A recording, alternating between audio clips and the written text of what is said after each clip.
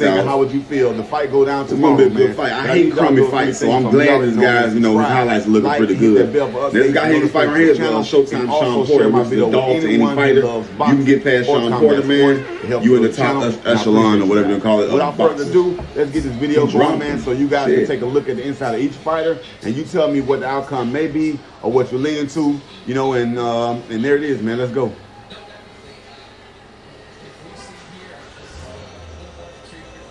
Dang, Ugas got some hands. Boom, mouthpiece out. Mouthpiece out. It's gonna be a good fight. I hate crummy fights, so I'm glad this guy's, you know, his highlights are looking pretty good. This guy here, he's fighting right here is Showtime Sean Porter, which is a dog to any fighter.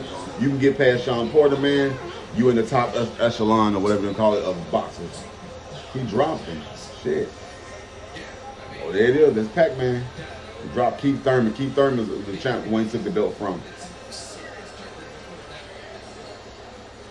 Okay.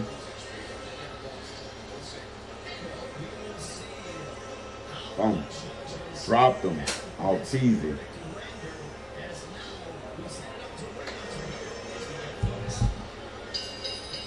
Damn, knocked him out cold now. Manny Pacquiao is a short Filipino boxer, but he's damn good. He's damn good. But he also fighting a longer, rangier fighter, you know what I mean? So let's see how can he fare against a taller fighter, a longer fighter, you know what I mean? Now he done beat a few of them before, so he's not immune to beating them, but just kind of take a look at the highlights and you tell me what you think he's gonna go through or vice versa. It's not a walk in the park for either guy. Hello?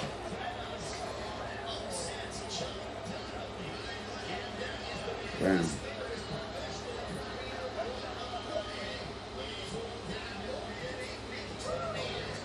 Bum, bum.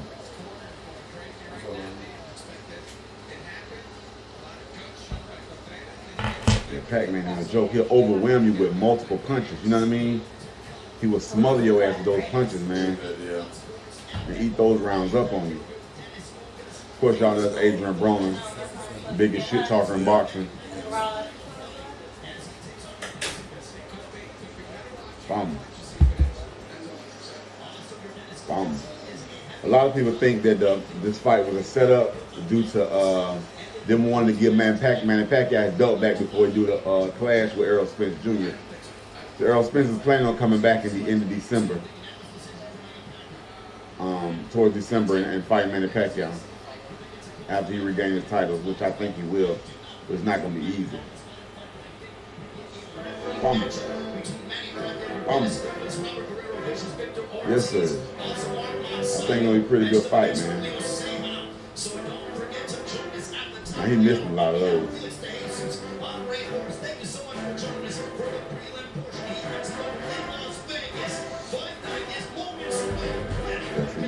Manny precise.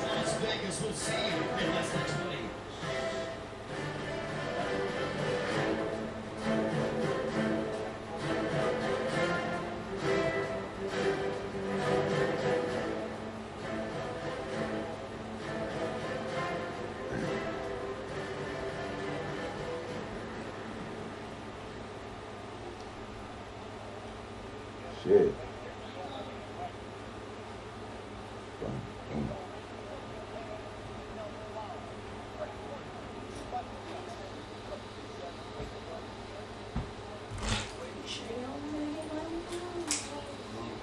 Now, so you can tell the way Ugas fight. He fights long, so they say he don't have a lot of power, but according to the way it's looking on here, it looks like he got enough to make a person, you know, hurt a person. He knocked a few of them out. So everybody's favoring Manny Pacquiao, of course, but it's still boxing, so you cannot underestimate no man when it comes to a combat sport, because one lick can change the whole fight.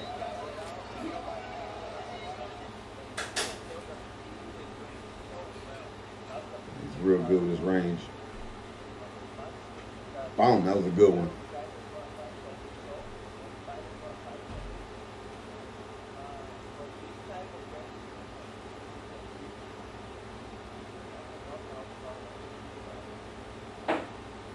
Boom.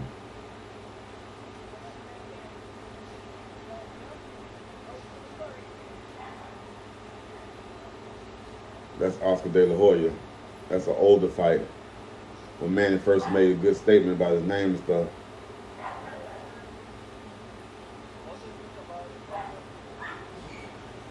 He gave up.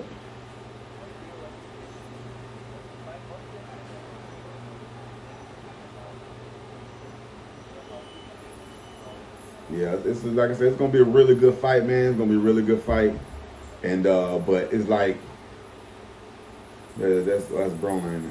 Yeah. Bum, bum, bum, bum, bum. It's gonna be a really good fight, man. But like I said, it ain't gonna be a walk in the park for either guy, man. You know what I mean? It ain't gonna be a walk in the park for either guy. Of course, I'd rather see Earl get down, but it's not gonna be a bad fight. I want Manny to get his belt back as well.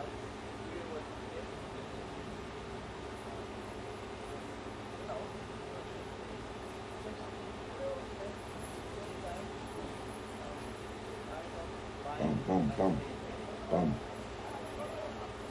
bum.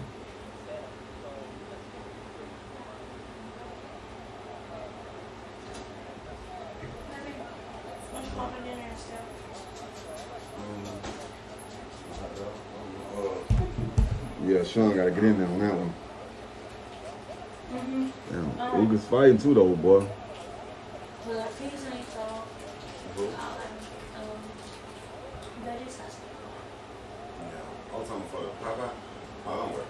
I'm gonna look, I'll be like that. I think so, man. Sure, just let it ring. Sorry, guys, phone doing a little ringing. I'm gonna call him back in a second. I'll get the video out to you guys. It's almost 8 o'clock now. By the time you do all that prep and get everything together, it's gonna be like 9 o'clock. So. Well, anyway, guys, that's just a little brush up, little highlights, man. On the video, whatever. Just on the fighters, whatever, so you guys can see what to expect tomorrow. You know what I mean? Kind of like a brush up. There ain't very many highlights for Ugas. Of course, Manny Pacquiao got 1 million highlights, man. So he's got like 60 fights down there. You know what I mean? So 60, a little over 60 fights or something like that. So we're gonna have plenty of highlights for him. But with Ugas, not as many highlights, but I still can find some later. But I just want to kind of give you guys a brush up because the fight is actually tomorrow. So tomorrow night we'll get to see the major highlight of them all, them actually fighting each other, and see what kind of justification they bring to the doggone ring, man. I just want to see a good fight, man. I want to see Manny recover his belts because he didn't lose them in the ring. He lost them due to inactivity. So he get his belts back, then he meet back in November, December to fight Errol Spence for a unification match. And that's what's gonna be popping, man. I appreciate you guys following me and keeping up with me. Like I say, it's Dean's Controversy Boxing. You already know those 3 things. Be the best things you guys can do for my channel. That's like, hit that bell icon, subscribe, and of course share my video with anyone who loves boxing or combat sports. Until next time, people, I'll see you later, man. YouTube, we love you. Thank you for being a part of my team. And that's it. Nothing much else to say, man. Let's go. What's good, YouTube, man? It's your boy DCB, Dean's Controversy Boxing, man, back in the building, man. Of course, you know we got this superstar clash up tomorrow. Would have been Errol Spence, but due to an iron injury, a torn retina, he won't be able to perform in the ring. So they had to replace him with the WBA Super Welterweight Champion, the one that actually took Manny Pacquiao's belt outside of the ring because of Manny Pacquiao due to inactivity. So Manny get a chance to get his belt back. But today, guys, I got some highlights, man. I want you guys to check both fighters out. Let me know what you think and how would you feel. The fight go down tomorrow, man. But I need y'all to do those 3 things for me. You already know, man. Subscribe, like, and hit that bell for updates and notifications to the channel. And also share my video with anyone who loves boxing or combat sports. It helps to grow the channel, and I appreciate you guys. Without further ado, let's get this video going, man, so you guys can take a look at the inside of each fighter, and you tell me what the outcome may be or what you're leaning to, you know, and there it is, man. Let's go.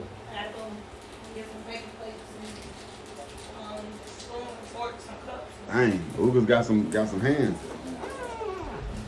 Boom, mouthpiece out. Mouthpiece out. It's gonna be a good fight. I hate crummy fights, so I'm glad this guy's, you know, his highlights are looking pretty good. Now, this guy here, he's fighting right here is Showtime Sean Porter, which is a dog to any fighter. You can get past Sean Porter, man. You in the top echelon or whatever you call it of boxing. He dropped him. Shit. Oh, there it is. That's Pac-Man. Drop Keith Thurman. Keith Thurman is the champ when he took the belt from. I'm learning when I do shit myself. I'll be learning, like, for instance, I was like, let me get up and just go try to figure it out myself. I'm waiting on more of them. Dropped them. All teasy.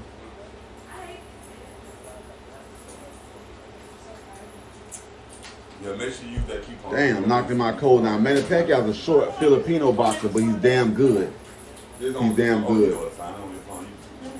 But he also fighting a longer, rangier fighter, you know what I mean? So let's see how can he fare against a taller fighter, a longer fighter, you know what I mean?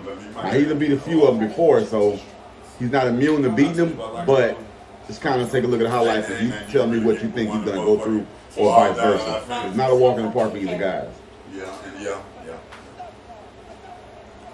Oreo, why do you keep stressing Grandpa? Damn. Why are you stressing? Huh? Bum. Why are you stressing Grandpa? The Pac-Man in a joke, he'll overwhelm you with multiple punches, you know what I mean? He will smother your ass with those punches, man, and eat those rounds up on you.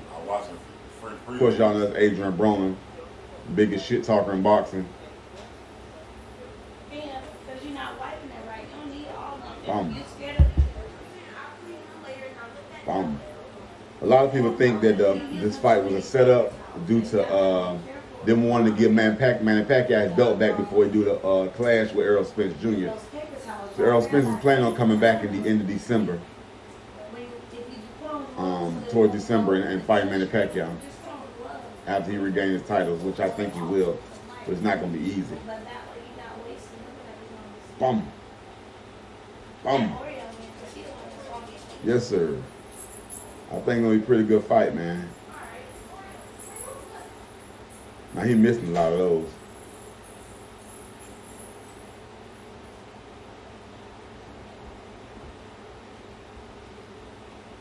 Yeah, see, man, Manny precise.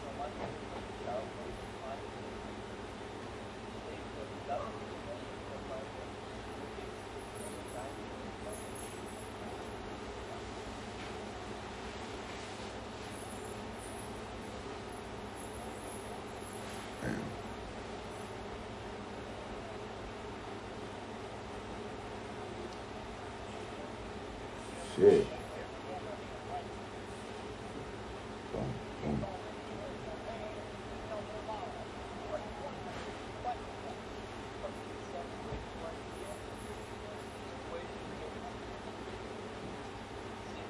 Now, so you can tell the way Ugas fight. He fights long, so they say he don't have a lot of power, but according to the way it's looking on here, it looks like he got enough to make a person, hurt a person. He knocked a few of them out. So everybody's favoring Manny Pacquiao, of course, but it's still boxing, so you cannot underestimate no man when it comes to a combat sport, because one lick can change the whole fight.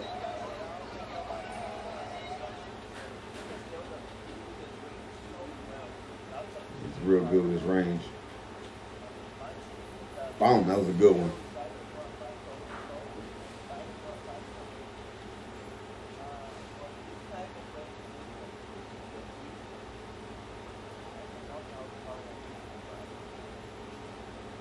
Boom.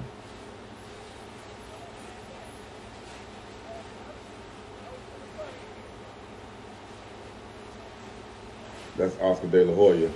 That's an older fight. When Manny first made a good statement about his name and stuff.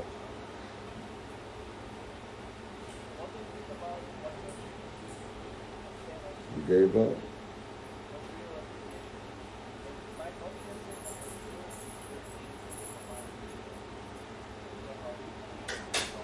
Yeah, this is, like I said, it's gonna be a really good fight, man. It's gonna be a really good fight, and but it's like that's Broner, ain't it? Bum. It's gonna be a really good fight, man. But like I said, it ain't gonna be a walk in the park for either guy, man. You know what I mean? It ain't gonna be a walk in the park for either guy. Of course, I'd rather see Errol get down, but it's not gonna be a bad fight. I want Manny to get his belt back as well.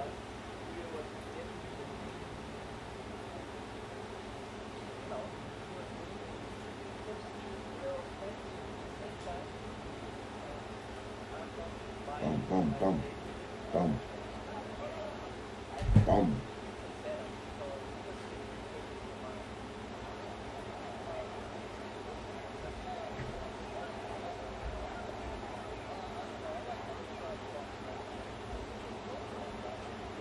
Yeah, Sean got to get in there on that one. Damn, Ugas fighting too, though, boy.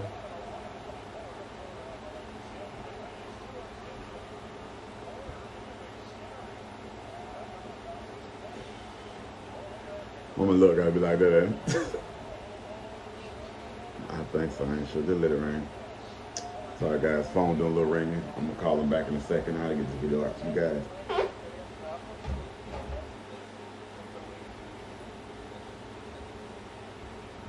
Well, anyway, guys, that's just a little brush up, little highlights, man, on the video, whatever, just, I mean, on the fighters, whatever, so you guys can see what to expect tomorrow, you know what I mean? Kind of like a brush up. There ain't very many highlights for Ugas. Of course, Manny Pacquiao got 1 million highlights, man, so he's got like 60 fights, damn near, you know what I mean? So 60, a little over 60 fights or something like that, so he's going to have plenty of highlights for him. But with Ugas, not as many highlights, but I still can find some later. But I just want to kind of give you guys a brush up because the fight is actually tomorrow. So tomorrow night we'll get to see the major highlight of them all, them actually fighting each other, to see what kind of justification they bring to the doggone ring, man. I just want to see a good fight, man. I want to see Manny recover his belts because he didn't lose them in the ring. He lost them on due to inactivity. So he get his belts back, then he meet back in November, December to fight Errol Spence for a unification match, and that's what's gonna be popping, man. I appreciate you guys following me and keeping up with me. Like I say, it's Dean's Controversy Boxing. You already know those 3 things be the best things you guys can do for my channel. That's like, hit that bell icon, subscribe, and of course share my video with anyone who loves boxing or combat sports. Until next time, people, I'll see you later, man. YouTube, we love you. Thank you for being a part of my team. And that's it. Nothing much else to say, man. Let's go. What's good, YouTube, man? It's your boy DCB, Dean's Controversy Boxing, man, back in the building, man. Of course, you know we got this superstar clash up tomorrow. Would have been Errol Spence, but due to an eye injury, a torn retina, he won't be able to perform in the ring. So they had to replace him with the WBA super welterweight champion, the one that actually took Manny Pacquiao belt outside of the ring because of Manny Pacquiao due to inactivity. So Manny get a chance to get his belt back. But today, guys, I got some highlights, man. I want you guys to check both fighters out. Let me know what you think and how would you feel. The fight go down tomorrow, man. But I need y'all to do 3 things for me. You already know, man. Subscribe, like, and hit that bell for updates and notifications to the channel. And also share my video with anyone who loves boxing or combat sports. It helps to grow the channel, and I appreciate you guys. Without further ado, let's get this video going, man, so you guys can take a look at the inside of each fighter, and you tell me what the outcome may be or what you're leaning to, you know, and there it is, man. Let's go.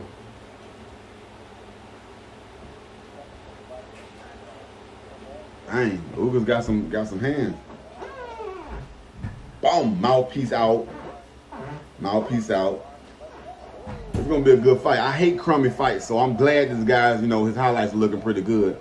This guy here, he's fighting right here is Showtime Sean Porter, which is a dog to any fighter. You can get past Sean Porter, man. You in the top echelon or whatever you call it of boxers. He dropped him. Shit. Oh, there it is. That's Pac-Man. Dropped Keith Thurman. Keith Thurman is the champ, the one he took the belt from. Okay.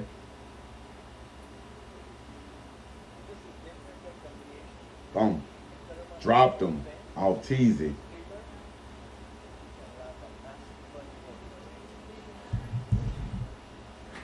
Damn, knocked him out cold. Now, Manny Pacquiao's a short Filipino boxer, but he's damn good. He's damn good. But he also fighting a longer, rangier fighter, you know what I mean? So let's see how can he fare against a taller fighter, a longer fighter, you know what I mean? Now, he's beat a few of them before, so he's not immune to beating them, but just kind of take a look at the highlights and you tell me what you think he's going to go through or vice versa. So it's not a walk in the park for either guys.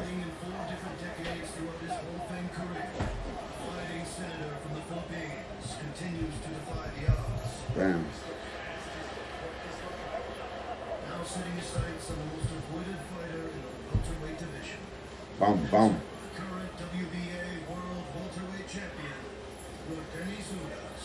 A vastly skilled... Yeah, Pac-Man is a joke. He'll overwhelm you with multiple punches, you know what I mean? He will smother your ass with those punches, man.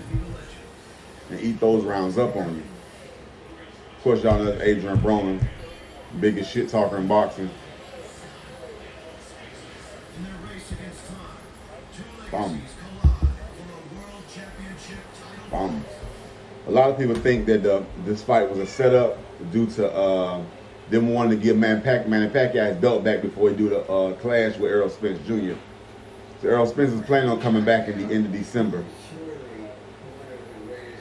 towards December, and fighting Manny Pacquiao after he regains his titles, which I think he will, but it's not going to be easy. Bum. Bum. Yes, sir. I think it's going to be a pretty good fight, man. Now, he missing a lot of those.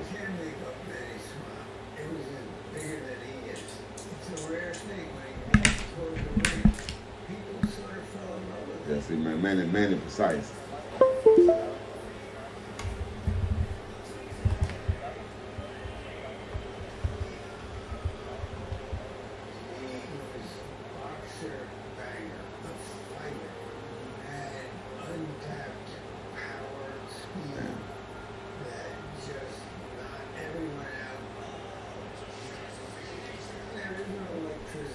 Shit.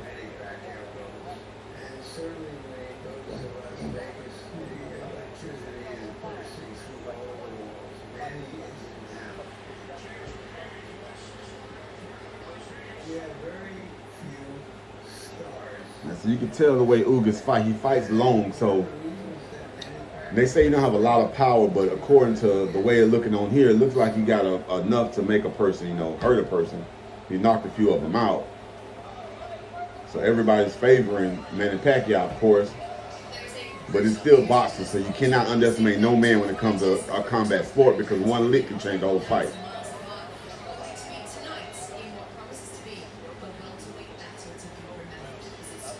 Real good with range. Boom, that was a good one. This doesn't come around often. Moment to walk the halls of boxing history. Admire the strokes of brilliance as we try to grasp the magnitude of the story.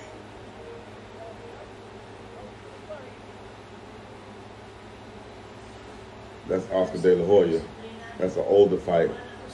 When Manny first made a good statement about his name and stuff.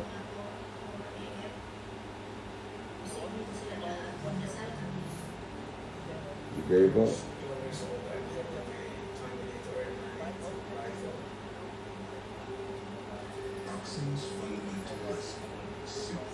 Yeah, this is, like I said, it's gonna be a really good fight, man. It's gonna be a really good fight. And but it's like that's Brown, ain't it? Bum. It's gonna be a really good fight, man. But like I said, it ain't gonna be a walk in the park for either guy, man. You know what I mean? It ain't gonna be a walk in the park for either guy. Of course, I'd rather see Earl get down, but it's not gonna be a bad fight. I want man to get his belt back as well. It's Yordenis Ugas taking a shot of a lifetime on 11 days' notice, or a young Manny Pacquiao making his U.S. debut on 10 days' notice. Bum. Through 4 decades, he's fought his way across 8 divisions, won 12 titles. In a world full of flop-outs, protecting records, he's never cared. Yeah, Sean gotta get in there on that one. He's a legend. Damn, Ugas fighting too, though, boy. Piece of boxing history. Still, his truest achievement is the difference he's made at home. A source of pride and celebration. I'm gonna look, gotta be like that. I don't think so, man. Should just let it rain. Sorry, guys. Phone doing a little ringing. I'm gonna call him back in a second. I'll get the video out to you guys.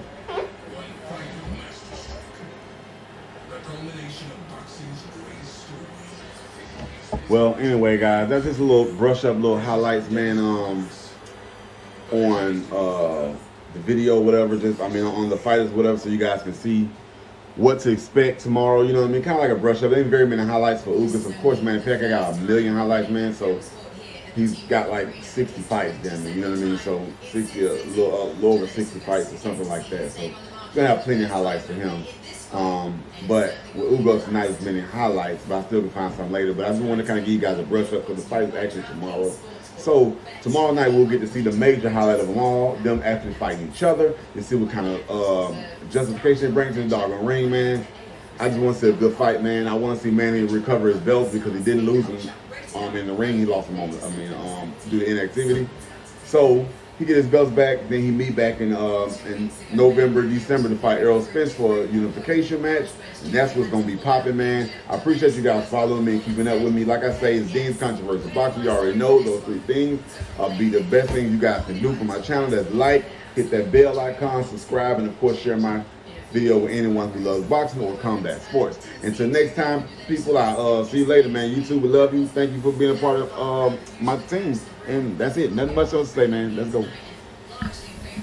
What's good, YouTube, man? It's your boy DCB, Dean's Controversy Boxing, man, back in the building, man. Of course, you know we got the Superstar Clash up tomorrow. Would have been Errol Spence, but due to an eye injury, a torn retina, he won't be able to perform in the ring. So they had to replace him with the WBA Super Welterweight Champion, the one that actually took Manny Pacquiao belt outside of the ring because of Manny Pacquiao due to inactivity. So Manny get a chance to get his belt back. But today, guys, I got some highlights, man. I want you guys to check both fighters out. Let me know what you think and how would you feel. The fight go down tomorrow, man. But I need y'all to do 3 things for me. You already know, man. Subscribe, like, and hit that bell for updates and notifications to the channel. And also share my video with anyone who loves boxing or combat sports. It helps to grow the channel, and I appreciate you guys. Without further ado, let's get this video going, man, so you guys can take a look at the inside of each fighter, and you tell me what the outcome may be or what you're leaning to, you know, and there it is, man. Let's go.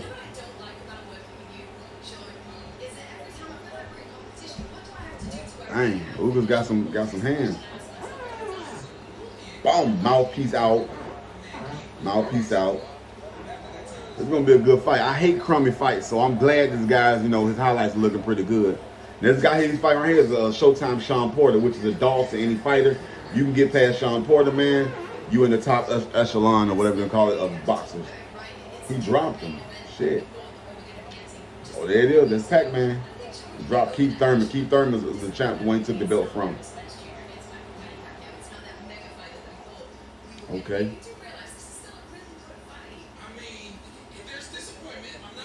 Boom. Dropped him. I'll tease it.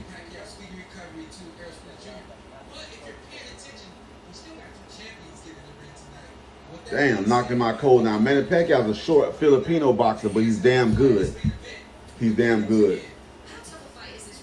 But he also fighting a longer, rangier fighter, you know what I mean? So let's see how can he fare against a taller fighter, a longer fighter, you know what I mean? Now, he's beat a few of them before, so he's not immune to beating them, but just kind of take a look at the highlights and you tell me what you think he's going to go through or vice versa. It's not a walk in the park for either guys.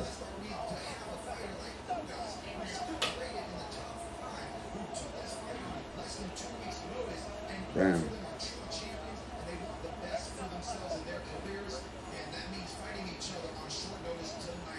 Bum, bum.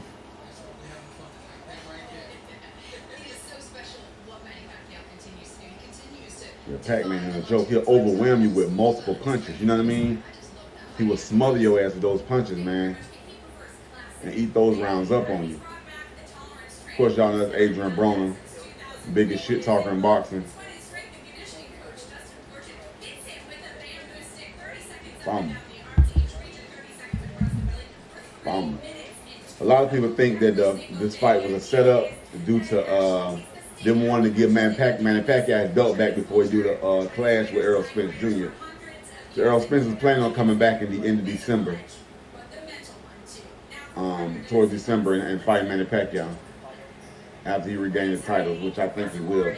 But it's not going to be easy. Bum. Bum. Yes, sir. I think it's going to be a pretty good fight, man. Now, he missed a lot of those.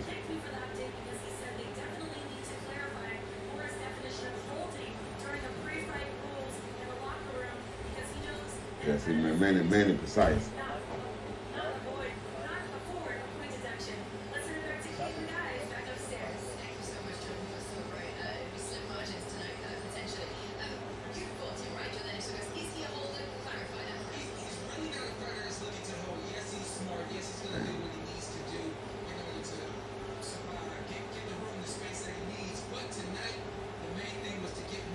Shit.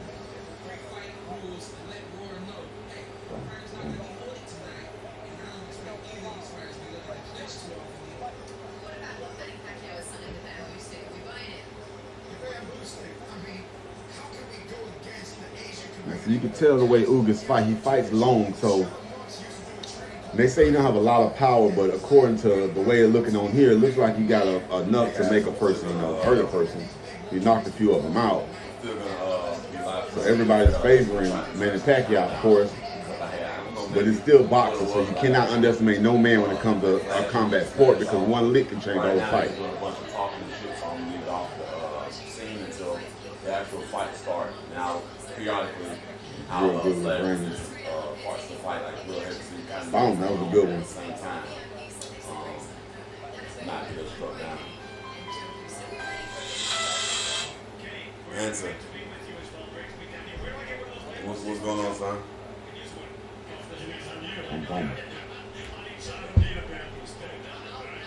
It's all good, son. It's all good. It's all good. Live stream, that's Oscar De La Hoya. That's an older fight. When Manny first made a good statement about his name and stuff. Figure this shit out, though. Yeah. I'm back and forth with it right now. I'm on my real 7 side. He's both on his way right now.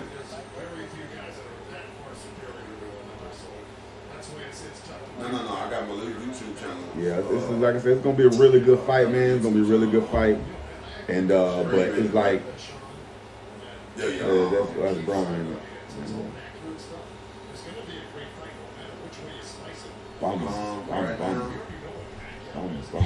gonna be a really good fight, man. But like I said, it ain't gonna be a walk in the park for either guy, man. You know what I mean? It ain't gonna be a walk in the park for either guy. Of course, I'd rather see Earl get down, but it's not gonna be a bad fight. I want Manny to get his belt back as well. It's live right now, but I'm right now. I got it point down.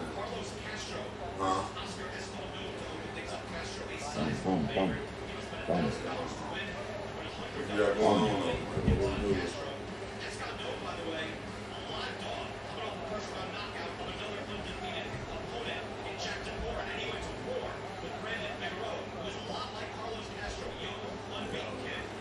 Yeah, Sean gotta get in there on that one. Ugas fighting too, though, boy.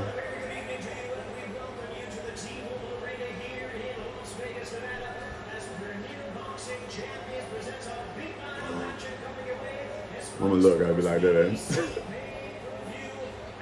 I think so, man. So just let it ring. Sorry, guys. Phone doing a little ringing. I'm gonna call him back in a second. I'll get the video out to you guys.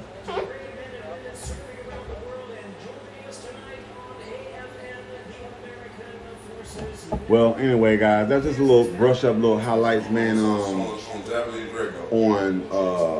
video, whatever. Just on the fighters, whatever, so you guys can see what to expect tomorrow. You know what I mean? Kind of like a brush up. There ain't very many highlights for Ugas. Of course, man, Pacquiao got 1 million highlights, man. So he's got like 60 fights, damn it. You know what I mean? So 60, a little over 60 fights or something like that. So he's gonna have plenty of highlights for him.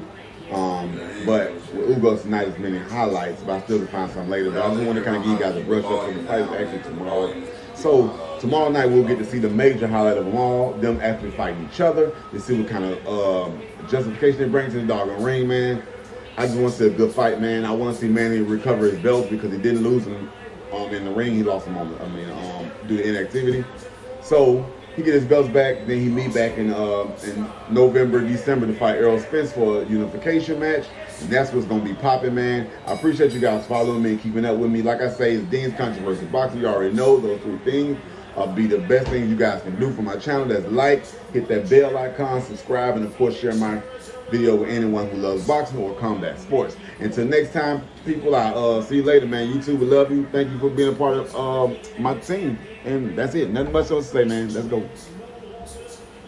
What's good, YouTube, man? It's your boy DCB, Dean's Controversy Boxing, man, back in the building, man. Of course, you know we got this superstar clash up tomorrow. Would have been Errol Spence, but due to an eye injury, a torn retina, he won't be able to perform in the ring. So they had to replace him with the WBA super welterweight champion, the one that actually took Manny Pacquiao belt outside of the ring because of Manny Pacquiao due to inactivity. So Manny get a chance to get his belt back. But today, guys, I got some highlights, man. I want you guys to check both fighters out. Let me know what you think and how would you feel. The fight go down tomorrow, man. But I need y'all to do 3 things for me. You already know, man. Subscribe, like, and hit that bell for updates and notifications to the channel. And also share my video with anyone who loves boxing or combat sports. It helps to grow the channel, and I appreciate you guys. Without further ado, let's get this video going, man, so you guys can take a look at the inside of each fighter, and you tell me what the outcome may be or what you're leaning to, you know, and there it is, man. Let's go.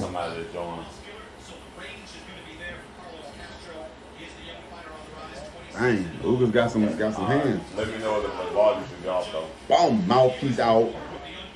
Mouthpiece out. It's gonna be a good fight. I hate crummy fights, so I'm glad this guy's, you know, his highlights are looking pretty good. And this guy he's fighting right here is Showtime Sean Porter, which is a dog to any fighter. You can get past Sean Porter, man. You in the top echelon or whatever you call it of boxers. He dropped him. Shit. Oh, there it is. That's Pac-Man. He dropped Keith Thurman. Keith Thurman is the champ when he took the belt from him. Okay.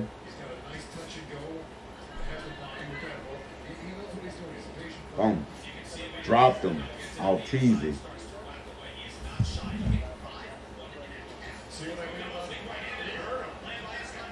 Damn, knocked him out cold. Now, Manny Pacquiao's a short Filipino boxer, but he's damn good. He's damn good. But he also fighting a longer, rangier fighter, you know what I mean? So let's see how can he fare against a taller fighter, a longer fighter, you know what I mean?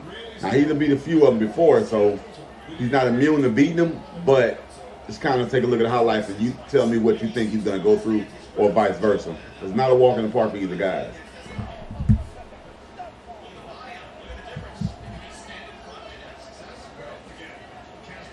Damn.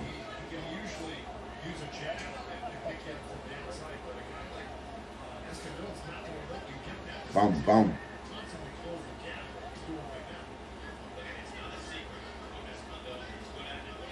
The Pac-Man is a joke. He'll overwhelm you with multiple punches. You know what I mean? He will smother your ass with those punches, man. And eat those rounds up on you.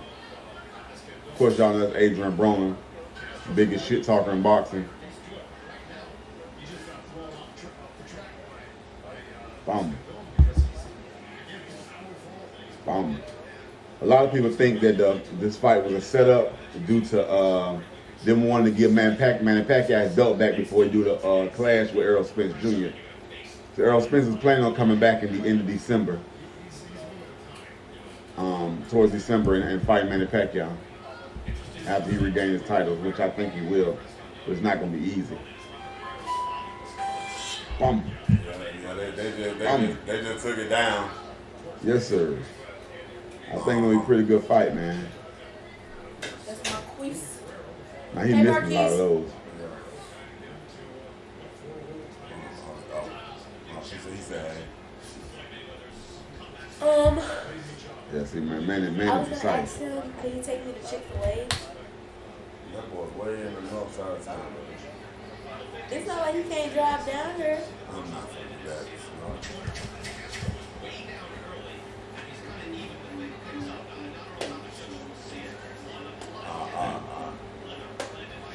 Well, tell him to send me some money for Cash App. I got a card now. Yeah.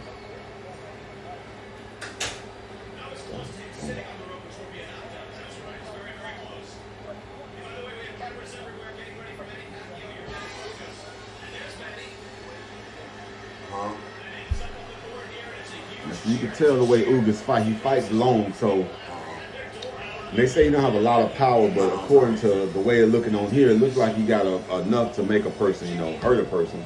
He knocked a few of them out. So everybody's favoring Manny Pacquiao, of course, but it's still boxing, so you cannot underestimate no man when it comes to a combat sport, because one lick can change the whole fight.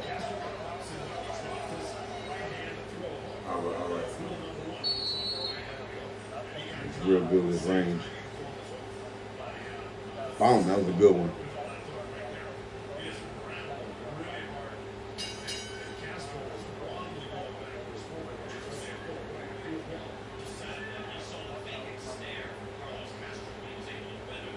Boom.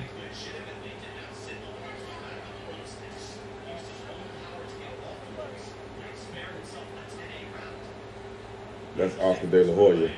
That's an older fight. when Manny first made a good statement about his name and stuff.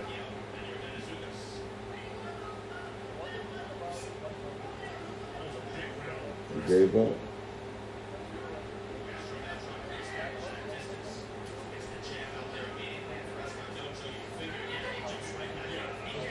Yeah, this is, like I said, it's gonna be a really good fight, man. It's gonna be a really good fight, and but it's like, yeah, that's Braun, ain't it? Bum, bum, bum, bum, bum. It's gonna be a really good fight, man. But like I said, it ain't gonna be a walk in the park for either guy, man. You know what I mean? It ain't gonna be a walk in the park for either guy. Of course, I'd rather see Earl get down, but it's not gonna be a bad fight. I want Manny to get his belt back as well.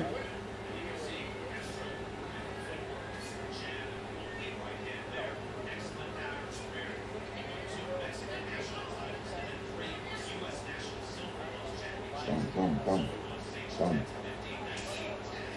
bum.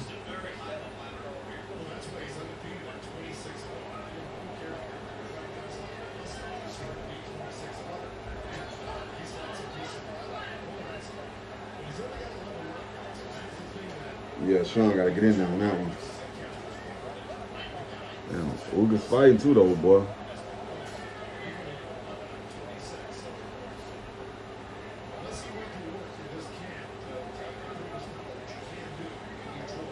I'm gonna look, gotta be like that, eh? I think so, man. Sure, just let it ring. Sorry, guys, phone doing a little ringing. I'm gonna call him back in a second. I'll get this video out to you guys.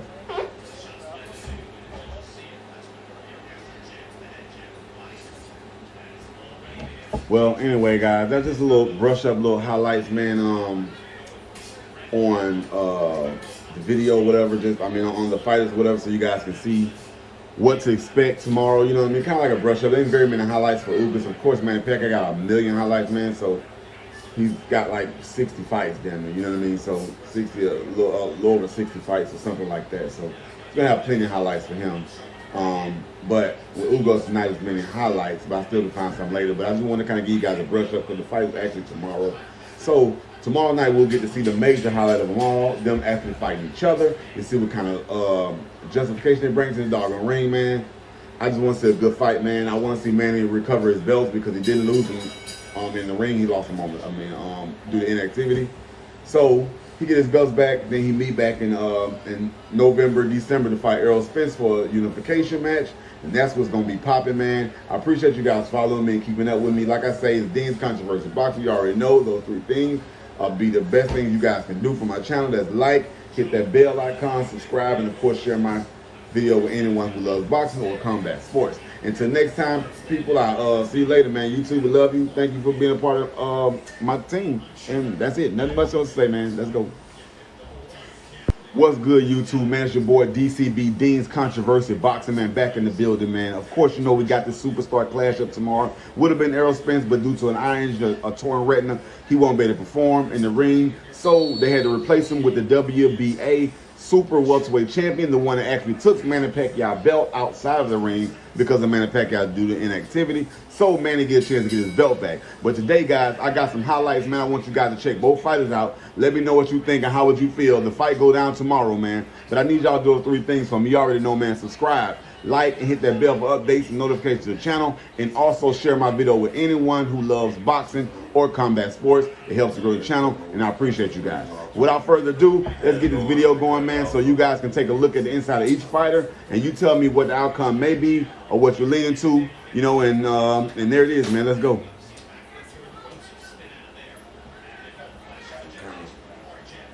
Dang, Ugas got some hands. Boom, mouthpiece out. Mouthpiece out. It's gonna be a good fight. I hate crummy fights, so I'm glad this guy's, you know, his highlights are looking pretty good. This guy here, he's fighting right here is Showtime Sean Porter, which is a dog to any fighter. You can get past Sean Porter, man. You in the top echelon or whatever you call it of boxers. He dropped him. Shit. Well, there it is. That's Pac-Man. He dropped Keith Thurman. Keith Thurman is the champ, the one he took the belt from. It's almost like those needles from the acupuncture. Okay. I'll cut them. Look, I mean. Boom. Dropped him. I'll tease it. Yeah. I don't even know a nigga like Pac-Man. I'm not know unless I know Pac. All that I never know. Damn, knocked him out cold now. Manny Pacquiao's a short Filipino boxer, but he's damn good. He's damn good. But he also fighting a longer, rangier fighter, you know what I mean? So let's see how can he fare against a taller fighter, a longer fighter, you know what I mean? Now he's beat a few of them before, so he's not immune to beating them, but it's kind of take a look at the highlights and you tell me what you think he's gonna go through or vice versa. It's not a walk in the park for either guy.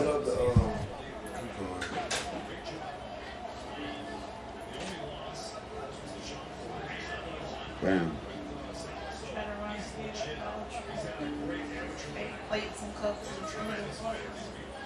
Boom, boom.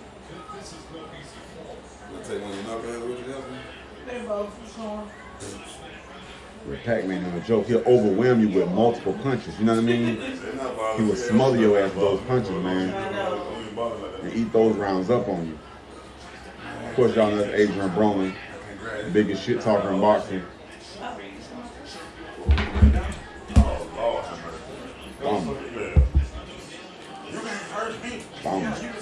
A lot of people think that this fight was a setup due to them wanting to give Manny Pacquiao his belt back before he do the clash with Errol Spence Jr. So Errol Spence is planning on coming back in December,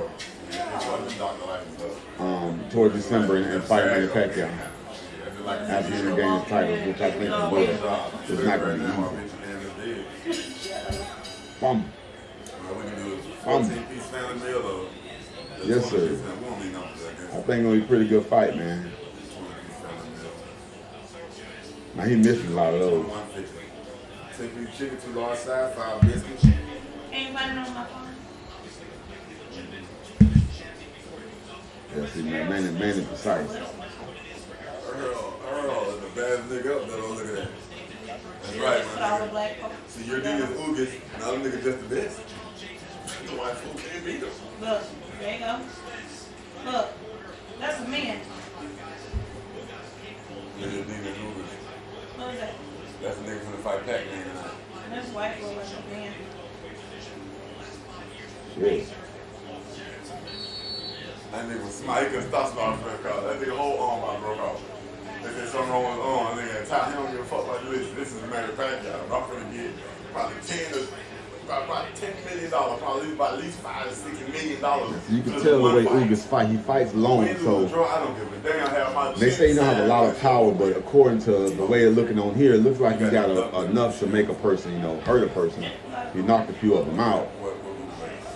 So everybody's favoring Manny Pacquiao, of course, but it's still boxing, so you cannot underestimate no man when it comes to a combat sport because one lick can change the whole fight. I hate that fiberglass mix. Real good with his range. Hey. Boom, that was a good one.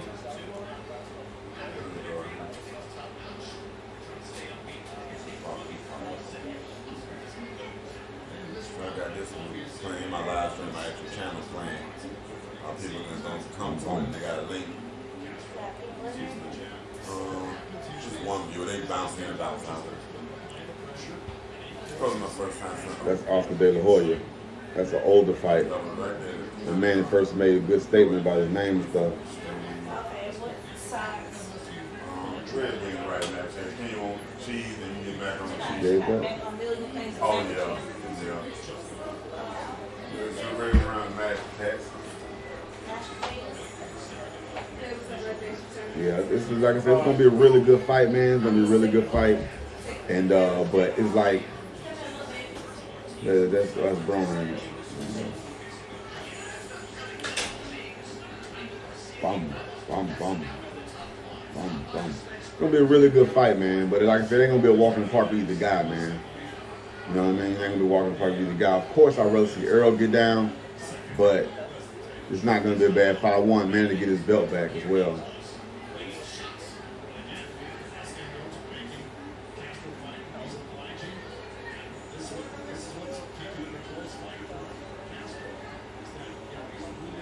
Bum, bum, bum,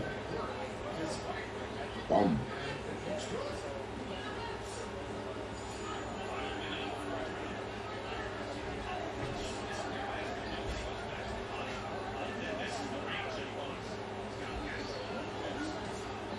Yeah, Sean got to get in there on that one. Yeah, Ugas fighting too, though, boy.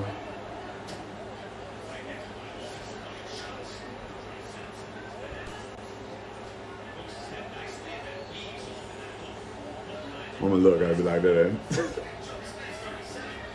I don't think so, man. So just let it ring. Sorry, guys, phone doing a little ringing. I'm gonna call him back in a second. I'll get the video out to you guys.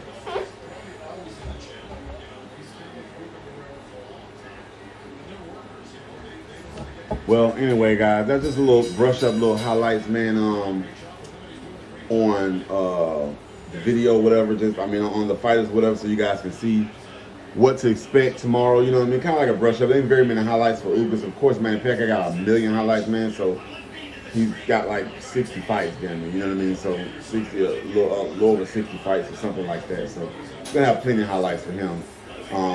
But with Ugas tonight, as many highlights, but I still can find some later. But I just want to kind of give you guys a brush up because the fight is actually tomorrow. So tomorrow night we'll get to see the major highlight of them all, them actually fighting each other, to see what kind of justification they bring to the doggone ring, man. I just want to see a good fight, man. I want to see Manny recover his belts because he didn't lose them in the ring. He lost them due to inactivity. So he get his belts back, then he meet back in November, December to fight Errol Spence for a unification match. And that's what's going to be popping, man. I appreciate you guys following me and keeping up with me. Like I say, it's Dean's Controversy Boxing. You already know those 3 things. Be the best thing you guys can do for my channel. That's like, hit that bell icon, subscribe, and of course share my video with anyone who loves boxing or combat sports. Until next time, people, I'll see you later, man. YouTube, we love you. Thank you for being a part of my team. And that's it. Nothing much else to say, man. Let's go. What's good, YouTube, man? It's your boy DCB, Dean's Controversy Boxing, man, back in the building, man. Of course, you know we got this superstar clash up tomorrow. Would have been Errol Spence, but due to an eye injury, a torn retina, he won't be able to perform in the ring. So they had to replace him with the WBA super welterweight champion, the one that actually took Manny Pacquiao belt outside of the ring because of Manny Pacquiao due to inactivity. So Manny get a chance to get his belt back. But today, guys, I got some highlights, man. I want you guys to check both fighters out. Let me know what you think and how would you feel. The fight go down tomorrow, man. But I need y'all to do 3 things for me. You already know, man. Subscribe, like, and hit that bell for updates and notifications to the channel. And also share my video with anyone who loves boxing or combat sports. It helps to grow the channel, and I appreciate you guys. Without further ado, let's get this video going, man, so you guys can take a look at the inside of each fighter, and you tell me what the outcome may be or what you're leaning to, you know, and there it is, man. Let's go.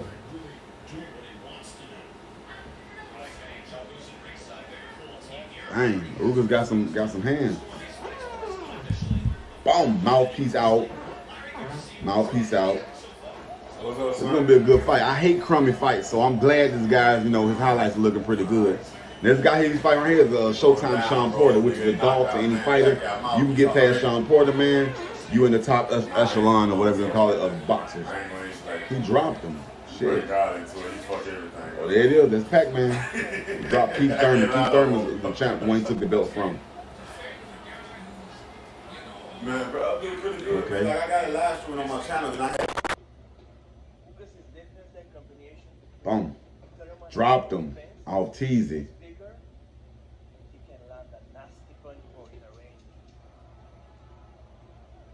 Damn, knocked him out cold. Now, Manny Pacquiao's a short Filipino boxer, but he's damn good. He's damn good. But he also fighting a longer, rangier fighter, you know what I mean? So let's see how can he fare against a taller fighter, a longer fighter, you know what I mean? Now, he's beat a few of them before, so he's not immune to beating them, but just kind of take a look at the highlights and you tell me what you think he's going to go through or vice versa. It's not a walk in the park for either guys.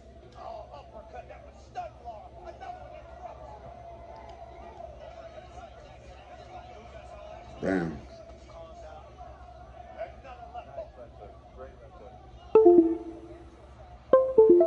Bum, bum.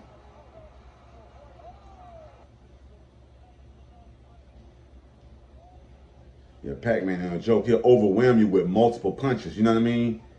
He will smother your ass with those punches, man. And eat those rounds up on you. Of course, y'all know that's Adrian Broner. Biggest shit talker in boxing. Bum. Bum. A lot of people think that this fight was a setup due to them wanting to give Manny Pacquiao his belt back before he do the clash with Errol Spence Jr. So Errol Spence is planning on coming back in the end of December, towards December, and fighting Manny Pacquiao after he regains his titles, which I think he will, but it's not going to be easy. Bum. Bum. Yes, sir. I think it's going to be a pretty good fight, man. Now, he missing a lot of those.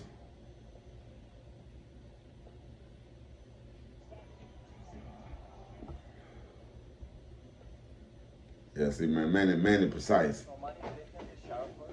Manny definitely stays that it doesn't really matter who the fighter against him is, but at times it matters.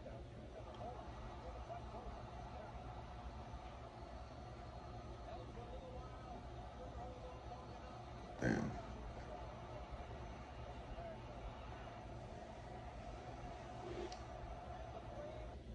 Shit. Boom, boom. He's already inflicting pain to Nelson Lara. Straight 1-2 by Ugas. You see, I'm straightened right here. Situation is getting serious, believe it or not. It's serious, bro. Now, so you can tell the way Ugas fight. He fights long, so they say you don't have a lot of power, but according to the way it's looking on here, it looks like you got enough to make a person, you know, hurt a person. He knocked a few of them out. So everybody's favoring Manny Pacquiao, of course. But it's still boxing, so you cannot underestimate no man when it comes to a combat sport, because one lick can change the whole fight. Man, you can tell that he uses range so well. That's the He's real good with his range. I mean, Manny stated that Boom, that was a good one. He's either going to fight toe to toe or either going to fight in a range. But this type of range is different because Ugas uses like a knockout power range, right? Boom, boom. Gets in a left hand there. Back sadly up. Goes to the flurry again. That's Oscar De La Hoya. That's an older fight. When Manny first made a good statement about his name and stuff. So what do you think about it? What's your opinion? Do you think it's a setup? He gave up. Just as real as it gets. But it might not be a setup, but still very dangerous for Manny. You can tell how big he is and strong.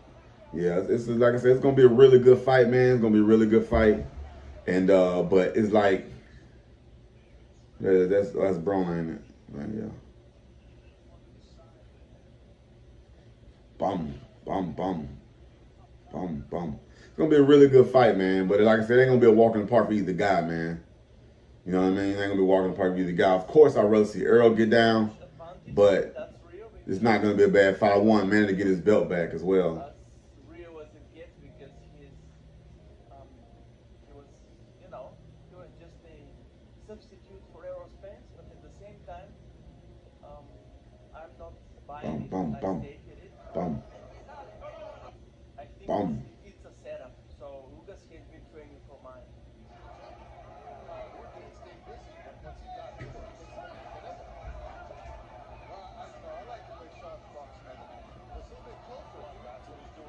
Yeah, Sean got to get in there on that one.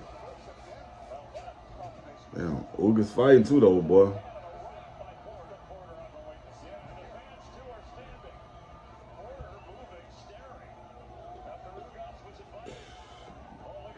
I'm gonna look, gotta be like that, eh? I think so, I ain't sure. Just let it rain. My name's Kyle Stumpenhorse, and I'm the owner of RR Buildings. Before I even make my first cut on site, I make sure that I've got business insurance. Now that's where Next Insurance comes in, and let me show you just how easy it is to set up right here on your phone. All I have to do is go to the website. I'm going to enter in a little bit of my business information, and it's going to start populating a quote for me. So not only is Next up to 30% cheaper, but you can manage your policy. Of course, Manny Pacquiao got a million highlights, man, so he's got like 60 fights damn near, you know what I mean? So 60, a little over 60 fights or something like that. So it's going to have plenty of highlights for him. But with Ugas, not as many highlights, but I still can find some later. But I just want to kind of give you guys a brush up because the fight is actually tomorrow. So tomorrow night we'll get to see the major highlight of them all, them actually fighting each other, to see what kind of justification they bring to the doggone ring, man. I just want to see a good fight, man. I want to see Manny recover his belts because he didn't lose them in the ring. He lost them due to inactivity. So he get his belts back. Then he meet back in November, December to fight Errol Spence for a unification match. And that's what's going to be popping, man. I appreciate you guys following me and keeping up with me. Like I say, it's Dean's Controversy Boxing. You already know those 3 things be the best things you guys can do for my channel. That's like, hit that bell icon, subscribe, and of course share my video with anyone who loves boxing or combat sports. Until next time, people, I'll see you later, man. YouTube, we love you. Thank you for being a part of my team. And that's it. Nothing much else to say, man. Let's go.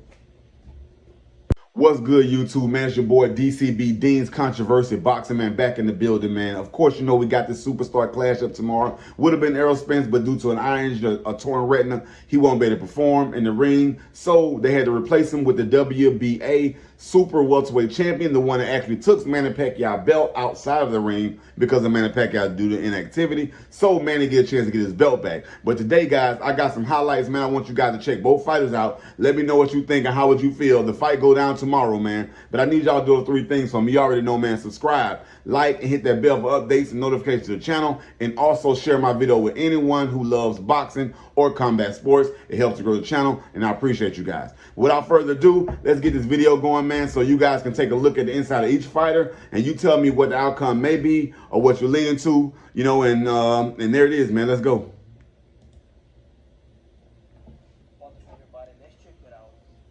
Dang, Ugas got some hands. Boom, mouthpiece out. Mouthpiece out. It's gonna be a good fight. I hate crummy fights, so I'm glad this guy's, you know, his highlights are looking pretty good. This guy he's fighting right here is Showtime Sean Porter, which is a dog to any fighter. You can get past Sean Porter, man. You in the top echelon or whatever they call it of boxers. He dropped him. Shit. Oh, there it is. That's Pac-Man. He dropped Keith Thurman. Keith Thurman is the champ, the one he took the belt from. Okay.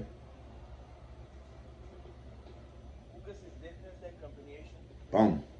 Dropped him off teasy.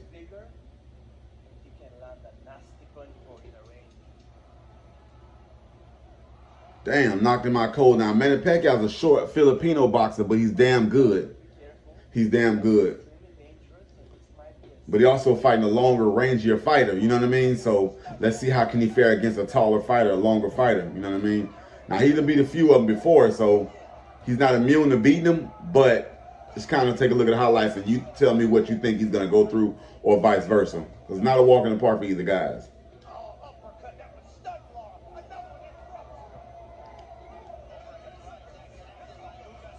Damn.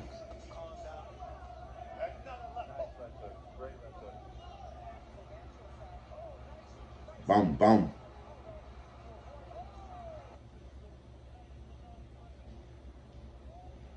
Yeah, Pac-Man ain't a joke. He'll overwhelm you with multiple punches. You know what I mean? He will smother your ass with those punches, man. And eat those rounds up on you. Of course, y'all know that's Adrian Broner. Biggest shit talker in boxing. Boom. Boom. A lot of people think that this fight was a setup due to them wanting to give Manny Pacquiao his belt back before he do the clash with Errol Spence Jr. So Errol Spence is planning on coming back in the end of December. Towards December and fighting Manny Pacquiao after he regains his titles, which I think he will, but it's not going to be easy. Boom. Boom. Yes, sir. I think it's going to be a pretty good fight, man. Now, he missing a lot of those.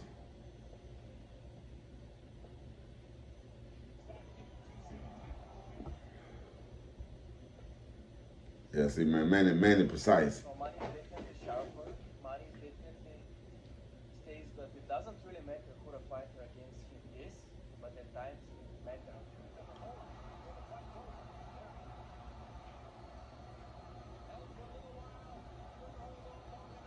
Damn.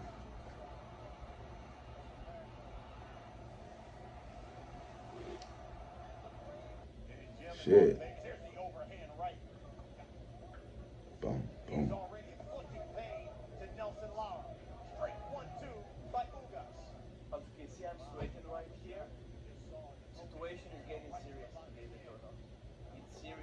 Now, so you can tell the way Ugas fight. He fights long, so they say he don't have a lot of power, but according to the way it's looking on here, it looks like he got enough to make a person, hurt a person.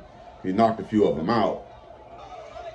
So everybody's favoring Manny Pacquiao, of course, but it's still boxing, so you cannot underestimate no man when it comes to a combat sport, because one lick can change the whole fight. You can tell that he uses range so well. That's the He's real good with his range. I mean, Manny stated that. Boom, that was a good one. He's either gonna fight toe to toe or either gonna fight in a range. But this type of range is different because Ugas uses like a knockout power range, right? Boom, boom. Gets in a left hand there. Back grab me up. Goes to the flurry again. That's Oscar De La Hoya. That's an older fight. When Manny first made a good statement about his name and stuff. So what do you think about it? What's your opinion? Do you think it's a setup? He gave up. Just as real as it gets. But it might not be a setup, but still very dangerous for Manny. You can tell how weak he is and strong. Yeah, it's like I said, it's gonna be a really good fight, man. It's gonna be a really good fight. And but it's like that's Broner, ain't it? Right, yeah. Bum, bum, bum. Bum, bum. It's gonna be a really good fight, man. But like I said, it ain't gonna be a walk in the park for either guy, man. You know what I mean? It ain't gonna be a walk in the park for either guy. Of course, I'd rather see Earl get down, but it's not gonna be a bad fight. I want Manny to get his belt back as well. As real as it gets because he was just a substitute for Errol Spence, but at the same time, I'm not buying it. Bum, I bum, stated it. bum. I think Bum. it's a setup. So Ugas has been training for mine.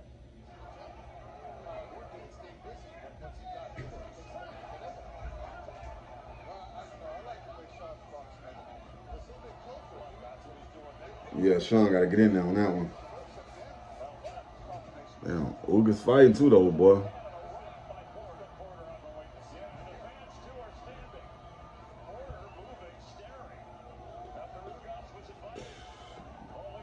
I'm gonna look, I'll be like that, eh? I think so, I ain't sure. Just let it ring. Sorry, guys, phone doing a little ringing. I'm gonna call him back in a second. How to get this video out to you guys.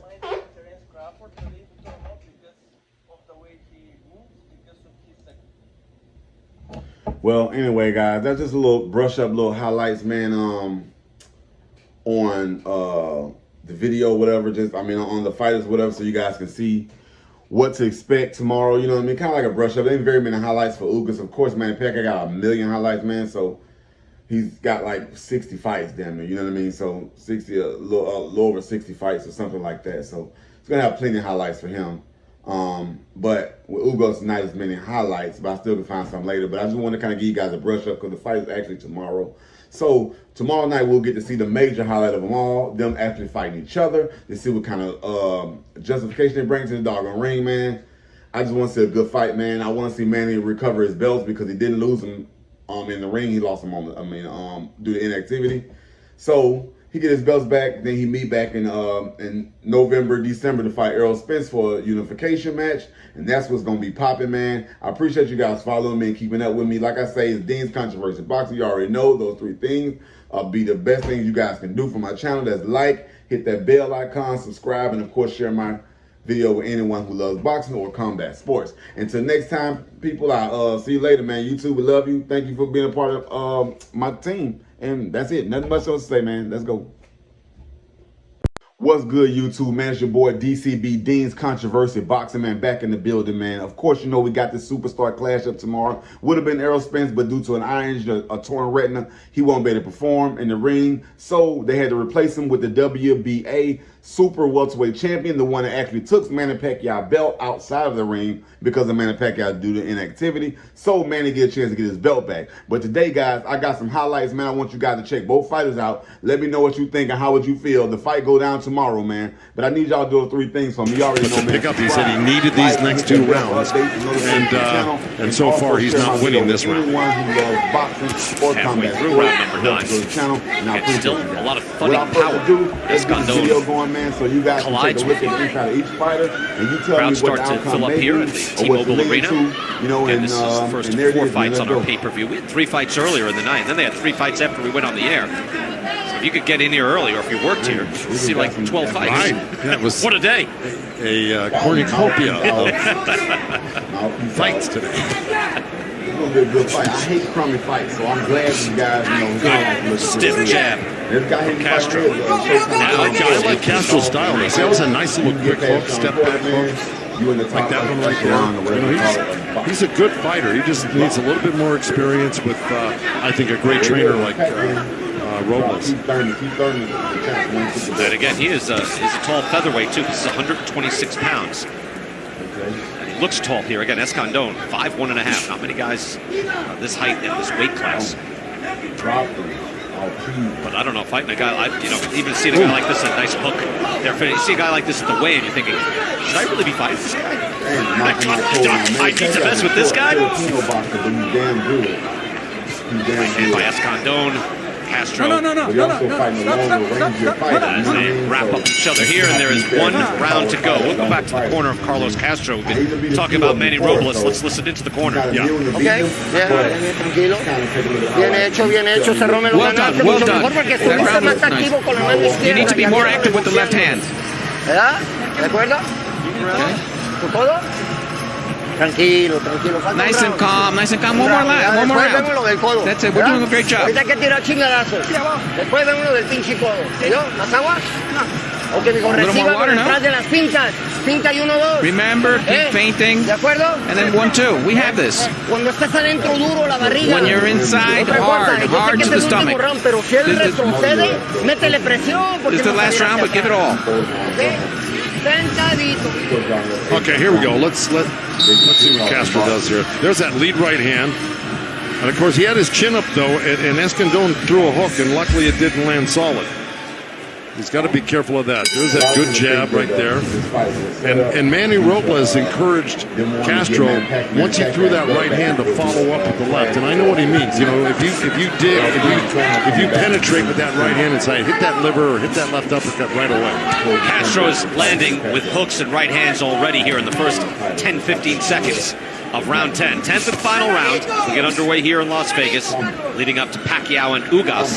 And in the 9th round, Carlos Castro outlanding Escandón 21-3. That's the widest discrepancy of the fight. Yeah, Escandón had a hard time following the instructions from the corner. It just, you know, the heart was willing, but the body wasn't. He's just a little worn out now. He's been getting beat to the punch, and got hurt right there with the right hand from Castro. Backs Escandón up, and Escandón is hurt. He's going to stop snapping back. Castro now he's turned around and down he goes. That's a knockdown. They're going to stop it. He's not ready to fight. He can count. No, Escandón takes a knee, and now it's over. Yeah, after he was that badly hurt, and he takes a knee, now it's done. That's it. Probably better for his own safety anyway, Joe. He was hurt. You're darn right. I mean, he's concussed. He obviously is shaky, not sure where he was. He was hurt. Yeah. And that was a barrage from Carlos Castro. That was a beautiful barrage of punches, let me tell you, and accurate as heck. And look, I thought Celestino Ruiz too, and that's why I said, hey, you can count. You count till he stands up. But if a fighter stands up in front of you and then kneels back down, okay, no, that's it. We're done. You can't get a double count. A game effort by Oscar Escandón, just beaten down throughout 10 rounds. But what I like is the fact that Manny Robles encouraged him not to just sit on the lead, right, and do the 10th round and just box him. He sent him out there and he said, dig to the body, follow those right hands with left hooks, and boy, he took him out, and that's a big knockout for him, believe you me. Big knockout. And that's a nice scene of sportsmanship, too. And that's what you see on a regular basis by these fighters who go after each other with everything they have. But you can see went right down. And Castro even kneeling down to Escandón to make sure he knew. There's that right hand that started it right there. Then another. Missed a couple there, but landed 4 out of 5 of those. And then he just keeps on throwing until he beats Escandón down to the ground. Now he's still hurt from that original punch, plus that barrage of punches. And there's that right hand. See, it landed right on the ear. And then there goes took his balance from him. The equilibrium went, backed him into a corner. And you can see the head snapping right there. He's hitting them with left hands when the right hands aren't landing. And now he's having a hard time even standing. The referee gave him a count. It's the end of the fight. He fought a brave fight. Gave him a chance. But once he went down on that knee, then that means that's it. That's it. Yeah. Okay? No doubt. And no shame in that. No. I mean, this was... Say the truth, I don't think Escandón really knew what he was doing. I agree with you.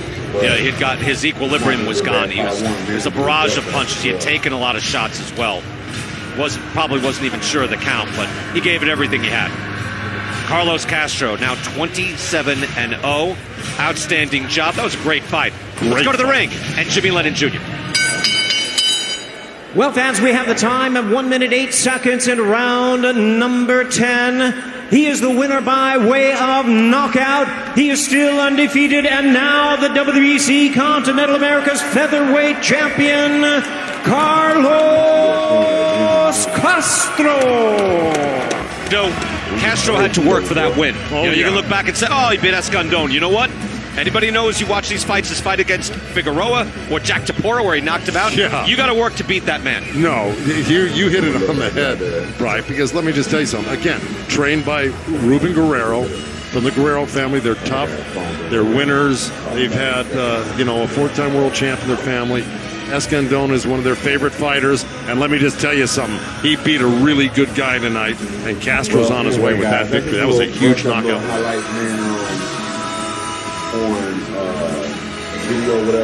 Carlos Castro, again, outlanding Oscar Escandón, 229 to 142. And you see, they just went to war. I thought some of those rounds were very close. It'd be interesting to see how the judges had, at least in the early going. But chopping right hands, and eventually, as you said, Joe, Carlos Castro beating him to the ground. Let's go back upstairs to Kate Abdo. Thank you very much, Brian. Listen, Manny Pacquiao has got 8 wins against guys that are already in the Hall of Fame. If Yordenis Ugas can retire the legend, then he will be well on his way tonight to securing his own legacy. We are inside the T-Mobile Arena here on the Las Vegas Strip. 21 times Manny Pacquiao has headlined here in Sin City. He's shown himself willing to fight anyone, anytime, at almost any weight. And tonight at 42, he is walking into another tough fight. And you have to wonder whether it's going to be for the very final time in his storied career. Let's send you over to Heidi Angel, who is standing by with the man himself, Manny Pacquiao. Thank you very much. Well, Manny, as we walk through the tunnels of T-Mobile Arena for your 72nd professional bout, kind of crazy to say that out loud, 72 times you've done this. Right? How is this different for you, given the fact that you said perhaps DCB Dean's controversy, boxing man back in the building, man. Of course, you know we got the superstar clash tomorrow. Would have been Errol Spence, but due to an fight again in Las Vegas, especially in new arena, T-Mobile Arena. So it's an honor. I mean, I'm happy, excited to give my best tonight. A lot has been talked about Yordenis Ugas. We talked about it yesterday, the weigh-in, his jab being his weapon. How do you plan to negate that here tonight? Take that away from him. Well, it's not new to me to fight a taller than me and right-handed, so we have a couple technical strategy we did in training, so I'm ready for the fight. Speaking of training, you brought back some old school Manny, some classic Manny, as you like to call it, the tolerance training, the shorts, etc. Why did you feel it was important to kind of go back and reinvigorate yourself in that way? I just love to do it, and I'm happy doing it. I'm enjoying, like mental training. It's gonna be a good fight. It's good for I'm glad these guys, his highlights mental training good. And also this guy he's fighting right here is Showtime pain. Sean Porter, which is in the Keith Thurman fight, some would say you maybe slowed down at the end of that fight. You feel as though you're in better shape for this one coming in. How do you see this fight playing out? Oh, there it is. That's Pac-Man. I can see more action in the ring because he's aggressive and he's a fighter. So I'm sure he will fight toe-to-toe with me, and the fans will be definitely will be happy. I know Freddie Roach said he's calling for a knockout. You hear the woo in the background here. How do you feel about that? Do you feel like you'll be knocking him out? But he's damn good. I don't want to put that in my head. But he also fighting a longer rangier fighter. You know what I mean? So let's see how can he fare against a taller fighter, a longer fighter. If there's a knockout, then I will grab that opportunity to knock him out. But it's kind of just relax and implement my strategy and techniques that we did in training. Well, I have no doubt that you will go for that opportunity. You've got your lovely wife, Jinky, here by your side, your family. We'll let you get into your dressing room and get settled. Thank you so much. Manny Pacquiao in the house, guys. We'll send it back to you. Thank you so much, Heidi. I love to see it when Manny Pacquiao walks in because there's no entourage in boxing like a Manny Pacquiao entourage, right? He's always got that pack of people behind him. And they always move to the same tempo as him. It's amazing. Listen, he might be a legend, right? But he walks with real humility, Keith. Does that throw you at any point when you're preparing for a fight week against him? Is it hard to get in the right place mentally? I remember the first time I fought John Savick from overseas, and at the weigh-ins, all he did was smile. Especially being a young fighter, just always aggressive and wanting to fight. It definitely was different. Now that I'm finally getting older, I think it's just something about a maturity. The dude's, he's a legend. What is there to prove? He doesn't need to make a face. I'm Manny Pacquiao. You know who Manny Pacquiao is. He's living his best life. He always says every single time, I'm here for the fans. I will do my best for the fans. He loves boxing. His backstory said he started boxing to feed his own family. He loves boxing. He loves what boxing has provided for him and his family, and that's why you see that level of gratitude. You're so right? There's literally nothing that Manny Pacquiao has to do to sell a fight. You hear it's a Manny Pacquiao fight and you're like, I'm in. Where do I watch it? What about Yordenis Ugas? Because, I want to show you the pictures of when Yordenis Ugas walked into the gym. This is August the 10th, the day after that he got the news. Rapturously, what's the word I'm trying to say? I have no clue. He got a big reception, is what I'm trying to say, from the fellow fighters in his home gym. And listen, he's a guy who stays in the gym. He's a guy who stays ready. You must remember that feeling as well, Keith, of what it feels like to know, okay, I got the fight. I'm going to be fighting a legacy fight. I'm going to get my biggest paycheck ever. You're already mapping out in your mind, what jewelry am I going to get? What am I going to do with that paycheck? How am I spending it? It's a great moment, isn't it?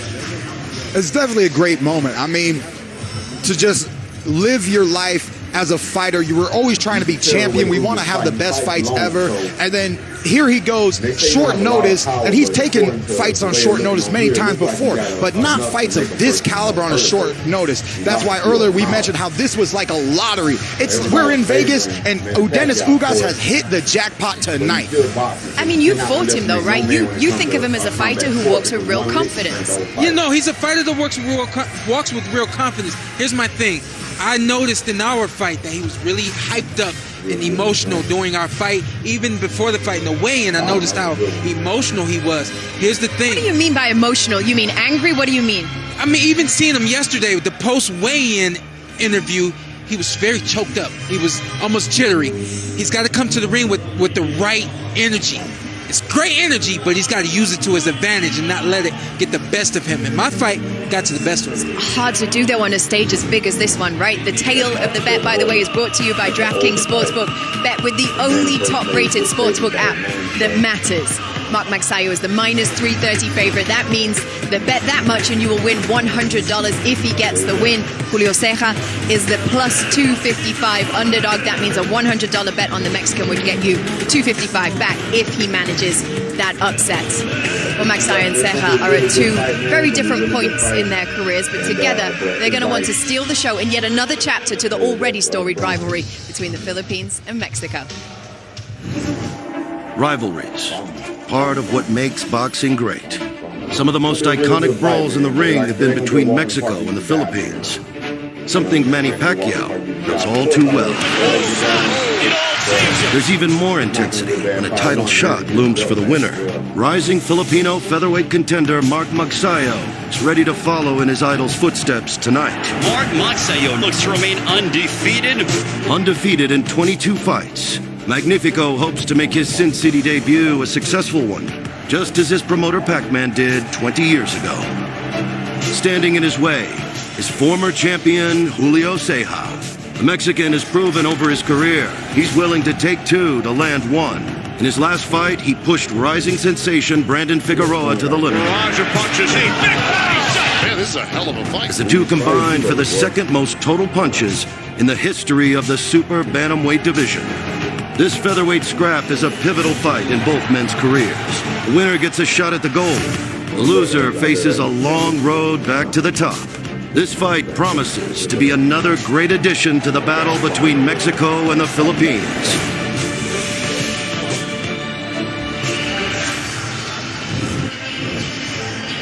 And here's the tail of the tape for Mark Magsayo and Julio Ceja. Ceja's 28 years of age, been through a few more wars. Just a little bit taller, 5'7", big reach advantage for Magsayo, who has a long jab and a wicked uppercut. He is 22-0. Ceja, again, that's a quality draw against a kid on the rise, Brandon Figueroa. We are ready now for our second fight of this pay-per-view. Back to the ring, and Jimmy Lennon Jr. Well, fans, from the T-Mobile Arena here in Las Vegas, Nevada, Premier Boxing Champions continues the action. This bout is sanctioned by the WBO, the president Francisco Valcarcel, along with the WBC, the president Mauricio Sulaiman. Introducing our three judges, scoring from ringside, Max DeLuca, Lisa Jumpa, and Dawn Trella. All right, fans, here we go. 12 rounds of boxing for the WBO International and WBC Featherweight World Title Eliminator. Introducing you first on my right. He is fighting out of the red corner, wearing blue trunks with white trim from Tlalnepantla and Atizapan, Mexico. He weighed in at 125 pounds. Ladies and gentlemen, please welcome the world-ranked contender, introducing Julio Pollito Ceja. And his opponent across the ring, fighting out of the blue corner in this 12-round eliminator, wearing white trunks with silver trim, hailing from Tagbilaran City, Bohol in the Philippines. He weighed in at 125.5 pounds. He is undefeated in his campaign to the ring. His record, 22 wins, no losses, 15 wins, coming by way of knockout. Ladies and gentlemen, please welcome the world-ranked featherweight contender, the undefeated Mark Magsayo Magnifico. And referee in charge now to give instructions, Kenny Bayless. And you tell me what the outcome may be or what you're leading to, you know, and there it is, man. Let's go. Ring center.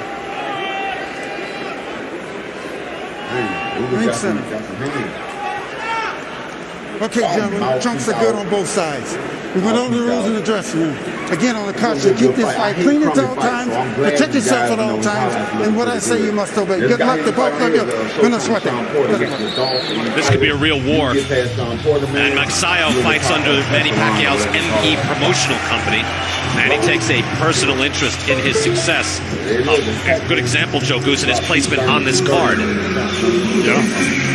And the funny thing is, you got a Freddie Roach Ismail Salas matchup. Same thing as the main event. Absolutely, they will match up. It's a little preview of what's to come. Here as well. Again, Mark Magsayo, Julio Ceja, underway here. Round number 1, scheduled for 12. It's a title eliminator. And again, Magsayo is the taller fighter by a little bit. But he's got that long jab, Joe, and as you see, he can really close that range instantly on Ceja. Yeah, Ceja would like that, I'll tell you what, because he's a really good inside fighter. We saw that when he fought Rigondeaux. Magsayo drops him in round 1. Oh boy. 6, 7, 8. Okay. Wow. Shaky right away. Ceja will try to survive now. Long way to go in round number 1. And look for Pacquiao. Go to work. 4 left hooks, one after another. That's incredible. Vicious hard combination, and there's the uppercut. Got that long jab and a beautiful uppercut. Now goes to work, doubling up on the jab. Into the hook. He has Pacquiao's attention. Well, he's loving it because Pacquiao signed Maxale to his stable. So this is, Pacquiao's his manager. Oh, and look, and he believes in him. Like from the Philippines, he said, I see a lot of them in myself. We came from nothing, so I want to help the Filipino fighter. Ceja digs back in as he tries to get back into it in this round. Yeah, Ceja would like to be nose to nose with him, not on the end of those long punches from Maxale. Good hook there by Ceja, jumping in. Again, this is likely a 10-8 round, but at this point, I think the main thing for Ceja and Ismael Salas is get out of this round. Let's clear your head. Let's just survive this round. His head looks clear now. He did not look clear for the first 6 seconds after. No, he's probably still a little woozy from that, but he bounced back good. He's in here digging. See, that's what I mean. He's a really precision puncher, Ceja.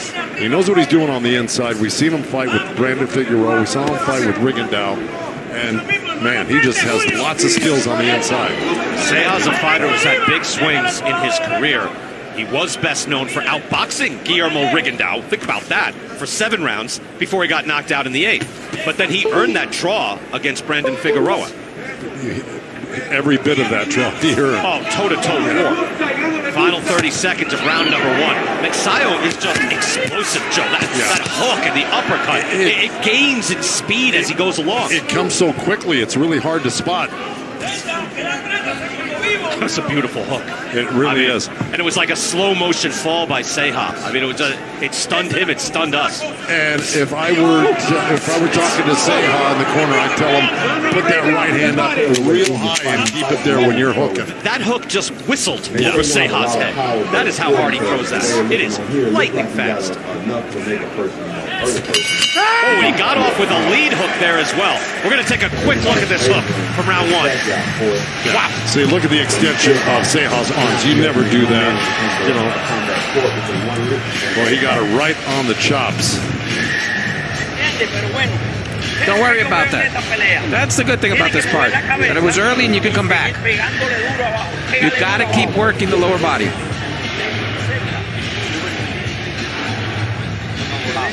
Okay, and then you hit him with the right. Once you work that lower body, then you come with the right. He's not expecting that. All right, this is probably, there's that same hook right there. You saw Ceja jabbing, but he extended. He was expecting to parry the jab from Maxale, but he didn't. He hooked around it. So, sometimes you jab and parry at the same time, but he got clipped with the hook right around. That was a nice geek move by Maxale. Beautiful. Right. Sensational opening round for Mark Pacquiao right there. The magnificent. Julio Ceja, though, he's been through the wars. And this is the 4th time he's been knocked down in his last 8 fights. So he's been through this before. If he can clear his head and really get the timing down, he is the type of fighter that can come back. I like Salas's work in the corner, by the way. I liked he was very positive about everything and very confident and encouraging. I think a fighter needs that when they have a rough round like that, and he gave some good instructions. Nice job. Pacquiao there, dipping down low to get out of danger. Right, you have to get in and say, this is okay. That's right. Right? Yeah. Even if it's not okay, this is okay. Right. Well, sometimes, you have to tell them what could be, not exactly what is. Well put. Nice combination there by Pacquiao. You see how crisp and sharp his punches are. And then he has a special, 6th gear that he throws into, and that was that type of lead hook that Ceja just never saw. Yeah, right. And what I like right now is Ceja's listening to what Salas told him. He's going to the body good. He's getting inside now without getting clipped. He's keeping his hands up good. This could be interesting if he doesn't get clipped again. Ceja with a good body shot there with the hook halfway through round number 2, at least getting close to it right now. By the way, Ceja has been through some wars. He went to the UK in 2013. That's 8 years ago. Lost a majority decision to Jamie McDonald. That was for a vacant IBF. I think so. I ain't sure. Just let it ring. Sorry, guys. Phone doing a little ringing. I'm going to call him back in a second. I'll get this video out to you guys. I really like watching him fight. And boy, he put on an exhibition for a while against Rigondeaux before Rigondeaux overpowered him. He was outlanding him. I mean, cleanly outlanding him, outboxing him. And looked good, but these sharp punches now Ceja's got Pacquiao on the ropes. This is where another body shot that was a little low. Pacquiao says so as well.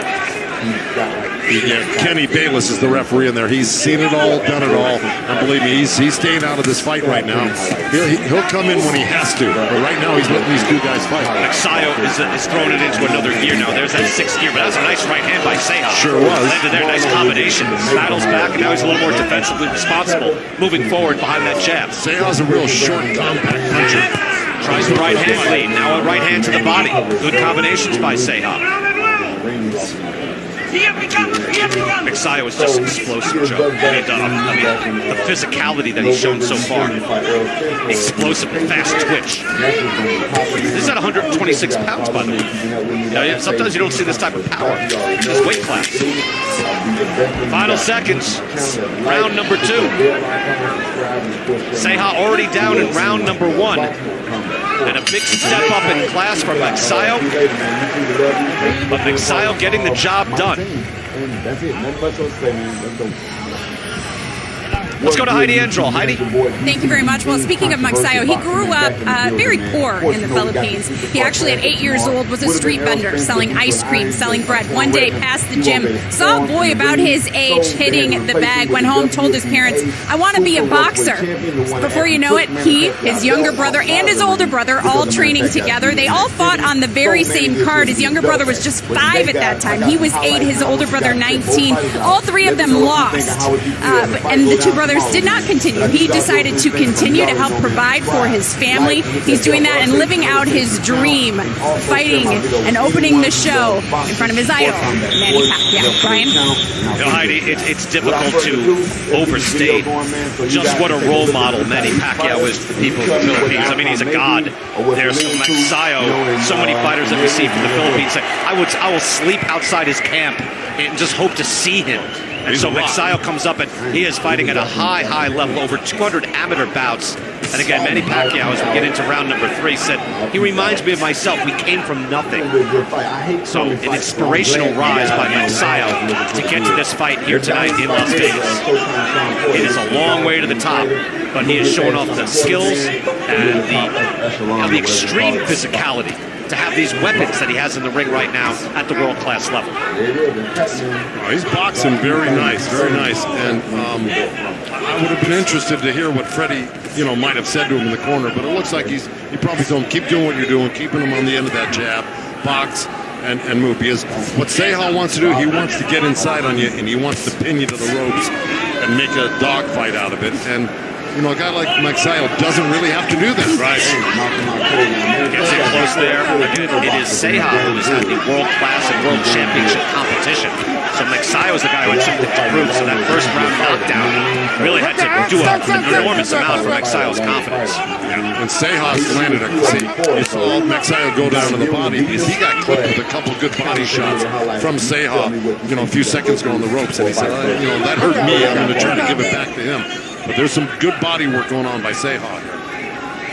You see body shots landed. Ceja outlanding Pacquiao 19-9. Yeah. Overall, it's very close. Total punches landed 41-39. Yeah. What Ceja does so well that I really like, he'll touch you to the head as a setup just to drop down low real quick and land that hard shot. So one sets up the other, but he does it so well. It's an old trick, but some guys really pull it off. He's one of them. I like how when you described that, you went to my head and my body. Nobody saw that except you and me, right? I know, it's a linger shot. Look at this combination. Oh, 5-punch action from Pacquiao. I'll fall down later. The after effects, the toxins will go through my body. Brian, I use 2 fingers. Okay. Oh, a hook there from Ceja on the way in. Absorbs that shot. But when Pacquiao lights you up and lets his hands go, wow, that's impressive. Now he's in the corner, trying to move his head, get out of the way of Ceja. Ceja now with his chance. Plenty of time left in this round to do some work. Really like what Pacquiao does. He's really good. He's physical. He'll bump you off of him. He's really good at using his body as a defensive mechanism. Does it there too. Lands with a hook. Blocked one shot, lands as well. Ceja would love to make this a fight in the phone booth.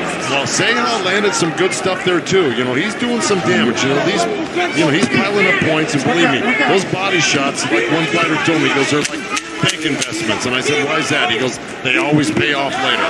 You know, and it's true. They will pay off later in the fight.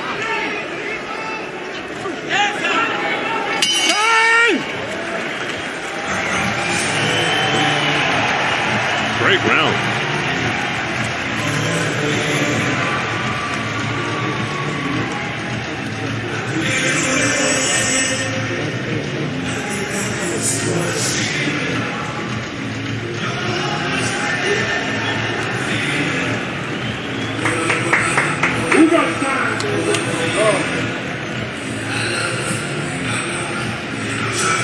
It's that little Ugas time. Did you hear that? Yeah. I remember walking through Madison Square Garden, through the bowels of the garden, out of nowhere, because I was there to interview another fighter, and in the background, out of nowhere, I hear, Macho time! Macho time! And I'm like, oh my goodness! It was Hector Macho Camacho. Oh, yeah. I mean, who else would be yelling? Well, a few kids out there. Yeah, well, it could be anybody, but that was the cry. Macho time! We were talking about Hector earlier. Wasn't he one of the best? Oh, my. Fabulous talent. So good. Fastest hands you've ever seen. Yep. At least until we got to this guy, Manny Pacquiao. He's the big star here tonight. That's the main event. Manny Pacquiao, Yordenis Ugas. Right here, though, giving a little preview. Same two trainers, Ismael Salas and Freddie Roach, head-to-head. Pacquiao and Ceja. Knocked down in round number one by Pacquiao with a beautiful lead hook, knocking down Ceja again in that opening minute of the first round.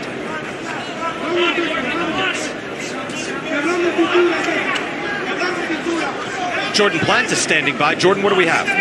Yeah, in Ceja's last fight, he missed weight by 4.5 pounds for a 122-pound bout, so that's what led him here to fighting at featherweight tonight. He said he feels a lot better without the pressure having to cut down so low. He made weight yesterday, but you guys, this is his first fight at 126, and he was already knocked down in the first round, but he's coming forward. I want to know, guys, do you think that he survived Max Ceja's best punch? Well, I think there's more where that came from is the issue. Right? That's one of his best punches, and he can throw 100 more. You know, I love the way he throws the combinations, Joe. Yeah, and sometimes you can get hit with that same punch, and it won't do anything, and then maybe the next time it will. It's hit or miss sometimes. And also, too, to Jordan's point, maybe Ceja wasn't quite ready for the speed. So he got caught with that one, not quite ready for that. You know, like they say, it's the ones you don't expect, the ones you don't see that really do the damage, hurt you, put you down. Almost like seeing fastballs, and you got to get the timing. But in that first round, bang, kind of like Manny Pacquiao and Juan Manuel Marquez, first time they fought, knocked him down 3 times in the first round. He could not adjust to that left hand. Until he got out of round one. Kept walking into it. And here, round number 4. Good fight so far. Pacquiao showing the class. Good liver shot by Ceja. Well, yeah, and so I think that really took something out of Pacquiao. Yes, you can see him pushing down on the trunks. Can only breathe a little bit. That's right. Fires back a double hook right away. Remember, this is a 12-round fight. And if Ceja keeps working that body like that, 6th, 7th, 8th round, if you can not get flipped like that, hurt. Look at this. Pacquiao lighting him up so fast. Right hand counter, and then once he got that opening, he let it fly. But again, Ceja goes back to work. Kind of more workman-like. It's a little slower, not as explosive, but still effective. You see the punches landed 69 to 62. Not a wide discrepancy, obviously. No, they're both giving and taking, as the old saying goes. There's a lot of give and take here. Look at that. A nice little, he ripped off like 3 or 4 little short ones to the head, and then ripped the body shot. Those things really, you feel those. You may not think so, but they really hurt. And it's on the side of the liver, which really does the damage. Good uppercut that landed by Ceja. That picked up the head of Pacquiao. Pacquiao fires back now. A lot of spirit in this young man. Good, crisp, hard-hitting action. Tomorrow night we'll get to see the major highlight of home, then after that. Well. Caleb Plant is here, IBF world champion at 168 pounds. I don't know if you're aware of the guy who has the 17 other belts in that division, but that's Canelo. November 6th will put Mexican boxing on top, going for the missing belt. So, Canelo Plant Caleb Plant, you'll see soon, I promise you. So we expect to see in November, I think they're saying November 6th, Caleb Plant against the champion at 168, #1 pound for pound Canelo Alvarez. That will be something, Joe.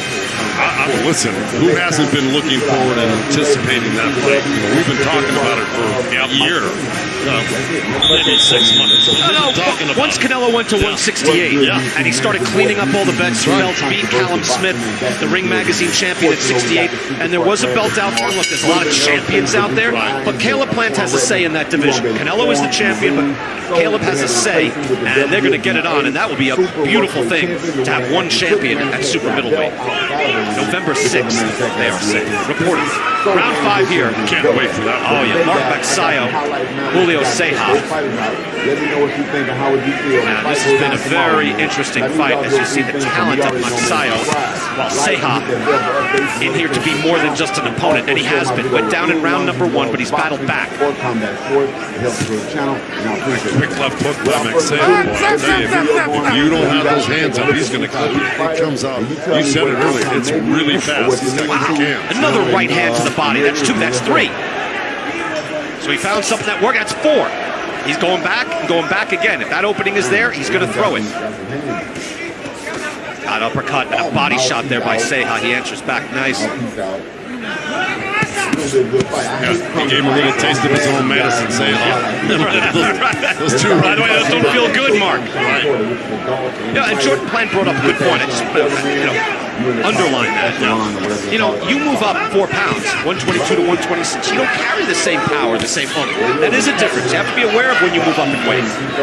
Well, you can tell who the bigger man is in the ring. There's no doubt about it.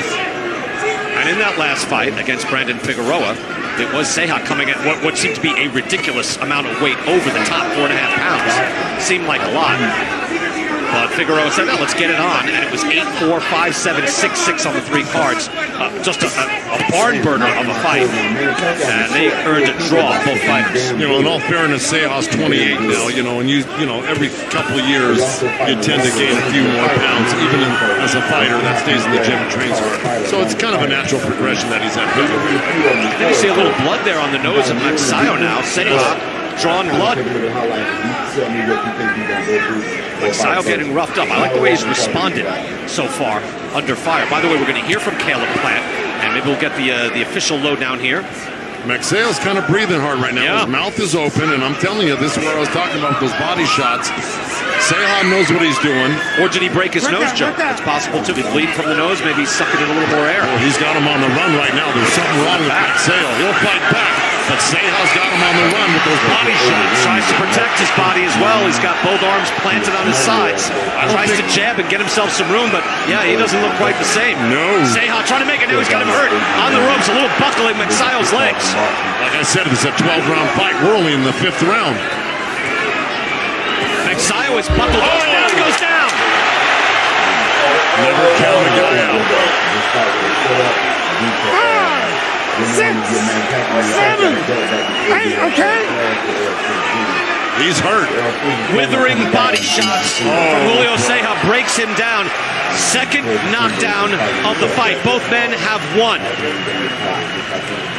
Heidi Androl standing by with Caleb Plant. Go ahead, Heidi. That's right, Brian, here with the IBF super middleweight champion of the world. The Twitter sphere going crazy with November 6th. Oh, you're getting some love in here, Caleb. In terms of this fight, it's official. November 6th, you will take on the pound-for-pound king, Canelo Alvarez, correct? Correct. November 6th is going down. First undisputed super middleweight of all time, and you're looking at him. His name is Caleb Plant. Caleb, when we spoke in fighter meetings 3 years ago, you said, I am going to make history as the first undisputed super middleweight champion of the world. How do you do that against a guy like Canelo Alvarez, rather? I just got to go out there and be myself. I feel like I got every tool in the bag to make that happen. And, my downfall would be going out there and being anyone but myself. So come November, you guys tune in. It's going to be a show. The last time we saw you, you had hurt your hand. How is it? My hand is great, healed up. I've been training really hard. I've been in the gym. Anyone who knows me, like I say, I'm in the gym year-round working, so everything's good with the hands, and I'm just ready for November. We're certainly looking forward to it. Thank you so much for stopping by and taking the time. We'll get back to the action here in the ring, guys. Heidi, and there's big action here. Thank you so much. We look forward to that November 6th. #1 in the world, Canelo Alvarez against Caleb Plant. I wonder, Joe Goosen, can Mark Magsayo recover? Because his body seems to be broken in half. You're right, but Magsayo's swinging for the fences right now. I'm sure he got a talking to in the corner and a pep talk to get it together, and no matter how you're feeling, you still got to fight back hard.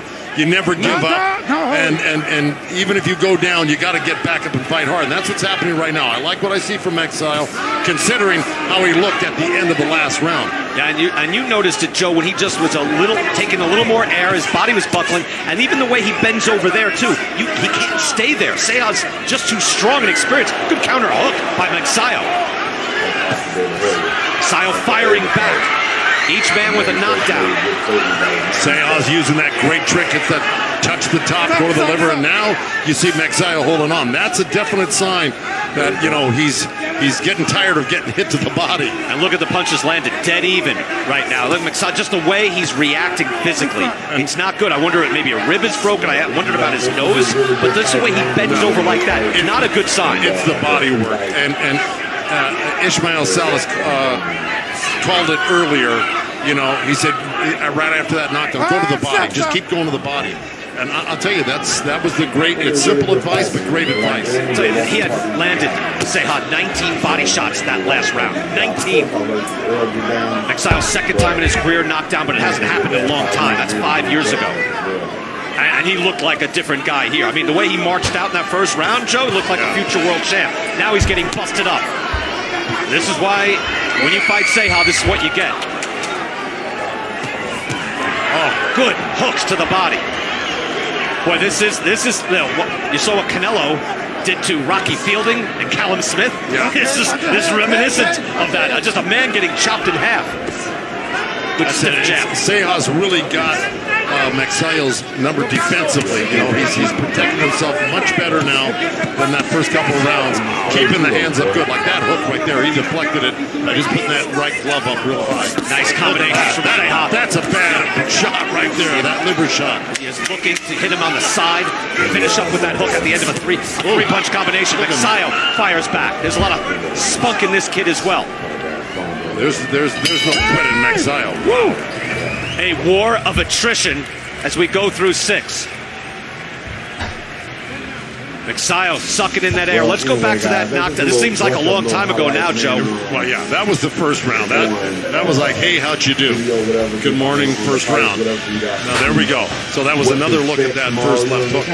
That hasn't happened to Seja since. Now, here's the 5th round. Look at that left hook to the chops that he caught Magsayo with that put him down. But that wasn't before. He was landing tons of body shots. There's that right uppercut, left hook. That set him down. So it started off with the right uppercut. Magsayo had his right hand down, got clipped with the left hook, went down. Yeah, he's a little befuddled and bewildered right now at the pressure and the great fight that Seja's bringing to him. And I mentioned this is a big step up in class, and this is what it's about. This is why you fight a man like Seja. He's been in world-class, world championship competition, and Magsayo has to be thinking as we get into round number 7. This guy should be out of here already. I thought I was going to finish this guy off, but he did not go away. Well, it certainly looked like it. I mean, the speed and the size and the power of that first round, sure, it looked like that was the beginning of some bad things to come from Seja. But we know better than that. Now each man has had a knockdown in between. I'm not sure if there's a line of demarcation. Let's go to Larry Hazard and get his scoring on this. Larry, how do you have this? Well, guys, I got an even fight right now, 56-56. They both have a knockdown apiece, but this body work that Seja is putting on Magsayo is really paying off. Right now, I got him even, 56-56. Larry, interesting, because you're giving Seja rounds 3, 5, and 6. Obviously, with the knockdown, you do, but Seja was already, Joe, winning some rounds there as he was coming back. Yeah, look, I can see this being an even fight. It's a close fight all the way. I mean, no matter which way you look at it, they both do have a knockdown, but both have been landing really good punches, and each are having their way in their own way in exchanges. But right now, I just think Ceja's got the momentum right now, and I think he may be, on his way. If Maxwell just doesn't get it together and really do something to stop Ceja's march forward, Ceja's going to keep it up, and he's going to be in good shape. This is a very different fight now than the first 3 rounds. No question, where Pacquiao was the man marching around, firing off these beautiful shots, right? Ripping shots. Like he just did right there. He threw nice arm's length shots off of Ceja. Those are too far and few between. He needs to do that more often and not let Ceja close the gap. Ceja has made this fight at close range. According to CopyBox, 65% of the fight at range, close range, on top of each other. And that is exactly where Ceja has to be to win this fight. Look at the body shot discrepancy, 76 to 19. Just good action. And you know what, as well, there's a rising kid, 22-0. He's 26 out of the Philippines. Everything's going his way. And here's Julio Ceja acting as the gatekeeper. You must go through me. Pacquiao now landing his shots. Still a dangerous man, and this is a test of his will. Ceja brought that upon himself, though. He marched towards Pacquiao with his left hand down for some unknown reason. So instead of coming in like that, right there with his hands up, he had his hands down. And got hit with the clip of the right hand that started off that little flurry that Pacquiao had. Here comes Ceja back again. And when he hits Pacquiao to the body, there's a little buckle. He's hurt somewhere in there. There was a nice grunt, and he held on. That body shot hurt him. That right hand to the body really hurt Pacquiao. Work out. Excellent action. And we're going to go upstairs right after this. Pacquiao again not reacting well. Let's go back upstairs to Kate with Sean and Keith, guys. Thank you very much. Yes, been an entertaining fight, this one, hasn't it, Keith? Oh, this is truly exciting. Both fighters have knocked each other down. Sean, you're grinning. Yeah, because Keith and I'm writing stuff down that Keith said because I got to take it to my podcast. But listen, Keith hit it on the nose. After the 4th round, he said that Ceja was going to break down Masego, and we're seeing that round after round. I didn't like how Mark has been moving backwards while taking all those body shots. Like they were saying downstairs, that's money in the bank. He is wearing down. He's never been at this 12-round level. Ceja has 28 knockouts, 32 wins. He's been here before, and he's showing us that tonight. But no matter what, both of these fighters are showing their heart. It's tremendous to watch. Everyone who's tuned in right now is watching a terrific fight. Let's get you right back to that fight. Brian Kenny, Joe Goosen. Kate, thank you very much, fellas. Always good to hear from you. Said it was Ceja making it a fight in a phone booth. For those out there who's a little younger, that's a very small area. Right. You don't see phone booths. Phone booths where these things with phones in them. I realize I'm calling the fight for you. Right. Whereas there's kids out here going. Found in every gas station in America. Interesting. Round number 8. Each fighter with a knockdown. And really a tale of 2 fights. The early action with Pacquiao just showing off his skills and his hand speed. And then the second half with Ceja battling to the body and breaking down Mark Pacquiao. So now we get into 8. A lot of time to go, and you see the punches landed in favor of Ceja. Yep. Larry Hazard has it about even. The judges are probably in the same boat. Yeah, and you see what Pacquiao's doing now. He's not exchanging with Ceja on the inside. When Ceja gets there, he's wrapping him up because he doesn't want any part of that inside right? game You right want now. That. Yeah, you can't stay there. Ceja gets him into the corner again. See him tying him up right there? He's done that 3 times this round. Look at that touch to the head, and then that solar plate shot with that. Coming in with and both hands too, Joe. Landed with the right hand and the left hand. Ceja looks strong right now. He's working off that success, and he's really got a lot more determination and a lot more energy. It's funny, Ceja too. I'm calling the fight like he's a 35-year-old guy. He's 28. Yeah. He's just been through so much. Again, fought for a world title 8 years ago. Been through a lot. No, exactly, and he's fought some of the best. Good right hand by Pacquiao right there. That was a long right hand as well. Counter. Hit him right on the chin. Ceja able to weather it.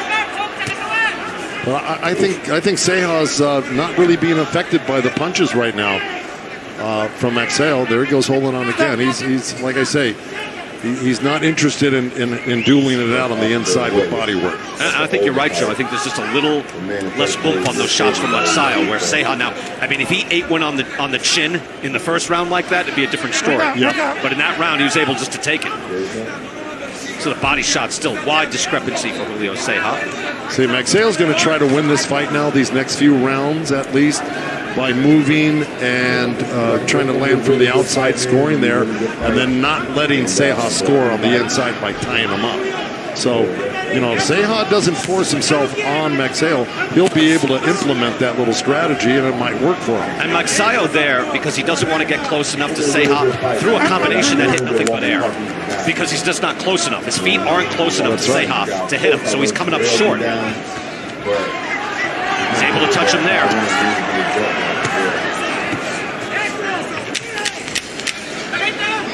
Mark Pacquiao, Julio Ceja. We've got Robert Guerrero coming up next against Victor Ortiz. Two fighters looking to reclaim old glory. And that is the build-up for the main event. Manny Pacquiao, Yordenis Ugas, Pacquiao back at the age of 42. I mentioned this at the weigh-in, Joe. This is a guy who had, before he moved up in weight, challenged De La Hoya, Hatton, Cotto, Josh Plotty, everyone else. If he had just retired in 2008, he's a Hall of Famer. A lower weight Hall of Famer. The wars with Barrero and Marquez and El Terrible, Eric Morales. He'd already done enough. Like a presidential library, he should have his own Hall of Fame building, you know? He's taking some jump shots. Yeah, he plays professional basketball, doesn't he? In addition to being a senator. Well, yeah. Okay. Well, I think in the Philippines, if he shows up, it's a clear out. Look at that. Oh, there's the speed. Yeah, let's see it. Let's see it. I guess 43 is just a frame of mind when it comes to. You know, it's amazing. Look at his lower half there, Joe. Yeah. I mean, it's when he's walking around with his people, you're like, oh, this little guy, he's not in shape. This is going to be sad. And yet you see him there, and you go, oh, okay, hold on. I see the quads. I see the calves. This guy's a monster.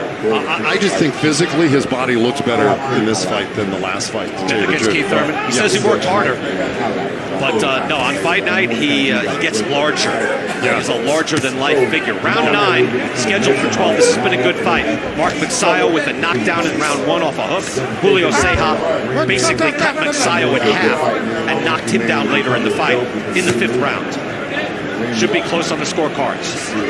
Pacquiao sticking to that game plan. I don't want to say it was the game plan, but to the strategy now he's had for the past few rounds, which is not engage on the inside, tie up, box and move, try to score from out there. I think it's got merit, and he's been pulling it off. And is he winning rounds, you think? You could be judging it that way, and I think Ceja's making a mistake by not putting on really hard pressure and forcing him to fight, keeping him on the ropes, and not letting him off the ropes. See how he backed off of him right there? He gave him an escape route. You shouldn't do that if you're trying to pressure again. Ceja landing the jab as he gets it now against Pacquiao in the corner. But Pacquiao fires back, plants and fires. Kenny Bayless a good job. Work out of that. You don't have to stop him then. You don't have to break them.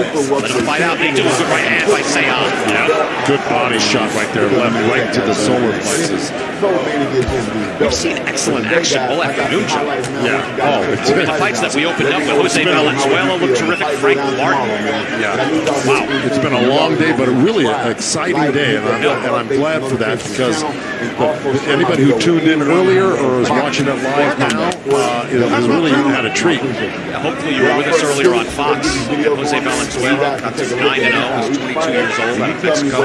Frank Martin is out of Indianapolis and Detroit. Is 14-0. Got a win over very game Brian Kilsveski of Quincy, Massachusetts. And here we're getting outstanding action from the unbeaten Mark Pacquiao, 22-0, and the veteran Julio Ceja. Pacquiao just pulled off a 4 or 5 straight punch combination while he was back into the ropes. Got off before any damage was done back to him, landed a hook there. He's been pulling off the past couple rounds. He's been pulling off his strategy pretty well. He wanted to tee off there with the hook, and Ceja just poleaxed him on the way out. And that's good timing. Not going to let Pacquiao just tee off. Pacquiao now back in the corner trying to jab his way out. Good right hand by Ceja. But Pacquiao, you're right. He is more on his toes now, Joe, and getting out of danger. Letting his hands go right there. 5-6 punches.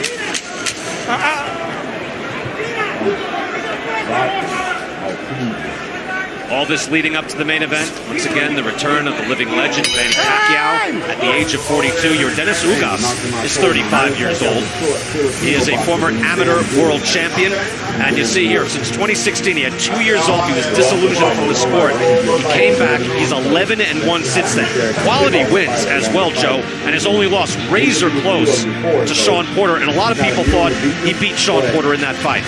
No disrespect to Shawn. A lot of people thought, Shawn, hey, you could get a decision over Errol Spence. It's that close. But this man is high quality in the ring. Listen, you remember the fight with Omar Figueroa?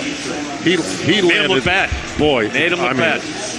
I couldn't believe Figueroa took that sort of punishment, but Ugas is the type of guy who can deliver really, really accurate punishment. Great body puncher, great counter puncher, long arms, very, very intelligent fighter.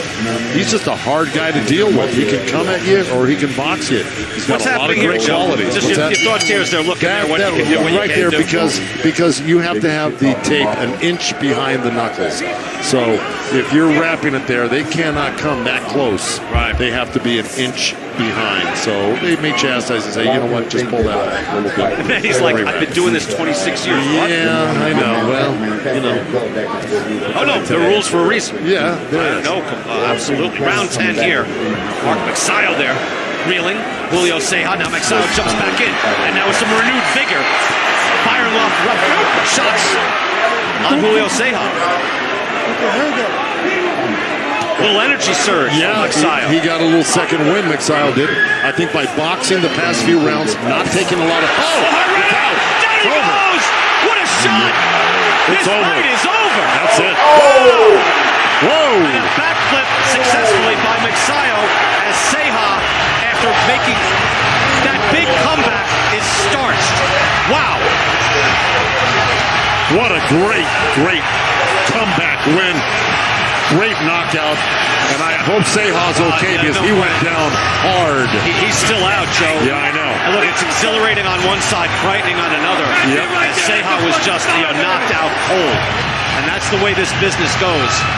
But now they're even saying Mexio wants to go over and pay respect, but he's got to give Ceja.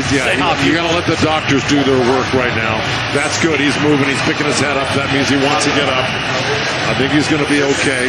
Ceja's coming too, folks. Yeah. Looking at it pretty closely here. He's right near us on the ring apron.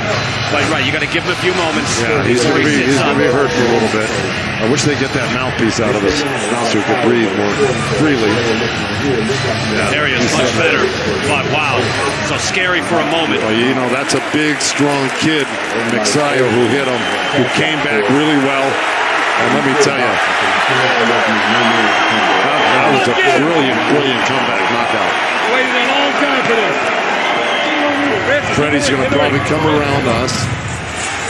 That was incredible. I mean, just the way Mexio... Oh, no, he's going back to the locker room now with Pacquiao. So he's leaving early. Freddie's leaving early.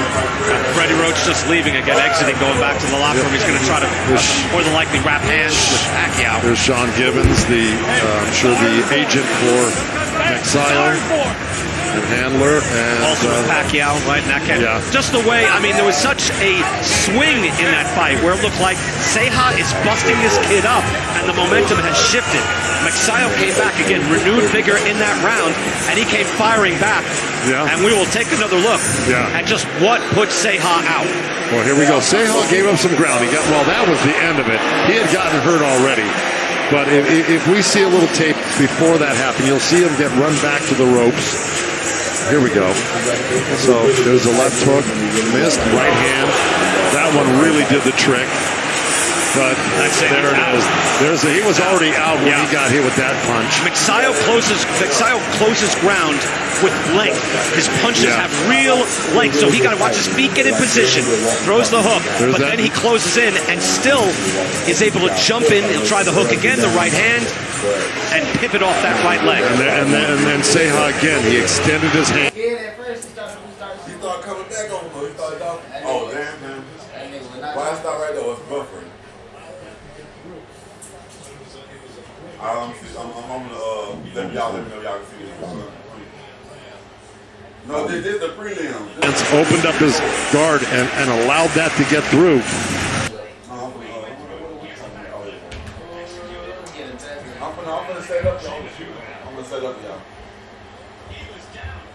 Yeah, Sean got to get in there on that one. Pacquiao in the corner right now, I can tell you that. We're going to go back to the ring in a moment. Seha. Seha just went back down. Yeah. So he was up on his stool and just went back down. So maybe we just pause here for a moment to try to see Seha. Let's see, they're going to take every precaution. That's why I love the Nevada Commission, like the California Commission. They've got all the appropriate doctors, ambulances, everything they need, and I like Seha's response here. He's talking. He's okay. But he's going to have to go to the hospital for observation, that's for sure. They might want to wheel him out of here as well. We'll try to keep you up to date, but let's go to the ring, get the particulars with Jimmy Lennon Jr. Ladies and gentlemen, we have the time. 50 seconds of round number 10. He is the winner by way of knockout. He is still undefeated. He is the winner of the WBC Featherweight World Title Eliminator and the new WBO International Featherweight Champion, Mark Magnifico Magsayo. He had to go through some fire to get that win. Again, we hope for the best with Seha, who is back on his stool right now, and he's standing up, so that is good news. Magsayo, a tremendous win. Again, Seha looks a little better right now. We'll keep you up to date. Jimmy Lennon looked over at us and said, are you seeing this? We're in replays, Joe, and we want to make sure that Seha's okay. But again, doctors are there. If he has to be wheeled out, he will. Yeah. But he looks all right as of right now. He's all right, okay, but... Woo! Big win. Let's go back to Kate Abdo. Ooh, it sure was, wasn't it? Entertaining fight with an exciting end. Do you want to share any of your notes for your podcast? You got anything else going on down there? Absolutely not. The Featherweight Podcast, Tuesday. You hear all about that big knockout right there by Magnifico. I'll no longer refer to him as Keith, tell me what you thought of that fight. I mean, really, he just lived up to his name in that moment. Magnificent. This guy was looking like he was going to be broken down by the 5th and 6th round. He got dropped.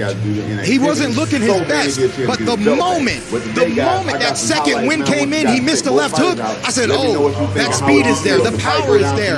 5 seconds later, the fight was over.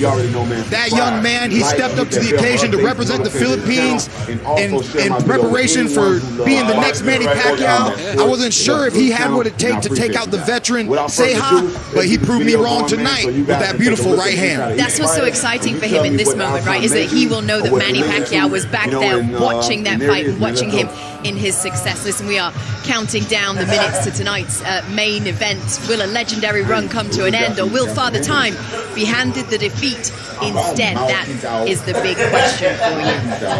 Listen, there is so much to talk about with this fight coming up. We have seen athletes across all sports put up a banner season or two before they then fall off the map completely. Greatness can often be defined by longevity, but it isn't just how long you dominate in the sport, it's also how exciting you are whilst you're doing it.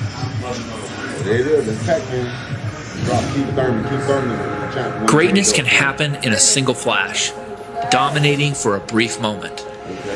But to be a legend, an all-timer, you must endure. The refusal to accept what the body whispers to the mind.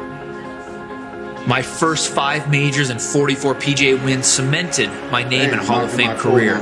But at 50 years old, I was engulfed on the biggest stage. Mickelson does the impossible. Becoming the oldest major champion in the history of my game. And wins a major at 50 years old. Like select others, I proved greatness and the passage of time can run together on a parallel line.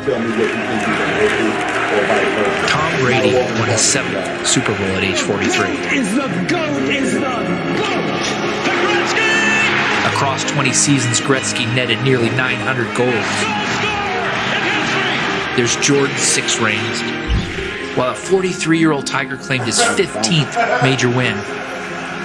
And after 19 seasons, a baseball icon took his final at bat and hit a home run. Just like Manny Pacquiao, Ted Williams was 42 years old. Tonight, it's a thumbs up for Pac-Man as he takes his swing. His belt spanning 4 decades with a record 8 division world titles. A man of first oldest and onlys. And oh, even sweeter coming from that lefty side. Well, here you go. Here's what a young Manny Pacquiao looked at age 18 when he was 10-0 as a pro, side by side with Manny Pacquiao as he looks right now, 42 years young, and with the potential tonight to add yet another record to his already long list. Manny Pacquiao is just an incredible fighter. Let's talk about him for a second, because you know what he has achieved in 26 years in this sport is just incredible. He's the sport's first ever 8-division champion. He's gone from 106 pounds through to 147 pounds, winning titles. There are weight classes in boxing for a reason. That is nuts, is it not? It is nuts. I should go back further because he's 42, but I'll go with the currents. LeBron James, Tom Brady, The Rock. Even if you go out of sports, Will Smith, Kevin Hart, the common denominator of all those people and Manny Pacquiao, hard work. That's why he's still here. You know, you watch a piece like that, right, and you kind of think about just how special he is. And on paper, he should be past his prime. But this is not a fighter that's hanging on, who's staying past his prime and just kind of can't give it up. This is a guy who's definitive for the division. I mean, anytime we see him, we just saw him backstage. Everybody's wondering 42. Everyone's comparing from his performance against me in 19 till now. And what I saw backstage, I saw those same fast feet, the fast movement. We are going to see an explosive Manny Pacquiao. I don't think this man knows how to age. It happens to us all at some point. Listen, we aren't the only ones who are looking back on a legendary career of Manny Pacquiao. Heidi Androl has got even more nostalgia for you tonight. That's right, Kate. He's even bringing back the wardrobe. You have to go back to 2006 to see Manny Pacquiao. It was the Morales trilogy, the third fight. There he is with the WBC super featherweight belt around his waist, one of many that he's got in his collection. You know, and that actually sparked kind of and launched him into superstardom. He went on to win consecutive fights against guys like Ricky Hatton, De La Hoya, Marquez, Barrera, Timothy Bradley, Shane Mosley. I mean, I could keep going. It was an incredible run. He plans to bring that same heat and be that noisy storm in the ring that he was all those years ago. Now, let's send it across the ring over to Jordan Lance. Thanks, Heidi. Referee Russell Mora will be in charge tonight of the Pacquiao versus Ugas fight. And here's some interesting info. He's the same ref who deducted a point from Ugas for holding in the 5th round during his fight with Omar Figueroa Jr. And when I mentioned this to his trainer, Ismael Salas, he was surprised and thanked me for the update because he said that they definitely want to clarify this in the pre-fight rules meeting because they want to be on the same page. They know they cannot afford a point deduction in a fight of this magnitude. Let's send it to you guys back upstairs. Kate? Thank you so much, Jordan. I want to react to both of those things quickly with you. Let's start with Manny Pacquiao because we've been talking about the fact that he's bringing these things back, right? He's gone old school. He's got the bamboo stick for the training. He's got the Morales shorts, all kind of a nod to the past. Does it make you all think, is it all signs that maybe this is the last time that he's thinking in that way as well, Keith? I mean, it's already been talked about in that way. He's 42. The clock only ticks forward, 43, 44. You know, he wants to bring that fire back. He wants to do it for the fans. He wants to leave with the greatest performance. He said backstage that you're going to see the best Manny Pacquiao. And if you're going to leave, that's the way to do it. And going back to what Jordan was talking about as well, because I want to get your thoughts on that. Is it worth Yordenis Ugas and his team spending mental energy on this thing? Is this something you should just think, all right, this happened, we're moving forward, different fight, different night? The thing is, you learn from experience, and the experience that they had with the ref that they're dealing with tonight, Mora, they experienced Mora not giving them the fair shake. And so the energy that was spent I feel like it was necessary. They want Mora to know what they're looking for in this fight, and they want Mora's eyes looking at the same direction that they're looking at, not looking at anything else. So there is subliminal messages, and that's what boxing is all about. You know, we're watching Yordenis Ugas get his hands wrapped backstage, obviously. I want to ask you a question, Sean, because you've got such an interesting perspective on this. You've done a couple of camps sparring with Manny Pacquiao back when he was prime Manny Pacquiao, 2010, 2011, whatever that was. Yordenis Ugas, you shared a fight with him in 2019. Keith has talked about Manny Pacquiao and the power that he had in his hands, how heavy his fists were. Who's got more power between the two? You know what? Even though it was sparring, I will say that Manny Pacquiao has more sparring or more power. And I'm not just saying that because he's Manny Pacquiao. I felt the pop from Manny. With Yordenis, I think it's more strength. I think that if you allow him to touch you and allow him to hang on to you and hit you, then you'll feel the power. But I didn't feel the power as much from Yordenis, but he didn't land the clean shots that Manny, with that speed, is able to land on just about anyone. That's the thing, right? It's not just the pop with Manny. It's the speed, it's the angles. You get hit from places you've never seen before. It's coming from everywhere. And then Manny really does know how to finish a fight. You know, I think Ugas does a good job, but you can just look at the records. Ugas doesn't show us that he is that knockout kind of guy. We've seen him drop people, but we've seen people go the distance. You know, he looks like a big guy. He looks very strong, but I don't think he's the same type of finisher that Manny Pacquiao is. Ooh, we have got such a great fight night ahead for you. Still got a couple more fights to go. One of those, of course, including the Manny Pacquiao against Yordenis Ugas. We'll be back in just a second. Stay with us. Senator by day, face puncher by night. Manny Pacquiao will be anything but diplomatic in his bout against Yordenis Ugas. While they battle, customers in all 50 states can contend for a share of $25,000 in our free-to-play boxing pool. And if DraftKings Sportsbook is available in your area, you can bet $1 to win $100 if either fighter lands a single punch. Download any DraftKings app, enter promo code GLOVES, play free for $25 grand, and make it rain. Tale of the Bet is brought to you by DraftKings Sportsbook. Bet with the only top-rated sportsbook app that matters. Manny Pacquiao, the minus 160 favorite tonight. That means you need to bet that much to earn a return of $100. Yordenis Ugas is a plus 275 underdog. That means that a $100 bet would return you $275.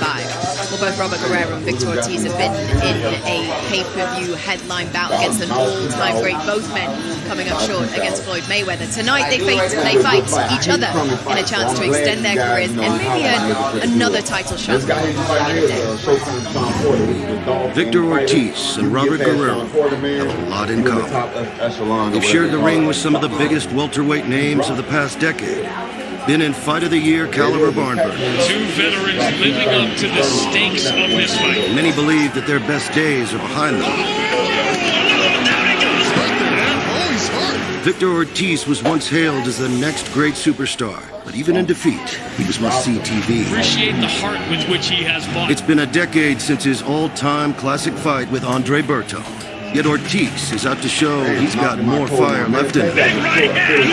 Robert Guerrero was always a bit of an overachiever. The Ghost found success in 3 different weight divisions. Robert Guerrero has fought the best of the best. He's a legend. Though he may not have possessed the physical gifts of some of his peers, more than made up for it with mettle and heart. The most action-packed sequence we have seen by far. Robert, the Ghost. These 2 throwback Mexican-American warriors clash in a quintessential crossroads bout. The win puts them back in the mix for a chance to claim another world title. A loss, and it could be game over. 2 careers hang in the balance in this Northern versus Southern California welterweight encounter.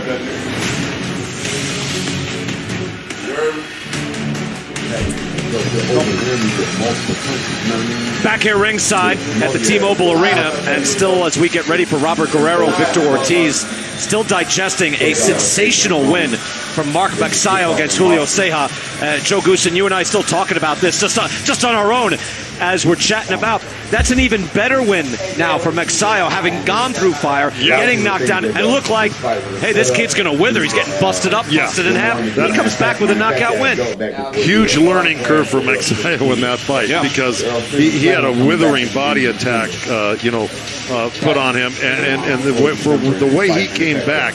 And here's the knockout punch. That was the left hook was a miss. The right hand was the one that knocked him out while he was on his feet, and then he finished him while he was still knocked out. He was on his feet and he hit him with that second shot. You'll see it right here. He's out right there. Eyes are closed, and here comes another right hand. Boom. Before he even hits the ground. That's why that was such a devastating knockout for Ceja.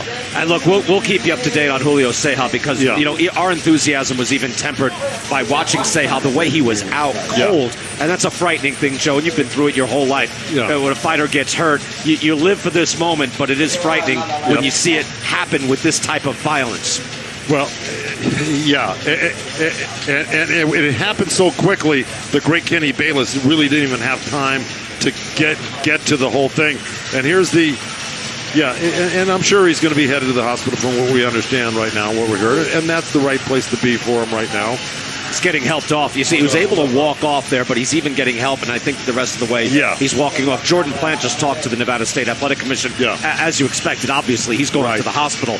I'm almost surprised he didn't get wheeled out of here, just by the way it happened. But Sehab, again, we see a lot of these guys who are just so brave, so tough. And Sehab making this into a war where it looked like he's cutting this kid in half, and then he gets hit with something that he won't even remember. That's it, and that things can happen in the blink of an eye, and that's what happened in this fight. It was going Sehab's way the second half of the fight till he got clipped with that right hand, and that turned the show around, and that was that big win for McSale. And look, that's the danger, that's the excitement, and that's what lures back fighters after they retire, including that man right there, Victor Ortiz and Robert Guerrero, two fighters with different points in their career said, hey, I'm done, but now they're back. Here's the tale of the tape. Guerrero, the older fighter at the age of 38. Yeah, Victor Ortiz is only 34. Right. Even after all he's been through, both are 5'9", both coming in at the welterweight level. Ortiz 1 pound over, that's allowed. Reach, no significant advantage there. And you see the years professional, 17 for Ortiz, 20 for Guerrero. More peaks and valleys, I think, for Ortiz. Great moments. Matchup of two fighters who have been spent years at the highest level of the boxing scene. Yeah, this is, like I said, it's gonna be a really good fight, man. It's gonna be a really good fight, and but it's like Here comes Robert Guerrero with his father Ruben. Guerrero, again, a proud career. 38 years old, and I thought he was done, Joe. I thought, when I saw him take a beating from Omar Figueroa in 2017, he said he was done. I thought he was done. This fight has been delayed, by the way. Heidi Androl has a report on that. Heidi, what happened? Well, you just mentioned Freddie Roach. Freddie Roach did not like the way that Robert Guerrero's gloves were wrapped, and they made him rewrap them. So they had to do that. That's what the delay was all about, Brian. All right. Thank you very much. I thought, just to go back, there's Freddie Roach in there, again, a busy man. Have you had, Joe, nights where you've got the main event and then kind of your card is being filled underneath, or do you like to keep your main event clear? Meaning, no, I'm just going to get the main event, I'm not going to have the undercard. I've done double and triple duty like that plenty of times. Yeah. It's not like Pacquiao needs a pep talk, right? Manny, how you feeling? I'm fine. Go ahead. Go with Victor. Let's go to Jimmy Lennon Jr. back in the ring. Ladies and gentlemen, from the T-Mobile Arena here in Las Vegas, Nevada, Premier Boxing Champions presents welterweights in the ring in our co-main event of the evening, brought to you by DraftKings Sportsbook. Bet with the only sportsbook app that matters, and the Air Force Reserve. Start your adventure by going to afreserve.com and Cop Shop. Like big hits, Gerard Butler stars in Cop Shop. Rated R, only in theaters September 17th. Our three judges scoring this bout from ringside, we have Tim Cheatham, Glenn Feldman, and David Sutherland. All right, fans, here we go. 10 rounds of boxing scheduled in a welterweight special attraction and our co-main event of the evening. Introducing to you first on my right, he is fighting out of the red corner, wearing white trunks with gold and turquoise trim. Fighting out of Wildcard Boxing Gym in Los Angeles by way of Kansas. He weighed in at 148 pounds with a record of 32 wins, 6 losses, and 3 draws. He has 25 wins coming by way of knockout. Ladies and gentlemen, please welcome the former welterweight champion of the world, introducing Vicious Victor Ortiz. And his opponent across the ring, fighting out of the blue corner, wearing red trunks with white trim. He is fighting out of Las Vegas, Nevada, by way of Gilroy, California. He weighed in at 146 3/4 pounds. His record stands at 36 wins, 6 losses, and 1 draw, with 20 wins coming by way of knockout. Ladies and gentlemen, please welcome the former multi-division world champion, introducing Robert the Ghost Guerrero. And a referee in charge now to give instructions, Michael Ortega. How would you feel if the fight go down tomorrow, man? But I need y'all to do 3 things for me. Y'all already know me. Subscribe, like, hit that bell for updates, notifications to the channel, and also share my video with anyone who loves boxing or combat sports. It helps grow the channel, and I appreciate you guys. Without further ado, hey gentlemen, we went over the rules. I want a good, clean fight. Inside of each fighter. Protect yourself at all times. Obey my command at all times. Good luck to both of you. And there it is, man. Let's go. Come on. Victor Ortiz gone from the ring 3.5 years. Had a draw with Devin Alexander in 2018. Luis Ortiz is here, King Kong himself. He's been one of the top heavyweights in the world. And royalty in the house, the hitman, Tommy Hearns. One of the greatest of all time, one of my favorites. Wow. Oh, no question. We talk about Pacquiao going from 112 to 147. Tommy Hearns, 147, I believe up to 175. Yeah, it's an all-time great, obvious Hall of Famer. We're underway. Back from the break, Victor Ortiz, Robert Guerrero. Opening round, they'll fight 10, scheduled for 10. And who has the most left, Joe? Again, both have stepped away from the game. Both have a lot of miles on the odometer. Yeah, I think we're going to have to wait for a few minutes to find that out, to tell you the truth. Again, two southpaws going against each other. Normally they'd be fighting right-handers. Ortiz is 1-1-1 against southpaws. Ooh, good hard shot there. That was a right hook, and then a left hand from Ortiz. Guerrero looks hurt. Guerrero doesn't look quite as crispy right now as Victor Ortiz. Ortiz, again, extremely talented in short bursts. Ortiz can be a marvelous boxer. You're exactly correct. I mean, he's really well skilled, especially on the inside. He always has been.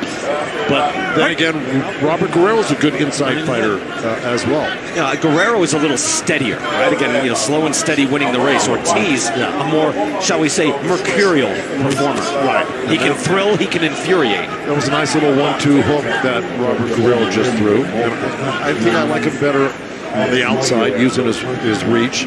Because, Ortiz likes to, pressure you. He comes in like that, and I think he fights better in close.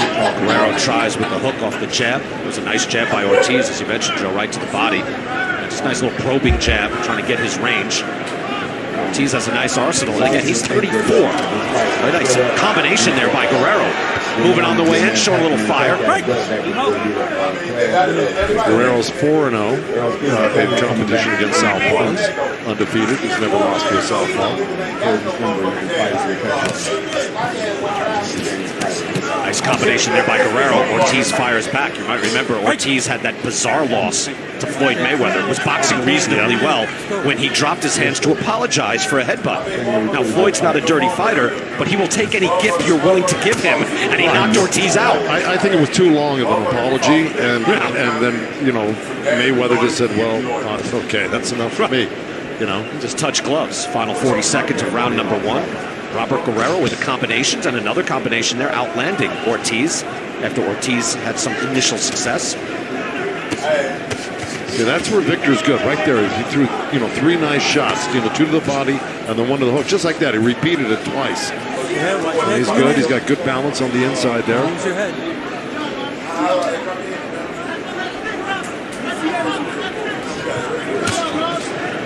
Final seconds, round number 1. This is the co-feature. The main event is next. Manny Pacquiao, Yordenis Ugas. Ortiz keeping it at close range as we end round number 1. Joe, you had a good outing with Chris Arreola last time out. There he is. Made a really nice run at Andy Ruiz. Had Ruiz in trouble a number of times. Yeah, well, second round we had Ruiz down. Third round we had him out on his feet. And Ruiz, of course, was in great shape and made it a dogfight. It was a really good fight, competitive fight. And he looks good. Chris looks really good. There's Leo. Leo Santa Cruz, multi-division world champion. I hope we see him back. And what a classy champ. Got a knockout loss to Gervonta Davis. He was boxing well in that fight. Sure was. And there's Yordenis Ugas. Again, making the big step up in competition. He was on this card already, fighting Fabian Maidana, Marcos Maidana's brother. And then the call came in when Errol Spence, the medical showing that had a detached retina, and Ugas, after being avoided, gets the shot at the big time. It's funny how things work out, Bry, you know? And you're right, Ugas against Omar Figueroa. Think of his last 3 fights. Omar Figueroa, Mike Dallas Jr., Abel Ramos. 3 good, solid, top 15-ish fighters. And he won going away on all 3. Absolutely. Made it look easy. Round number 2. Let's go. And we had a headbutt there. Nice shot there by Ortiz. So we had a clash of heads. This was in the first round as you look over to the left-hand side. So we took a close look at that. We've got good action here in round number 2. They just collided right there, so it's fairly even now. And you can see Guerrero starts to take control, but then a quick flurry from Ortiz, and it changes around. You know, the thing about it is both guys are serious. See, they're not just coming back to have some fun. They're coming back because they want to establish themselves again somehow, some way. And look, the winner of this fight will have another opportunity. Right. So they're serious. They train very hard. You got Freddie Roach in one corner. You got Guerrero in the other corner, the father of Robert. You got Ruben Guerrero there. These are serious men, and they're serious trainers, and they want to win. Guerrero staying busy right now. And he's 38 years old. He's got to dig deep. Get something here against Ortiz. Ortiz now gets into the corner. Landing shots.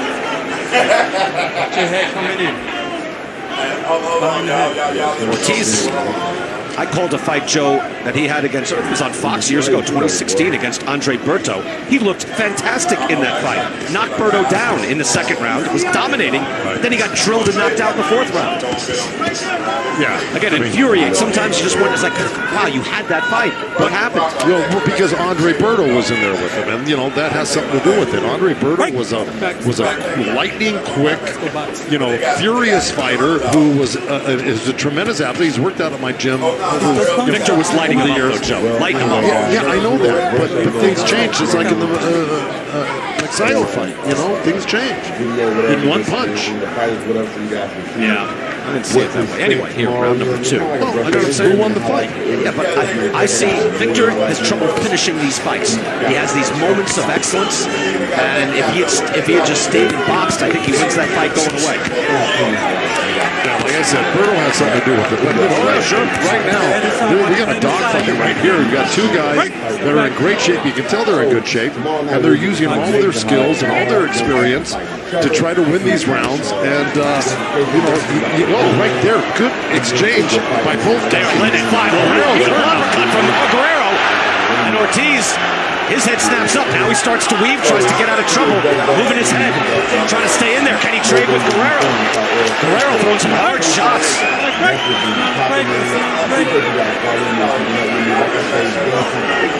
Jab and a combination from Ortiz. Wow, what a great round by these 2 veterans, and they are veterans. Man. Yeah. Sometimes you gotta step out a little bit and let him run into shit. You did good. You shut him down. Ya está cansándose el güey. That's why he's throwing hard, because he's trying to throw everything he's got. All right? Let's box him. Jab him. Boom, boom. Let him run into nice jab. Boom, boom. All right, here we go. Here's Guerrero. Nice left uppercut. That really didn't do Victor much good, but he's getting clipped with good shots. Here's another left uppercut. Missed with the right hook. There's another angle of it. Boom. Left hook, or left uppercut, right hook, and then a little counter shot. Right, and here we go. Here's Ortiz. He gets his lick in right there. See, that's it. It's a left straight left hand that didn't land solidly, but the hook did. That was a combination to reclaim some glory for Robert Guerrero. Inspired. As we get into round number 3, you see the T-Mobile Arena filling up for Manny Pacquiao, Yordenis Ugas. That fight is next. Round 3. 2 old, formerly retired, proud veterans going head-to-head here, and you see what the Ghost has left. Robert Guerrero letting it fly in round number 2.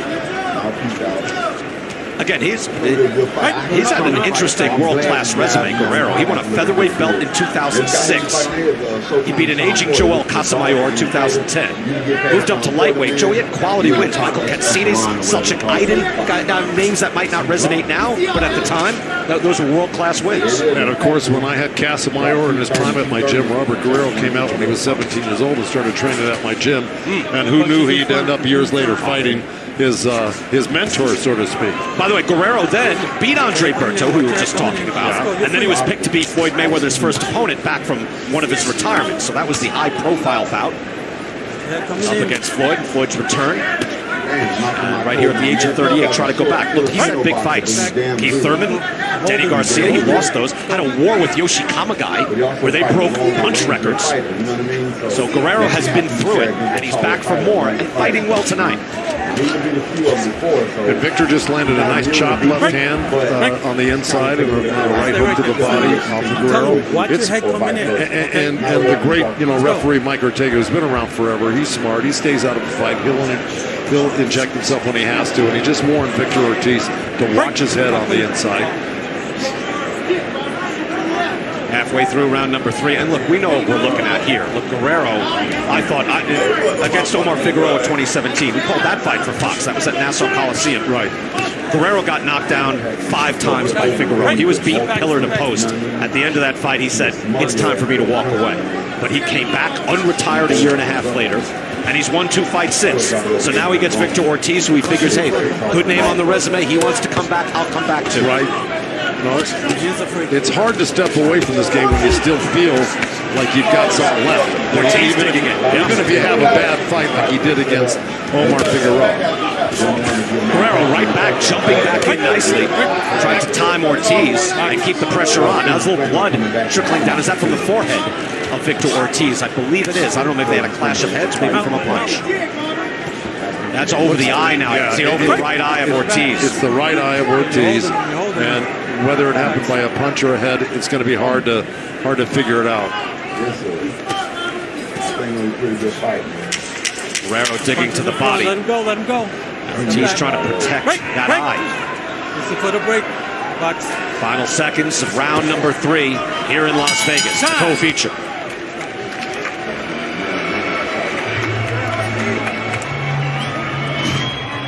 Tonight's pay-per-view is brought to you by DraftKings Sportsbook. Bet with the only top-rated sportsbook app that matters. By the Air Force Reserve. Start your adventure by going to afreserve.com.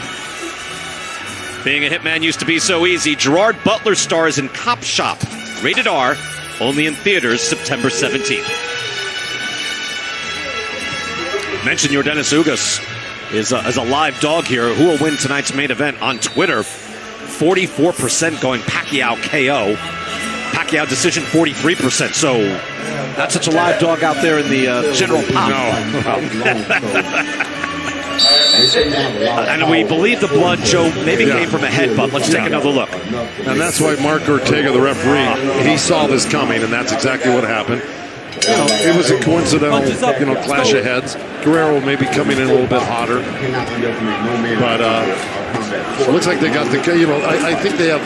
Let's see who the cut man is over there. That's Mike Rodriguez. He's one of the best in the country. So he's working every fight. Yeah, he works every fight that he's at. Yeah. By the way, I would say, Joe, round 4 now. This is spirited. Look, I know these guys have retired. They've stepped away, and maybe it's best, but they're coming back. They're giving it their all right now. No, they don't look like they're washed up guys. I mean, they're not fighting like that. I think they're fighting like guys that train really hard. Again, being represented by quality trainers that wouldn't be in the corners with them if they thought they didn't have something left. They wouldn't do that to themselves or the fighters. So, they believe in their guys right now, and we'll see who wins this fight. Because the winner is going to go on and make a few more bucks, and maybe have a fight with some prestige attached to it. Right. And be part of the scene, Joe. I think even we had the fighter meetings this week. They enjoyed that part. They're smiling. They're enjoying it. Once you step away from it, I think you realize all the things you miss, and you miss being part of the scene of a big fight. So they enjoyed that this week. Yeah. Who would ever think that you'd miss getting hit? But they do. That's why they're special people, fighters. see the punches landed there. It's still very close, according to the Combat stats, 51. 52 to 47. Body shots also. Of course, I'd rather see Earl get down. Ortiz.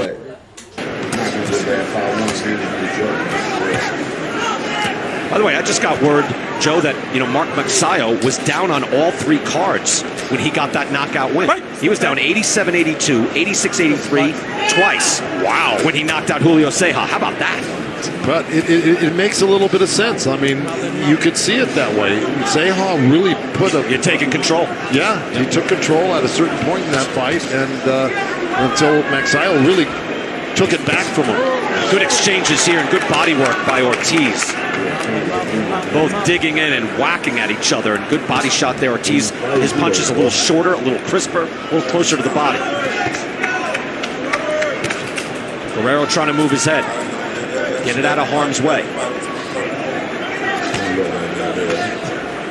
Right. As both men slow up just a little bit. So it would take a lot for Guerrero to get that fire that he had in that combination. It is one thing when you see some 22-year-old kid that we've seen earlier throw a 7-punch combination. It takes a lot of energy when you're 38.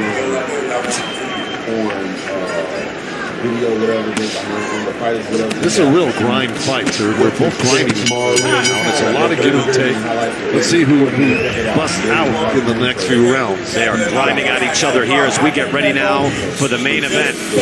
Yordenis Ugas gets his shot at the big time. Living legend, future Hall of Famer Manny Pacquiao. It's a big fight feel.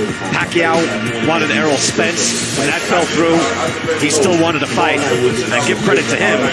That's a guy that, again, in the top 5, it's like going upstairs and saying, well, let me get Keith Thurman, let me get Sean Porter. Those guys will beat you. Ugas can beat you. And Pacquiao now 42, he's been gone 2 years. Well, look, I mean, there's to fill the shoes of Errol Spence, you had to bring in somebody that was good, and Ugas is really good. Hey, look, if Errol Spence had said, my next title defense will be Yordenis Ugas, we'd say, okay, that'll be an excellent fight. Yeah, I would go, man, that's a dangerous fight for either guy. Look, if we see Terrence Crawford, Sean Porter, I would love to see that fight. Oh, imagine the top guys all fighting each other. How about that? I'd like to see Sean fight anybody. Why? Just think back to that Spence fight. What he did. He had that 20,000-seat arena. Fantastic. Yep. He was amazing that night. And when the chips are down, Sean Porter will perform. Round number 5. This has been a close fight. Larry Hazard is here to help us out with it. Larry, how do you have it scored? After 4 rounds, Brian, I got all the piece ahead, 39-37. These 2 guys been down the road. 2 guys that very even fight, and they were actually going one for you, one for me up until around round 3. Then Ortiz started to come on. I gave him round 3 and 4, so I have Ortiz ahead, 39-37. Larry, thank you so much. That's well put, because it's not like any man's gaining a big advantage, except for that one, flurry from Guerrero, where he had extended success. His left eye, Guerrero's eye, is also closing up. Yeah, it's pretty much closed. You've got Ortiz's right eye reopened again, bleeding a little bit, not as bad as it could be. And then you've got Guerrero's left eye shut completely, practically completely. And let's see if the cut man in Guerrero's corner can open that up, because you got to use it's a piece of metal called an end swell, and they push the blood out to the side, and they try to relieve the swelling by moving it out from the area and freezing it with the end swell. So let's see if they can do that. I've reopened eyes that have been shut before with an end swell if you use it correctly. It's a skill. It's a real skill. Yeah, you have to be shown how to use it correctly. Been multiple headbutts in this fight, as both men are jumping in an awful lot, and they're fighting at close range as well. Ortiz trying to dip down low, but he needs a shot. Guerrero, things slow down. It's going to be a battle of wills. Good uppercuts by Guerrero right there. It's really a lot of tit for tat. It really is. Both guys they're getting back. They get touched, they're getting it back. Guerrero gets a little bit of more room there with that left uppercut. He's able to land it. Trying to move it in here, and Ortiz trying to smother those shots. He really is. He's really bowling. Guerrero on the ropes there, putting his shoulders into his chest and his head. He knows how to maneuver on the inside, Ortiz. Well, we're almost filled up here now. I'm looking around the T-Mobile Arena. This thing's slowed up, getting ready for the main event. And this place is going to erupt. But here two veterans, Guerrero and Ortiz. Slowing down now in the mid-range. Good body shot, but an answer from Ortiz with a right hook to the head. Yeah, Ortiz is a talented fighter. Don't push him down. Let's go. We're going to take a closer look at Robert Guerrero's eye and see exactly what he's up against there, as that eye seems to be closing up. Yeah, that is almost nearly closed up completely. Yep. And we've had multiple headbutts through the 4 different headbutts in this fight, Joe. Yeah. Yeah, well, this is what happens when you get a couple southpaws in there together, too. There's the third one right there. And there's another one, see? And they're just an inch apart, too, when that's happening. So, you know, it doesn't take much room. You don't need a lot of room to get hit by a headbutt. And again, you know, 2 southpaws in there, it's unusual. Southpaws are usually fighting right-handers, so the whole way they maneuver on the inside is different, and it's causing a lot of clashes right here. Now here's a beautiful shot by Guerrero. Another left uppercut. That's not the first one he's landed in this fight. Right. Round 6. Victor Ortiz in the white trunks, Robert Guerrero in the red. Guerrero, 38 years old, again, has been out of the game 2 years. Ortiz, his last fight against Devin Alexander was a draw February of 2018. See, the punches landed in favor of Robert Guerrero, as Ortiz able to get a little more vigor on his shots. I mean, it will come down to, Joe, the level of energy down the stretch. Yeah, exactly. Who has what? I agree with Look, that. Ortiz has a little surge here now. You can see it.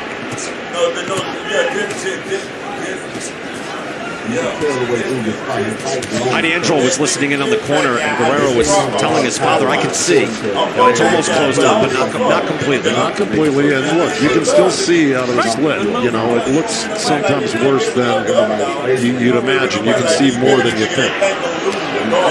And again, if you get that ice-cold piece of metal on there, the end swell, it can reduce the swelling over the course of the rounds, and then if you move it again in that outside direction, moving the blood out of there, it can relieve the swelling there too. So it's a few things. It might come back, or it just might have to fight with that little slit the rest of the fight. 70% of this fight fought at close range, and as both fighters start to tire, I think that's only going to continue. That number might go up. They are comfortable fighting on the inside. Both think they can have success. Ortiz, nice prodding jab there. Another jab to the body by Victor Ortiz. You know, Ortiz is an accomplished thespian, Joe. Right? He's been in Expendables 3, Ray Donovan. It's pretty good. He wants to build on that, but missed the fight game, missed the action. And funny enough, Victor Ortiz and I shared the stage one time. Did you? On what? Family Feud. Yeah. He was the team leader for Celebrity Family. We had a whole box slew of Who else was with him? Oh, it was Rafael Relis, Victor Ortiz, Ray Mercer. Ray Mercer. Wow. Oh, yeah, Ray Mercer.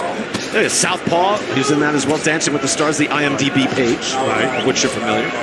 You and all your actor friends out in Hollywood. 6th round, little lull in the action here, getting ready for the main event. And again, it'll be who has what left. And again, Guerrero is 4 years older than Ortiz. And Lamont Brewster, by the way, was the last. Okay. I don't want to leave out other former heavyweight champion. Ortiz trying to smother these shots, moving forward. That was a nice left hand to the head. Ortiz able to make some hay. And to your point, like, they're going to have something happen here in order to become a viable opponent for somebody. And again, the welterweight division is a solid 15 deep world class.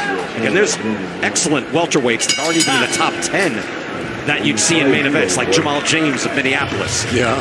And everyone needs guys to fight, and it could be one of these two with some success. Yeah, they got the welterweights. They have a deep bench, as they'd say in baseball, right, Brad? Yep.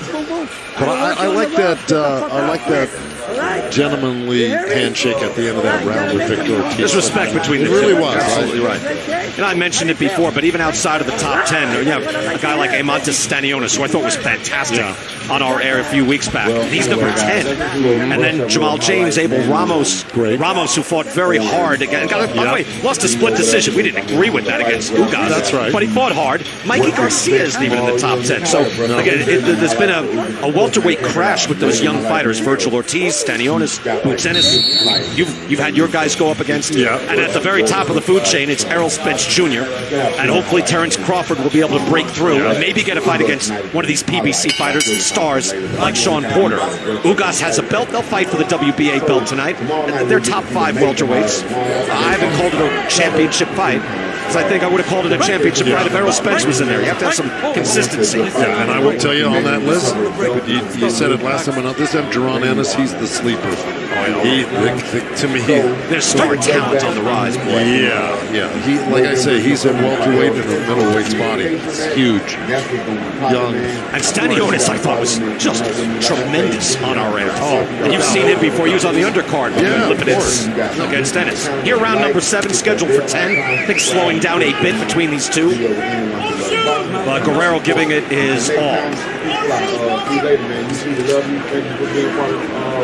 Ortiz just a little springier. But look at that. Punches landed, dead even. I'm sure Larry Hazard has it reasonably close as well. Why don't you ask him? Larry's right there. Larry, how do you have it scored? I got Ortiz, 58-56. Slightly ahead. Thank you, Larry. That's your Annie Hall moment. I happen to have Marshall McLuhan right here. You know nothing of my work. That went over a lot.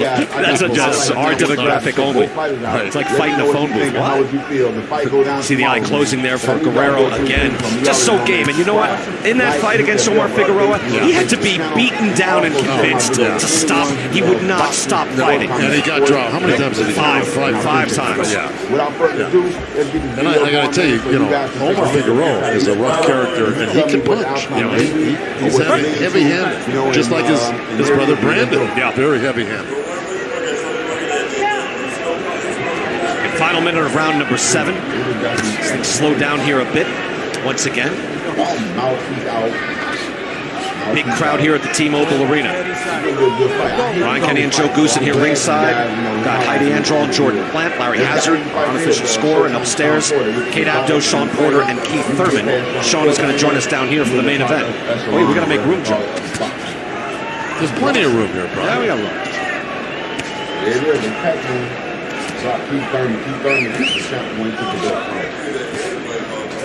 By the way, could have a big fall. Just talked about Caleb Plant going up against Canelo Alvarez. Canelo, the negotiations had broken down, and Joe, they picked back up. Eureka.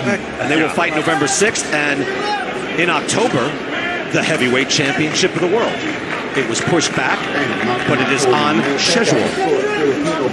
So you'll see Tyson Fury go up against Deontay Wilder, heavyweight champion of the world, against the former champion. Between tonight, Caleb Plant, Canelo, Fury, Wilder. It's an incredible way to close out the year. Touch gloves once again, and here is that card. Let's take a look ahead as we'll look closer here. It's a night of heavyweights. Tyson Fury, Deontay Wilder, heavyweight championship of the world. Frank Sanchez against Efe Ajagba. That's a good fight. And the next one is going to be a rematch between Helenius and Kovnatsky, which was a stunner in Brooklyn. Yeah, right. It was. Kovnatsky got stopped by Helenius. So that's Saturday, October 9th. Initial thoughts, Joe Goosen. Brian Kenny with Joe Goosen here ringside. Thoughts on Fury and Wilder. Now that Wilder, I thought, could really benefit from a little more time. Your thoughts on that? Well, I think he got it. I really like the idea that Malik Scott, a former fighter that I used to train, I love Malik Scott, is now the trainer for Deontay Wilder. I think he's going to bring a lot to the table. Heavyweight fighter. He's fought everybody. He fought Deontay, as a matter of fact, in Puerto Rico. And he's been all over the world sparring. He's a very intelligent guy. I think the revenge factor is very big for Deontay Wilder. I just think it's going to be a different Deontay Wilder showing up. Well, I think there's a better chance of that with a little more time. Remember that court order came down because Fury was going to go to Anthony Joshua, who has a number of the belts in the heavyweight division. He's a titleist as well. He should be dealt with at some point. He's got to get into the mix as we get into round 8. But it happened very quickly. By the time the court order came down and then it was the injunction granted and the fight was announced, and Tyson Fury getting COVID pushed the fight back, and I thought gives Deontay Wilder a little more extended time in the gym to get ready and get his mind ready as well. I think he needed that time. Yeah. He has to learn some things that Fury's going to bring to the table. He's going to have to defend against offensively and defensively. And I think Simmons, what's going on? That's exactly what appreciate you. Dwayne Brassard is receptive to his any random reaction. It's going to be real. Sean Giles, number 3. What's going on? Championship of the world. Back in it. Alice Saddam. Cuatro Loso. We know what we're looking at. But I also thought, probably what you thought, Joe, hey, this is evenly matched. 2 old warriors coming back, and it's turned out it has been. Now, not a lot of energy left on these guys, but someone is going to get a chance to win this fight, and still 3 rounds to go. And they're kind of both doing the same thing. Right. You know what I mean? The styles are almost identical. They're both inside fighters for the most part at this stage in the game. They've got certain skills that they're applying in this fight. We know what we're looking at. But I also thought, probably what you thought, Joe, hey, this is evenly matched. 2 old warriors coming back, and it's turned out it has been. Now, not a lot of energy left on these guys, but someone is going to get a chance to win this fight, and still 3 rounds to go. And they're kind of both doing the same thing. Right. You know what I mean? The styles are almost identical. They're both inside fighters for the most part at this stage in the game. They've got certain skills that they're applying in this fight. We know what we're looking at. But I also thought, probably what you thought, Joe, hey, this is evenly matched. 2 old warriors coming back, and it's turned out it has been. Now, not a lot of energy left on these guys, but someone is going to get a chance to win this fight, and still 3 rounds to go. And they're kind of both doing the same thing. Right. You know what I mean? The styles are almost identical. They're both inside fighters for the most part at this stage in the game. They've got certain skills that they're applying in this fight. I also thought, probably what you thought, Joe, hey, this is evenly matched. 2 old warriors coming back, and it's turned out it has been. Now, not a lot of energy left on these guys, but someone is going to get a chance to win this fight, and still 3 rounds to go. And they're kind of both doing the same thing. You know what I mean? The styles are almost identical. They're both inside fighters for the most part at this stage in the game. They've got certain skills that they're applying in this fight.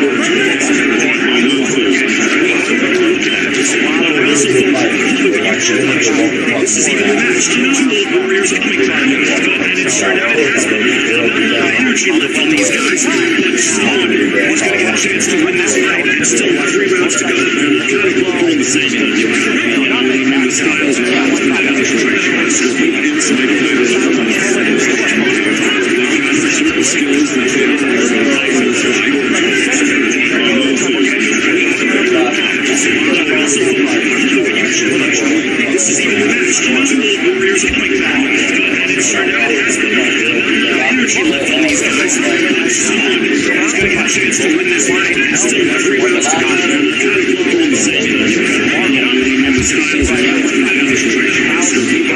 these guys, but someone is going to get a chance to win this fight, and still 3 rounds to go. Doing the same thing.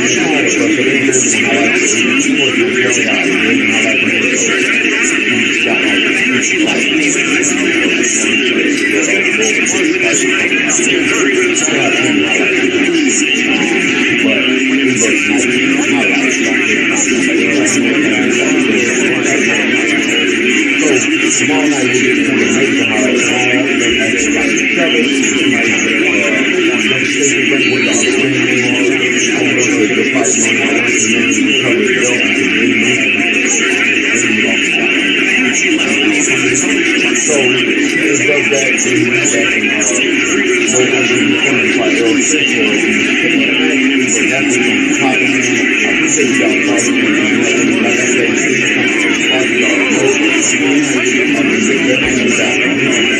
Like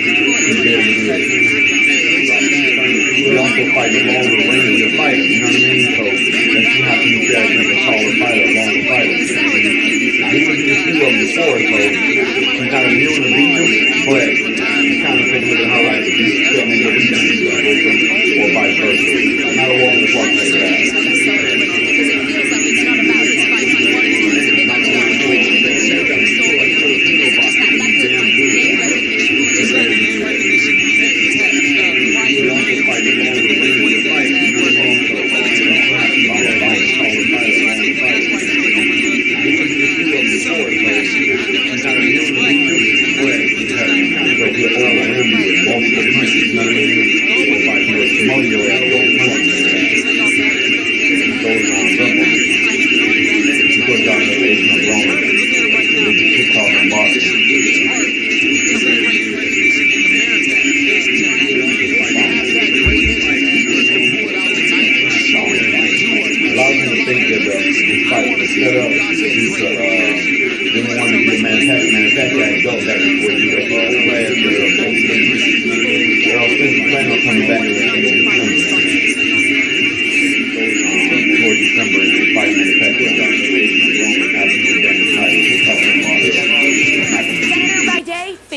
by night.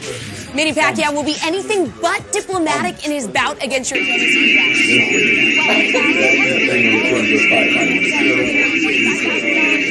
Free-to-play box.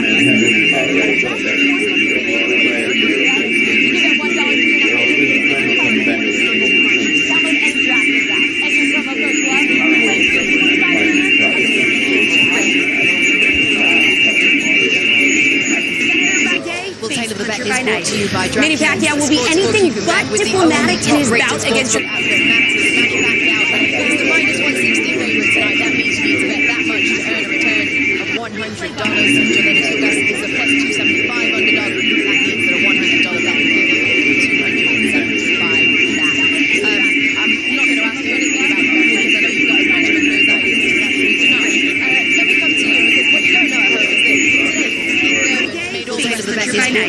Manny Pacquiao will be anything but diplomatic in his bout against your...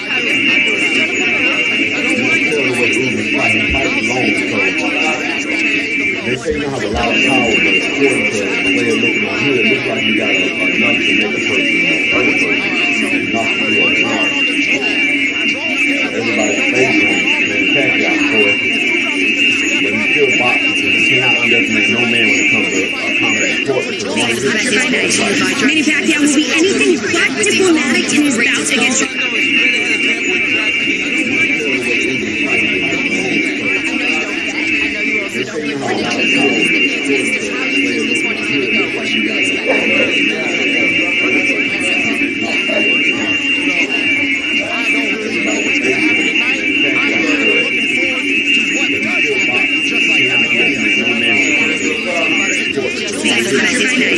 Manny Pacquiao will be anything but diplomatic in his bout against your...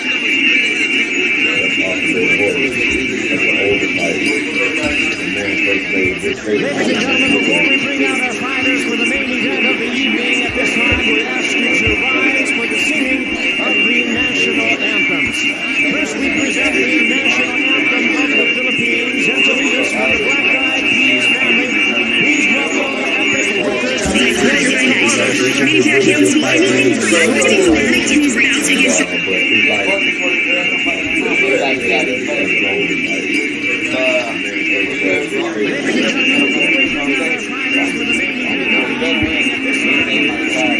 Really good fight, man. But like, there ain't gonna be a walking park in the down. Of course, I love the Earl get down, but it's not gonna be that how long the Earl get down.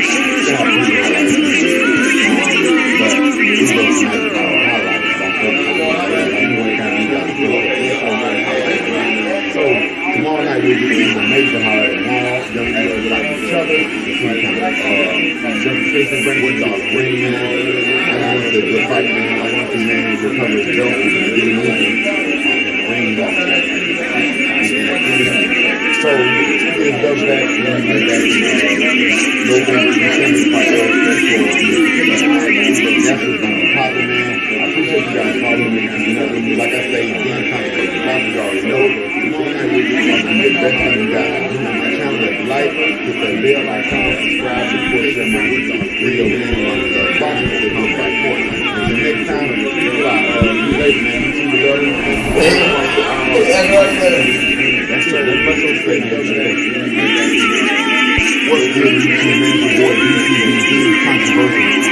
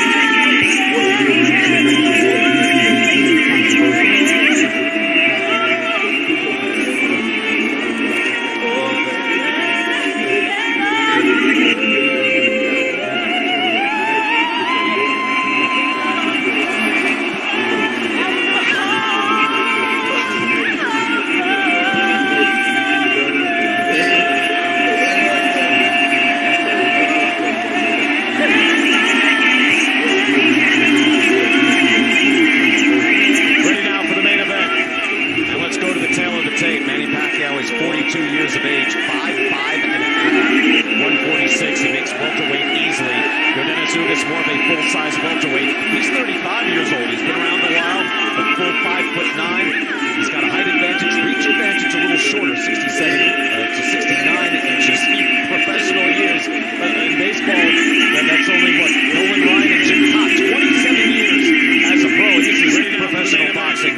Manny Pacquiao, a world champion from 112 pounds all the way up to 147.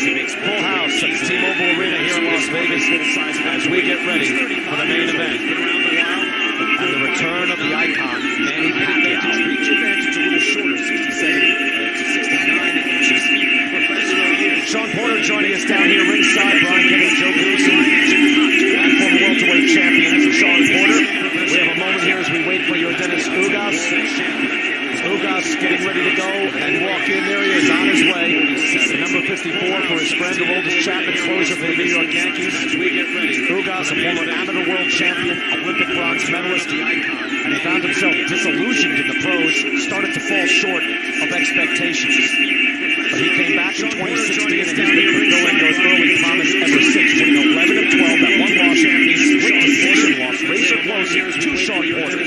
And this month, he goes from the most avoided fighter in boxing to a man with a golden opportunity, stepping in for Errol Spence and getting a shot at a living legend. Ugas, amateur world champion, Olympic bronze medalist, and he found himself welterweight in the world, short of expectations. But he came back in 2016 and he's been fulfilling those early promises ever since, winning 11 of 12, that one loss in the it's hard to keep track of all that. Because this goes he goes from the most avoided fighter in boxing to a man with a golden opportunity, stepping in for Errol Spence, getting a shot at a living legend.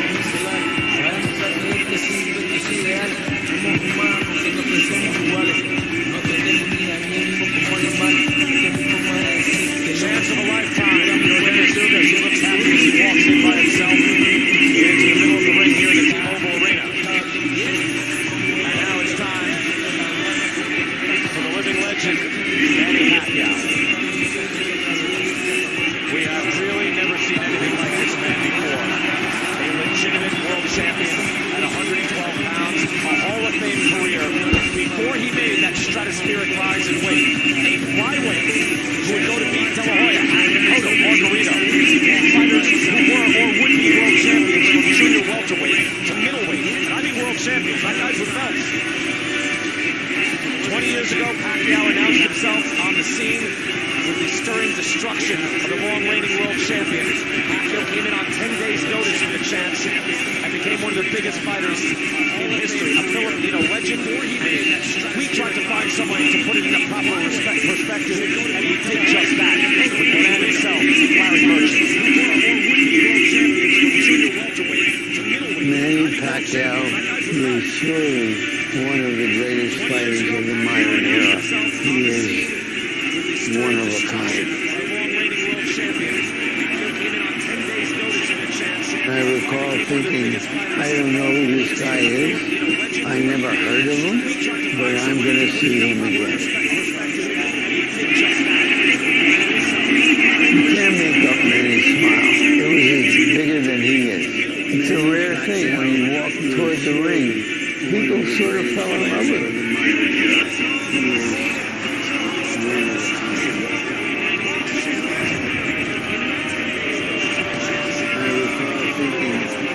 He was a boxer banger, a fighter. He had untapped power, speed that just knocked everyone out. There is an electricity wherever Manny Pacquiao goes. And certainly when he goes to Las Vegas, the electricity is bursting through all of the walls. Manny is in town. We have very few stars in boxing today. And one of the reasons that Manny Pacquiao is fighting is because he is a star.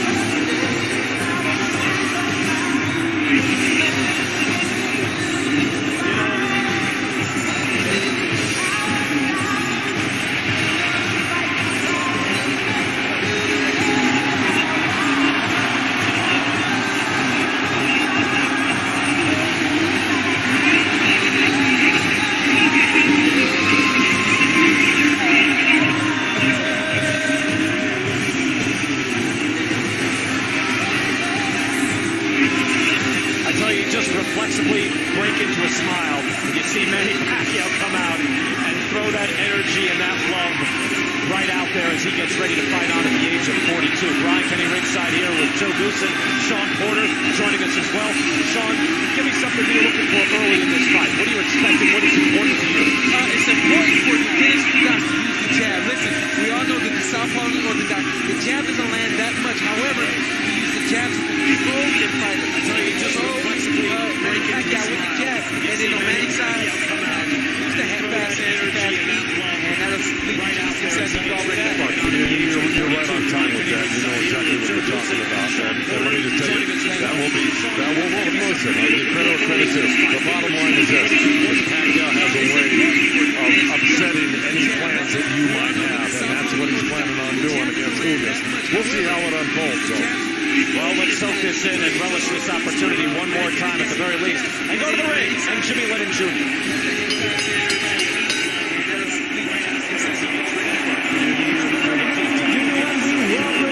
T-Mobile Arena here in Las Vegas, Nevada, as Premier Boxing Champions presents the feature bout of the evening,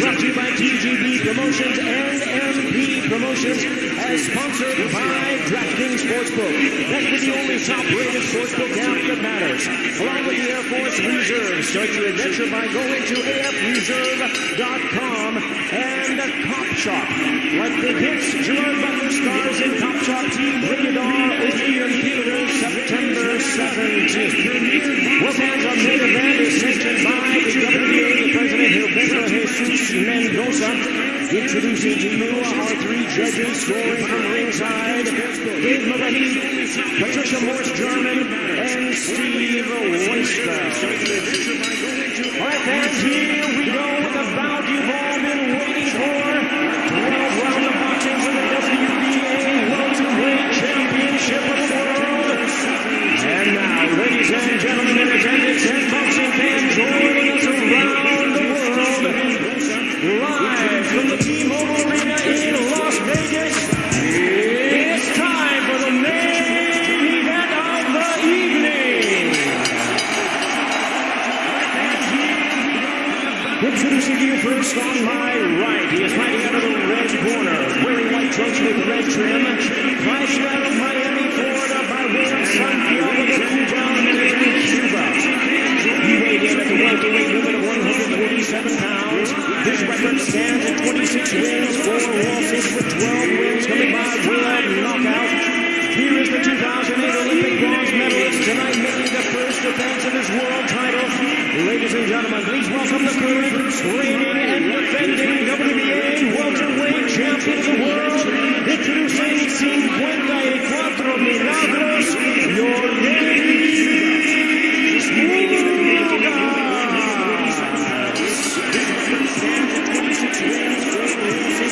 And his opponent across the ring, fighting out of the blue corners, really needing no introduction the world over. Wearing white trunks trimmed with flames. As the boxing senator, he is fighting out of the ground, representing the Serengeti province in the Philippines. He weighed in at a trim and ready 146 pounds. As a true icon of boxing, his record stands at 62 wins, 7 losses and 2 draws, with 39 wins coming by way of knockout.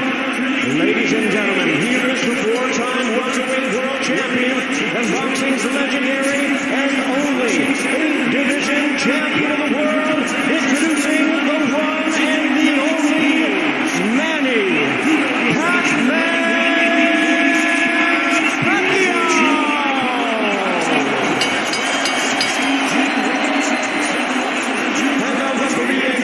Now gave instructions, Russell Mora. Ladies and gentlemen, here is the 4-time welterweight world champion and boxing's legendary and only veteran champion of the world, introducing the one and the only Manny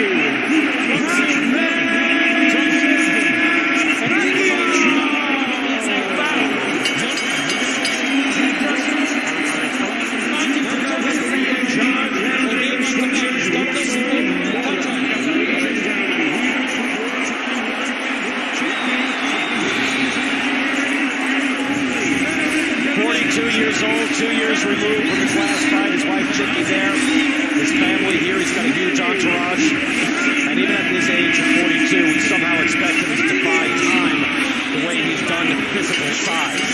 You wonder, can his fighting spirit and zest for combat carry the day once again? Well, if his body language is any indication, he's already out in the middle of the ring. Here we go, round number 1, Manny Pacquiao and Yordenis Ugas. 42 years old, 2 years removed from his COVID with the jab, and there's the double jab immediately from Ugas. Sean Porter, as he pointed out, he's got a beautiful jab. He's an easy throws to 2 at a time. Pacquiao steps in with body shots. He's got it. He used that jab. I appreciate the patience of you, Dennis. He used that jab and keep Manny guessing. Make Manny reset. That's what the jab is going to do. He's going to force Manny to reset. You saw how quickly he was able to jump in and get to the body. Yeah, that's pretty much what he did with Thurman in the first round. He went out there and unleashed a combination. He's got fast feet still, man. Now look, Ugas is going to have to do what Manny's jab too when he does decide to throw it. So, you know, Ugas definitely have to reach it, man. No doubt about it. That was a nice jab that Ugas just landed too, fellas. He just stepped it right in, and Pacquiao had to respect it. And that's the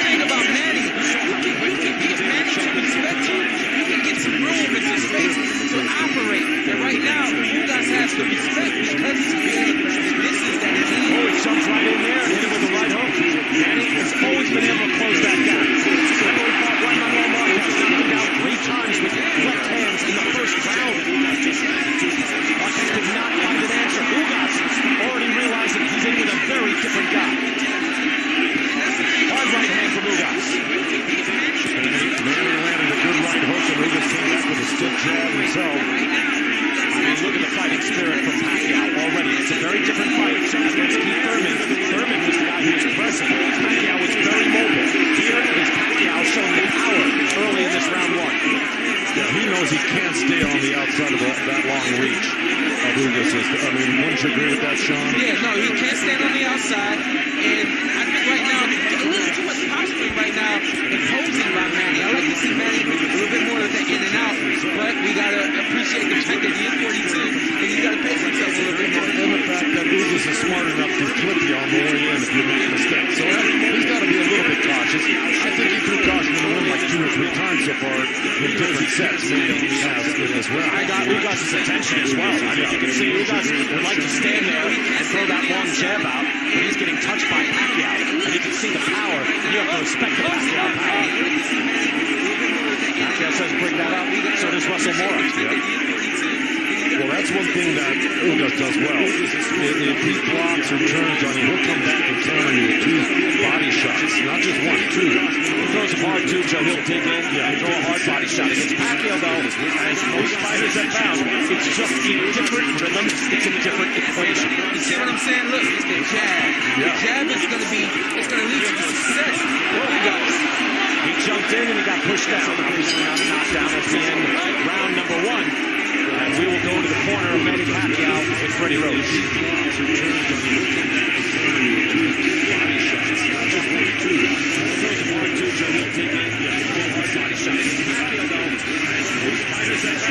It's just a different rhythm. It's a different equation. You see what I'm saying? Look, it's the jab. The jab is going to lead to success. He jumped in and he got pushed down. This is Pacquiao jab. He fell short. All of it fell short except he kept stepping in and the 3rd punch landed. So it took 3 punches for Pacquiao to get him out. Ugas came in with that right body shot. That was a nice belly shot and landed. That was clean. And Pacquiao tried to throw a right hook off of it.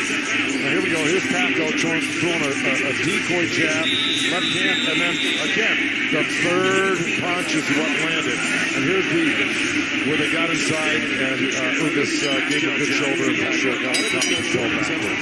But I just think the effort alone by Pacquiao won him that round. I agree, but the thing that I like about Ugas is he wasn't afraid to use the jab to keep Manny off him. But the other thing that coach at the end of the round is respect. You need Manny to respect you. Manny doesn't respect the jab. That's why he's in with the jab. That was a beautiful counter jab from Ugas too. And in round number 1, 21 of his 27 punches thrown were jabs. And not only that, it's an effortless double jab. He puts the first one out, that second one lands again. And I gotta also say this, remember, Ugas is a great fighter, has to keep in the background 100%. It's an intellectual island, those fighters. Very intellectual fighter. So we see the jab right now. Ugas is working accordingly. Look at the championship spot of it. And no one's going to stack up to Pacquiao. In 27 years of being a professional, a pro at the age of 16 at 88 pounds.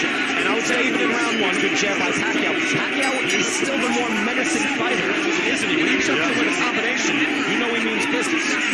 Yeah, and Pacquiao landed a good jab himself just a second ago. They're not as often as Ugas is throwing his, but Ugas is not really not working in a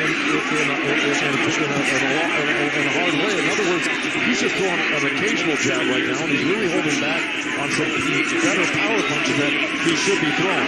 Pacquiao was stopped there by a right hand. He's doubling up on the jab, and then a left hand coming off the jab as well. Pacquiao is still busy with his hands. Ugas outlanding Pacquiao so far in this fight. You can also see the patience of Manny. It could be Manny, and he's been hit with the jab. We can't ignore the fact that Ugas is landing jabs, but I got a feeling Manny's trying to set him up, let him get comfortable, so that he'll open up a little more. I agree with that. Manny's always looking for that big shot.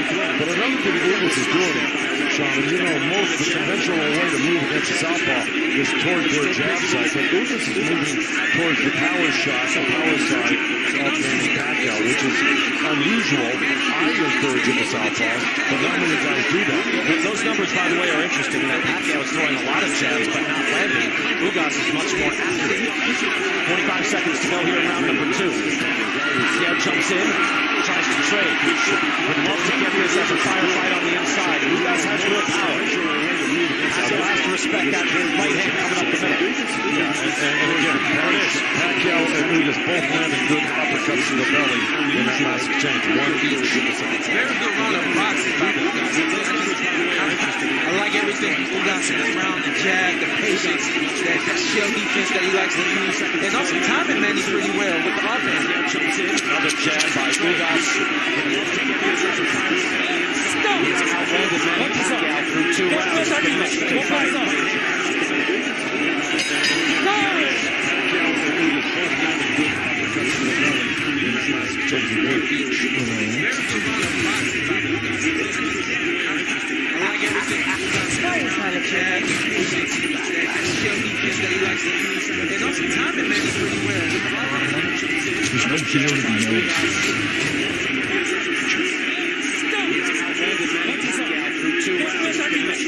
Yordenis Ugas, Joe Gruesome, what would you be telling Ugas right now? Well, pick up the pace. I mean, keep using that jab, but follow up with something off of that. He's got to keep his hands busy because if Manny Pacquiao moves his hands more, he's going to win the judges' scoring. That's number one. Number two, Russell Mora just warned Ugas the second time in this fight for low blows. So, third time may be a charm. There's Diana Leon. Yordenis Ugas' fiance, ringside here as we get into round number 3. Keeping a close eye on the jab here, 17-6 in favor of Yordenis Ugas. Pacquiao jumps in with a jab immediately. And the physicality right there of Ugas to push him off. I like that. That's right, but Russell Mora just warned him for doing that because you can't push off. It's not you're right. But to be there, gain his respect. He's not going to get pushed around. Exactly. Probably not going to deter Manny Pacquiao much. I mean, getting pushed, especially if he's got the backing of the referee right now. So he's, like I say, Pacquiao is going to win these rounds just by sheer, action, just by keeping his hands busy. Because right now, Ugas is not busy. Don't you agree? No, he's not busy. This round, I gave Ugas the second round. And the reason why I gave Ugas the second round is because of his jab, and he was a little more busy in the second than he is now here in the third. But I'll tell you what, he's giving Manny Pacquiao a puzzle that you just saw right there. Right hand there by Ugas comes in right after Pacquiao had a counter jab back in. That right hand gets his attention. Pacquiao tries to go to war. Another right hand by Ugas. I'll tell you what that is. That's a great right. Cuban busy. It's like a right. It's not straight, but it's not a hook. It comes around your glove, and Manny's not ready for that punch. Ugas able to block those shots from Pacquiao. At least those. See the punches landed. Still quite close. And we've got a real fight. We expected it, and we're getting it.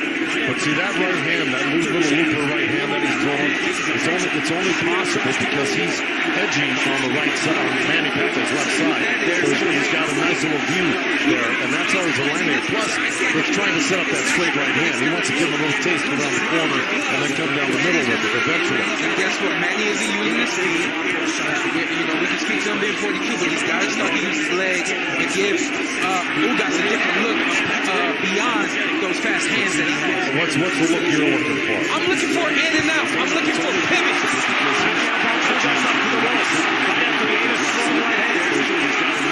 To make this a war, to stand out distance, it'll head like that. Ugas is able to fight at distance with that big, the long jab.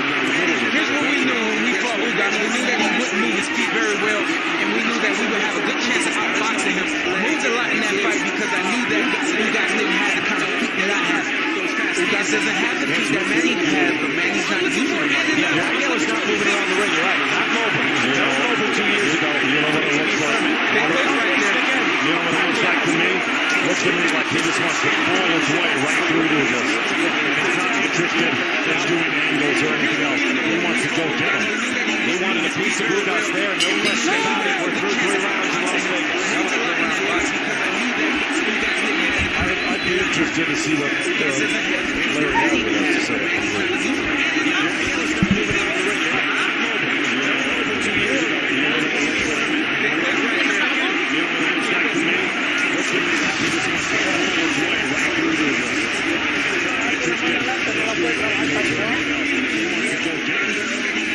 Right here is this call it Cuban right hook. It's straighter than a hook, but he's also got a little loop around it, getting around the jab, the backhand of Manny Pacquiao. And then right there again, the jab is what's going to lead Ugas to a success. Manny said, hey, throwing everything out the window, and I'm coming at you with everything that I got. And this really worked for him right there at the end of that round. Right, he's a charging bull right now. I don't think he's interested in science as much as he is making it look good and bowling his way into. Yeah, he's become a fighter in here against the boxer, Yordenis Ugas. Ugas normally throws 28 jabs around. There was a lot of talk out there, mostly on the internet, about the left bicep of Yordenis Ugas possibly injured. He's throwing 25 jabs per round in this fight. And that's a beautiful double jab again. So it doesn't appear that left hand is injured. He's a charging bull right now. I thought everything on social media was true. Look at Pacquiao go to work again. Ugas able to get a good defense and block those shots. But again, it's the visual that Pacquiao's giving the judges right now. There's a good right hand. But look, this is the third warning. Take a point. I don't like that. I don't think that was that bad. So Manny blocks the shot and makes it go lower than it was aimed towards. But you can't get in the way this early. You're ready. You okay? Okay. Now you see what Pacquiao's trunks are. He's allowed to touch part of that waistband, right? That's up above his belly button. Hit some of that waistband. Was that low? Here it is. Look, that's going to probably land right on the belt line, the right hand. Let's see where it goes. He jabs out and takes a vision away. Right on the belt line. So, what's that? I was a little low. Listen, Joe. A little low. No argument here. I'm just saying, it looked to me like it hit the belt line. Yeah. Okay? I may not be seeing that correctly, but I think I did see it. No, you know what, to Joe, to your point, I thought it was fine. Watching it back on replay, I think Russell Moore had a point. It was a little low, and it was a warning, not a point taken away. Okay, that's the third warning, and right now, Pacquiao again is letting his hands go. I tell you what Ugas is doing that I'm surprised by. He's actually finishing some of these exchanges, and I didn't expect that to come from Ugas.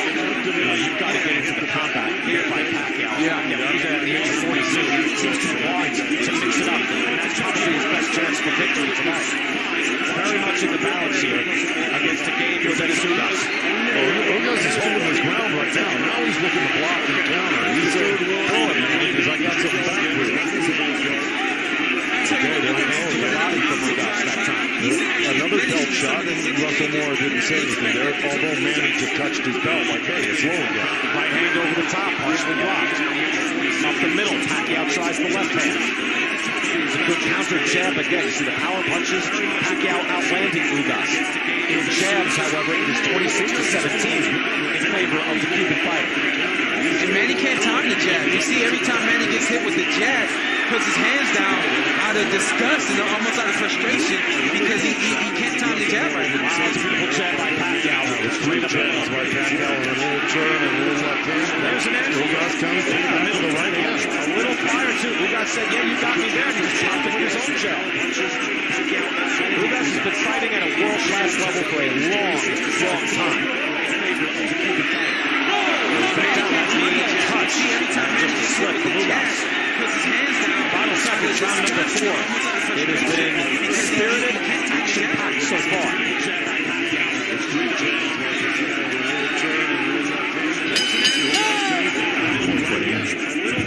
If you say it 5 times, I look in the mirror. Look him in the reflection. That could kill you.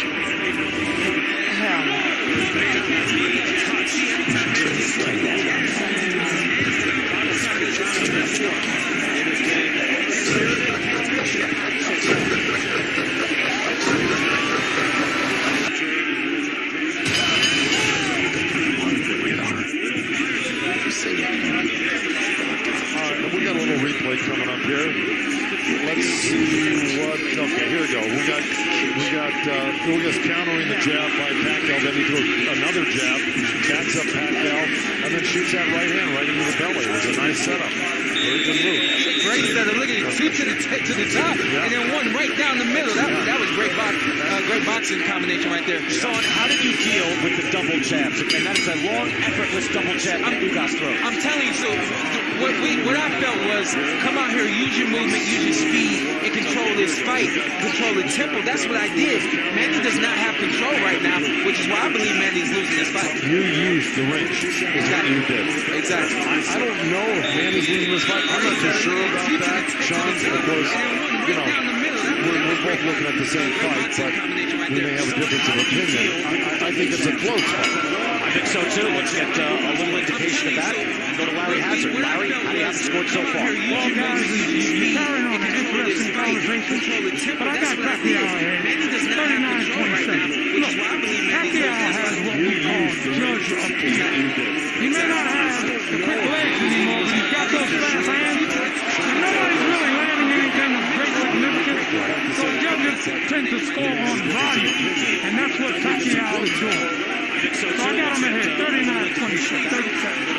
Larry, thank you. By the way, punches landed. It's very close. There's a little more power from Pacquiao, but also his face is blocked up a bit. I mean, the jabs are not just, feather dusters just touching him. He's got swelling below both eyes, but I agree with Larry in the sense that he's got judge appeal. He's like making the action happen for the most part. And there's a landing too. That right hand lands by Ugas, then doubles it up on the jab with right hand. 3-punch combination all on Pacquiao's face. And Pacquiao got those back. He touched them back to each other. Well, that's part of the difficulty of judging, Joe, too, is that you need to process an awful lot going back and forth.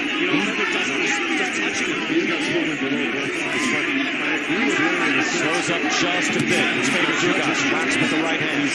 Making the action happen for the most part. Jordan Plant is in Ugas' corner. Jordan, what do you have? Yeah, some interesting info. Rep Moore was just in the corner, said, hey, once low's a warning. Next time I see it twice, I'm going to deduct a point. Back to you, Brian. George, you were talking about that before, and then in the previous Ugas fight, where he had a point taken away by Moore, and I thought he handled it properly. Moore did it by giving the warning, giving Manny a little bit of time. It was a shade low on his belt. 40 seconds left, round number 5. In the meantime, Pacquiao slipped in 2 weak left hands and a couple of jabs just like that. And there goes Ugas back. That was blocked though. But it was a good counter shot by Ugas. Manny has got a high level of energy. He's on fire tonight. He's on fire. 2-year-old man. He does not want to lose this fight. He does not want to lose. Neither guy does, obviously. But Manny knows how to win fights. Yeah, Manny knows how to win fights. It's the 5th round, which is why I'm not concerned. However, I do believe that Ugas has more control of this match than Manny Pacquiao. Jingle is looking up. She can barely look. A big exchange there by Pacquiao. He wants to make this a war. Wow.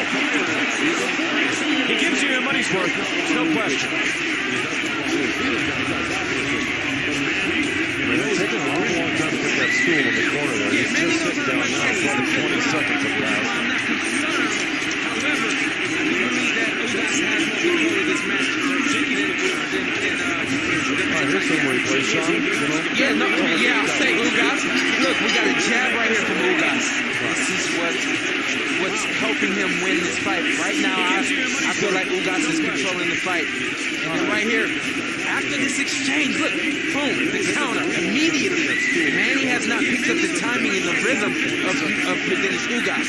Now right here, great exchange from both men, but again, Ugas not afraid to go right back there with Manny Pacquiao. It's a great fight. And then I will say, Manny had some of his very good moments in that round. So we saw two by Ugas right there. There's a lot of give and take right now. A lot of back and forth, but we say this, so we're halfway through the fight. Yeah, I was going to say, look, this is what I'm going to do. I'm going to step out of the judging seat, and I'm just going to continue to call a fight. My score doesn't matter either way, so I'll just tell you what I see. And what I see is that, look at this, the comfort now of Yordenis Ugas, and also giving Manny Pacquiao different looks. Manny was not as prepared for this fight as Ugas is. Round 6 now here in Las Vegas. Brian Kenny, Joe Goose, and Sean Porter ringside. And Manny Pacquiao has thrown at least 15 more punches in every round. But one key stat, if you look at CompuBox, the jabs landed.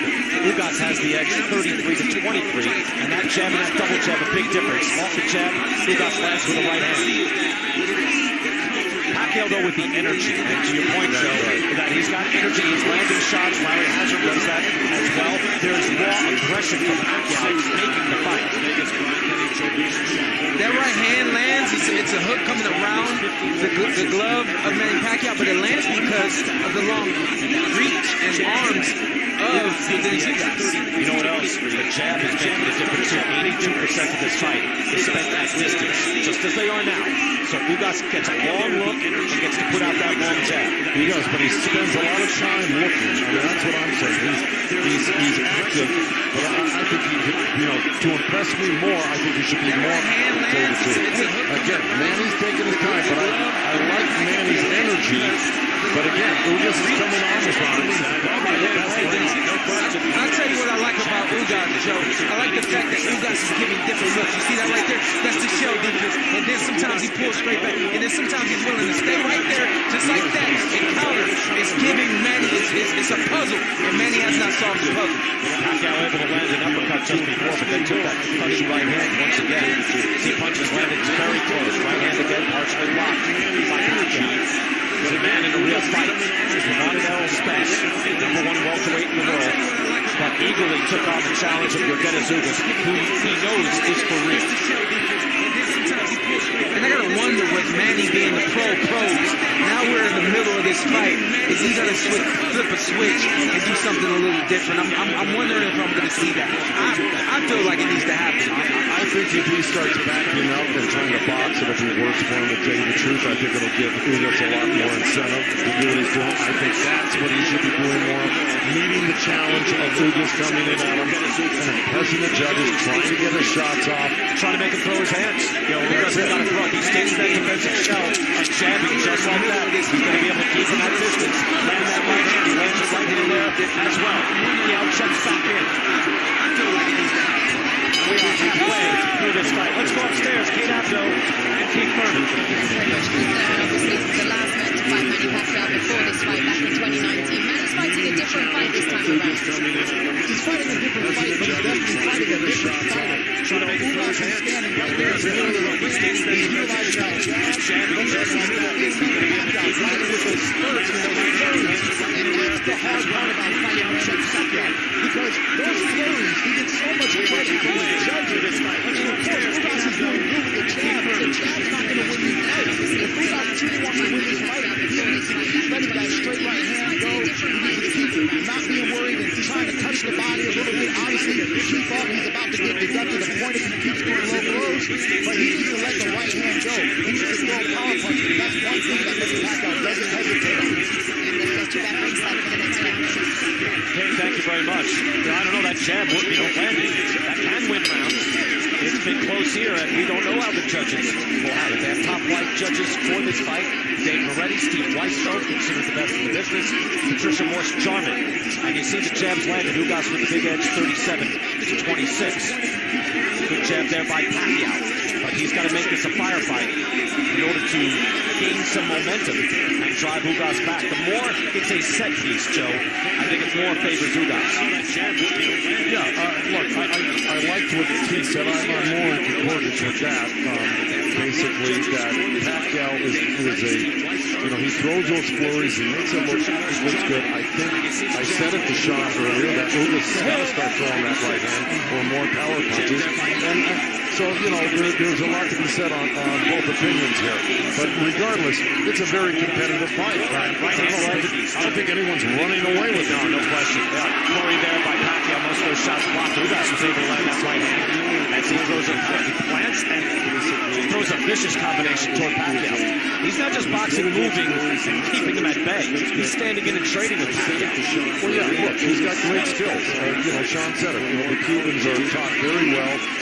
He's got good head movement. He's got good radar. He knows what's coming, and then he slips and he comes back with stuff. So,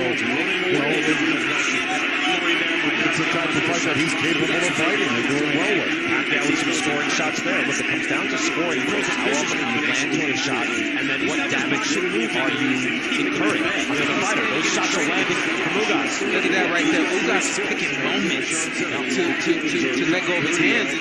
And he has success when he does it. That was a three-punch combination. Landed two of them flush. Round number 7, scheduled for 12. Ugas able to move Pacquiao back just a bit. Pacquiao fires back, tries to get close. Look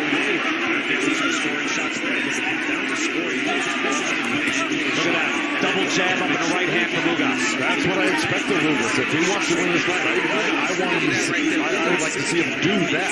Throw those hard, long shots off the jab. Don't waste a good jab. A jab is a setup punch for your next punch. Yeah, don't waste a good jab. I like that. Gonna get more. Pacquiao is not closing the gap. Then he allows Ugas to pick his spots, control distance, and make it a fight when he wants to make it a fight. So far, he's been able to do that. Punches landed still very close. Slightly favoring Ugas. Right hand lands from Ugas. Another right hand. Pacquiao now trying to fire back. You wonder how much energy does this man have at the age of 42?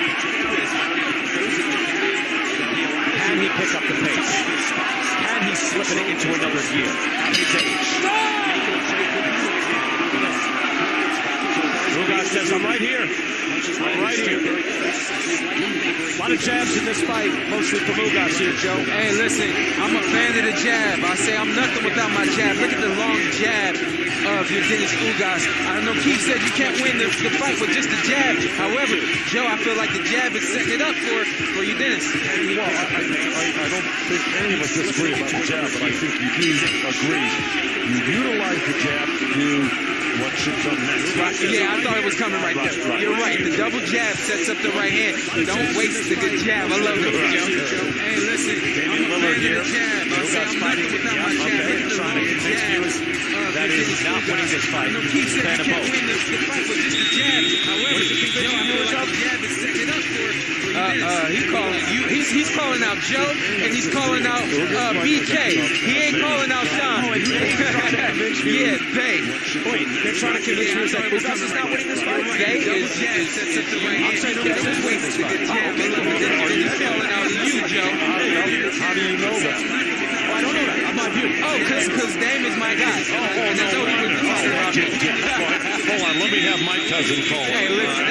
Talk about you. He's a gold medalist here at the Olympic Games. Listen. That's all well and good. But right now, I'm just saying, he knows what he's talking about. Round number 8, Manny Pacquiao at the age of 42, 2 years removed from the ring, but came back, shocked the world, was able to outpoint, split decision over Keith Thurman, who's here with us tonight. And a very different fight so far in this one. Again, Pacquiao had a knockdown in round 1 that gave him momentum in that fight against Keith Thurman. Right hand lands from Ugas. I tell you what, I'll say this, in the fight against was going to be Errol Spence Jr., I said, you know what, if this fight gets into the back half, 8-12, I worry for Manny Pacquiao, and I started to feel the same way about this fight with Yordenis Ugas. So, I feel like it's getting later in this, and it could swing Ugas' way. Let's go to Larry Hazard. Larry, how do you have it through 7? I got Pacquiao ahead by 1 point, 67-66. But Ugas is coming back.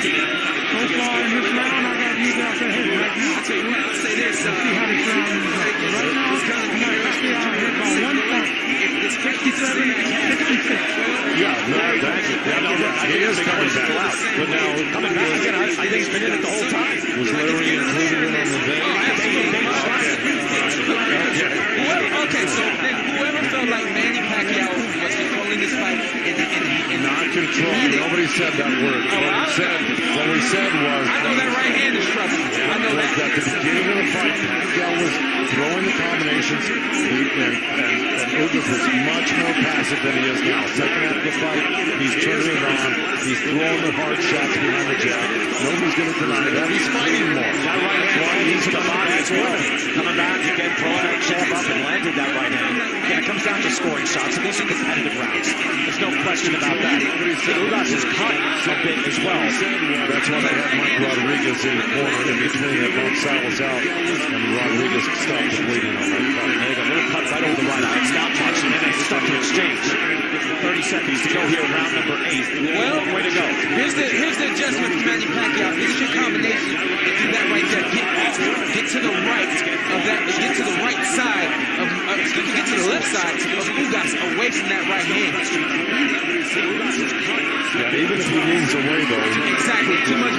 backwards for Manny Pacquiao. Pacquiao tries to come back and answer that hook. They're going to have a grazing hook off the side of his head. Ugas has been able to have all the answers here against Manny Pacquiao. Good hard right hand by Ugas. Punctuating round 8. Ugas found a home to that right hand now, and that's all there is to it. Get to the right side.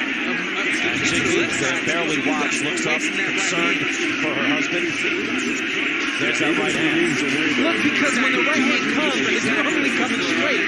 No, I don't think Manny's ever seen a fighter who throws a right hand like that. And the Cubans are known for throwing that right hand. And Manny, I don't think he's ever seen that right hand come. Well, you saw Manny with the parry that he fought with his good right hand, and it came out. But he's been deep and look. I mean, Ugas is tricky that way. They'll throw him down the middle, get you thinking there, get you the parry, move you on there, then come around.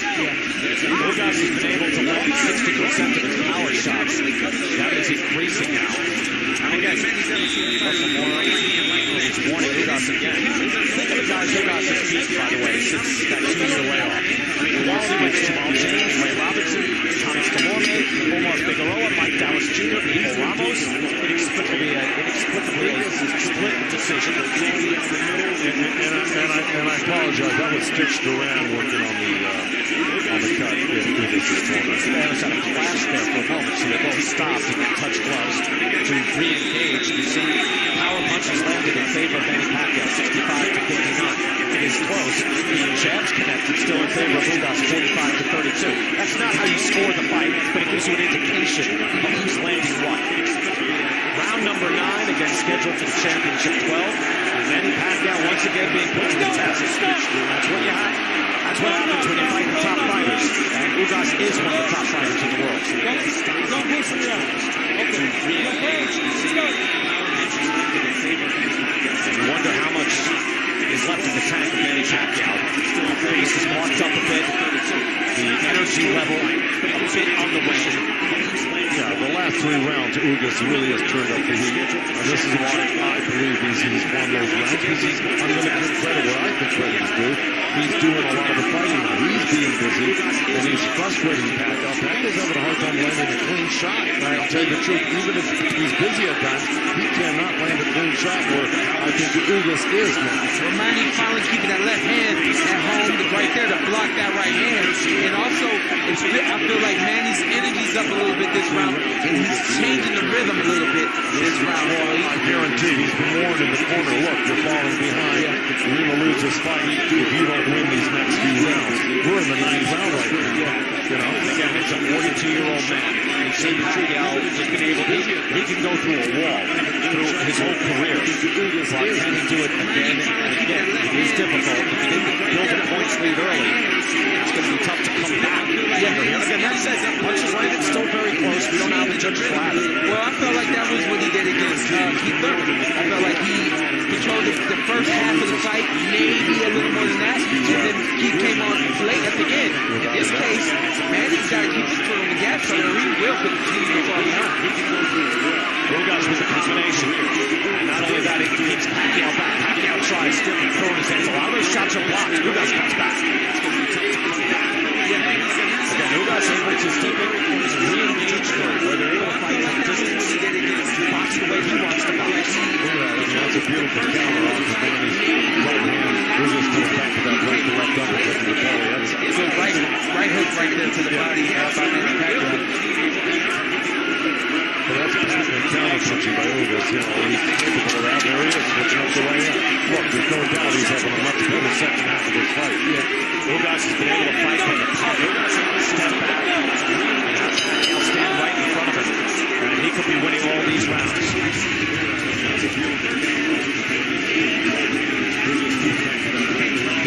Okay. No vamos por allí, ¿verdad? Dame. Okay, now we're in the toalla. Put the towel behind his neck. Tranquilo, calm. We have him. Nice and calm.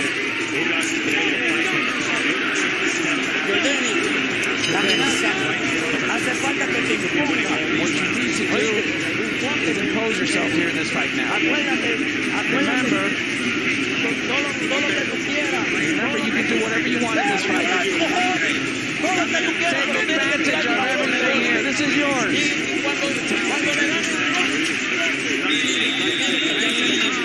Diana Leon, Ugas' fiance, smiling here. His corner is feeling it as well. Pacquiao still throwing 60 punches around, but hasn't landed more than 11 since round 5. As we get now to round number 10. Manny Pacquiao, Yordenis Ugas, and Ugas, we don't know if he's assuming control, but he could be doing enough to win a lot of these rounds. Well, I don't think there's any question the last 3-4 rounds. It's swung to Ugas' favor. But, Salas is not going to rely on that.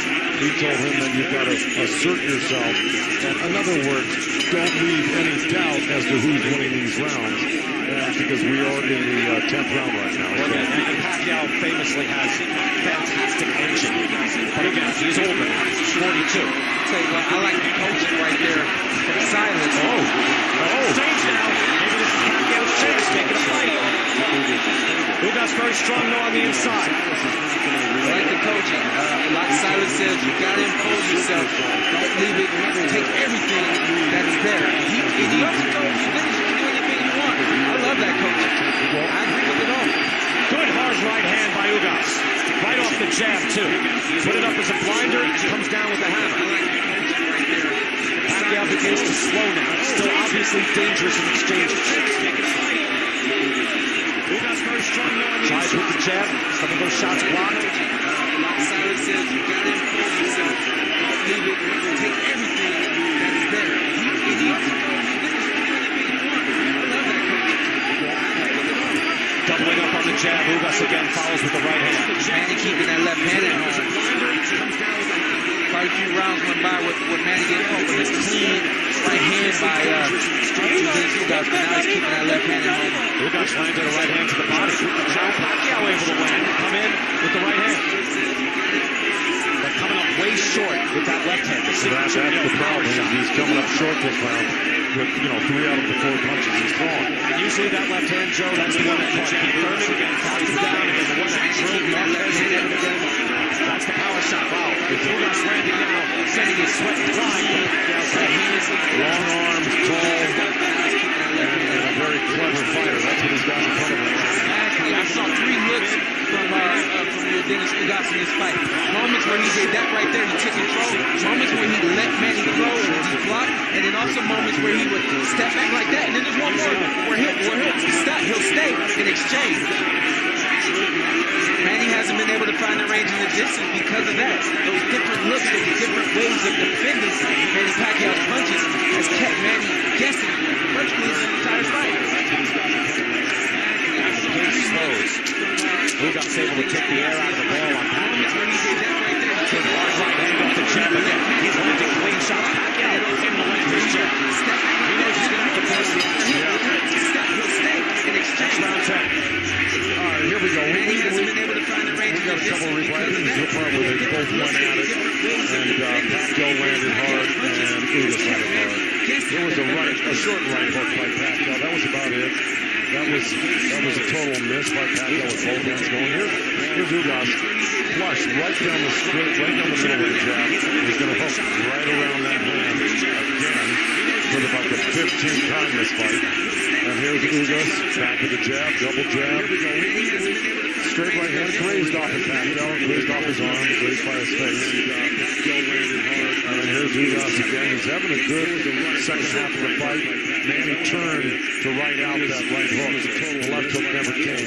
So he's got Manny on edge about that sweep right hand right now. He's reacting to it and reacting to another punch that didn't even come. So Ugas is having his way the last half of the fight. Ugas has outlanded Pacquiao in 8 of 10 rounds. You can make a case, not just at the second half of the fight, first half of the fight as well. Well, I thought Pacquiao was much busier. Whether or not he was landing solid punches, he just looked like he was more active in the first 5 rounds. 6 minutes left for Manny Pacquiao to try to close the gap. We believe. Well, yeah. We don't have the scorecards. We don't know. But since the 7th round, I think Ugas has just been piling up the points. I tell you, the 2 things I like to see from Manny is the feint. I think the feint's going to open some things up for Manny, and then also use the feet a little more and tried to set up his offense. I don't think he's done that this entire fight. Pacquiao just does not present the same threat to Ugas here. Again, Ugas not only a supreme boxer, but a very strong man in there as well, and a full-size welterweight. Pacquiao is still undersized in this weight class. Obviously has the power when they exchange, but that threat diminishes with each round as the energy is on the way. Body shot lands for Ugas. Pacquiao plunges forward. Yeah, that was another effort, a brutish effort by Manny Pacquiao to get something done. Because he knows he's probably behind right now. He's got to get something done. Straight up the middle comes Ugas. Well put, Joe. Brutish. And all trying to come in and bum rush it. Yeah, he doesn't have much of a choice. He's not going to outmaneuver on his feet Ugas, right? Ugas shot lands for Ugas. Pacquiao plunges forward. Yeah, that was another effort, a brutish effort by Manny Pacquiao to get something done. Because he knows he's probably behind right now. He's got to get something done. He's ready for whatever Manny's going to present to him now. So he's brutish. Pacquiao goes straight right on that shot. That was one maneuver.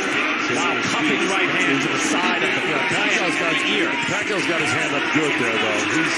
He's hit to that punch, even though it'll probably still get through there. Right on the belt right there from Ugas. Straight up the middle with the right hand for Ugas. Minute to go here, round 11. Not much time left for Pacquiao. If indeed he is behind on the cards. And you wonder what the future is for Manny Pacquiao. How much is left? You love to see him. Look, we're enjoying this. Yeah. He's trailing. I'm enjoying this. I promise you, BK, I'm over here and I'm thinking this is a great fight. I'm actually thinking this is a great fight. You got a game replacement fighter in Yordenis Ugas who knew what he was up against, and then you got a guy in Manny Pacquiao trying to make his legacy right here tonight. Have you ever seen a bad Manny Pacquiao fight? Never seen a bad Manny Pacquiao fight, even in the ones that he lost. Right, not just have throw any young guy in front of Ugas right now. Are they going to do any better than Manny Pacquiao? There you go. Ugas makes himself a real player. Again, you've got Errol Spence, who's still the welterweight champ. Terrence Crawford there. Sean Porter sitting with us right here. They can lose a player, but this kind of puts him on the every single match of public perception. Never seen a bad Manny Getting in here in the final seconds of round 11. Not just have throw any young guy in front of Ugas right now. One round to go. There you go. Ugas makes himself a real player. Errol Spence, who's still the welterweight champ. Terrence Crawford there. Sean Porter sitting with us right here. Nice jab right there from Manny Pacquiao. The jab was underutilized by Manny, but he set up that left hand right there. And then Manny does what he always does. He just keep going. Yeah, and here's Ugas coming back to that patented right hand. That landed on the back of the head, to tell you the truth. Manny's been protecting himself, his chin at least, from that sweep right hand. I like that you referred to it as patented. As what? It's patented. You said I like that.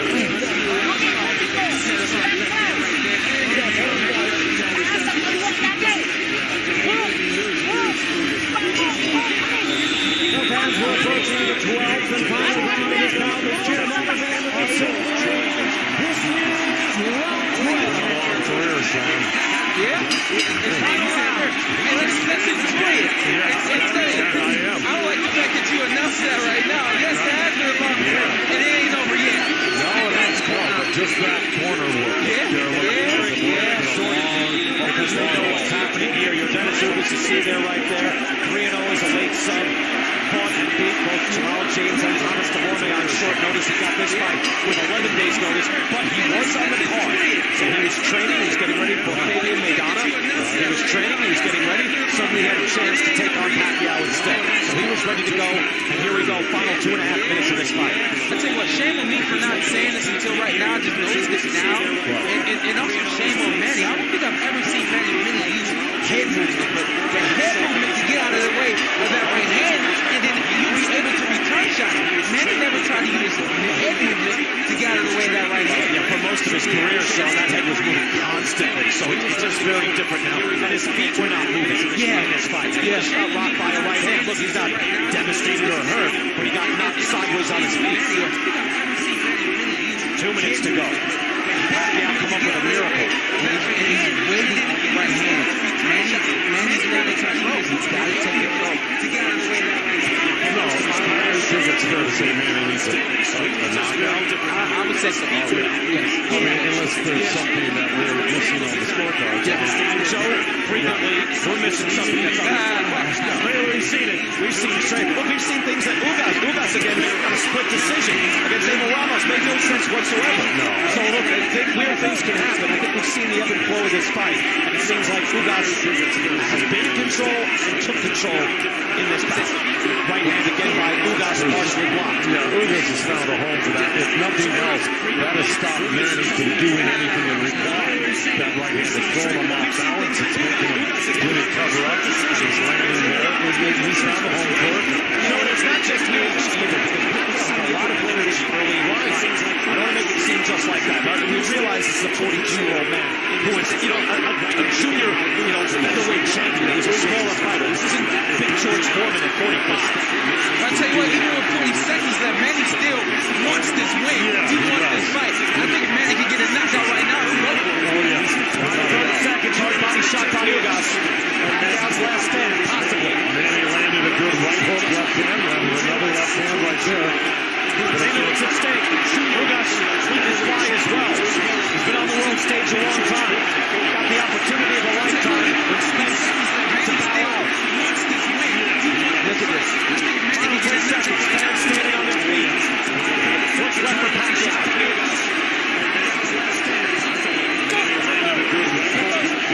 Ugas believes he has done enough and is at the end of a legend.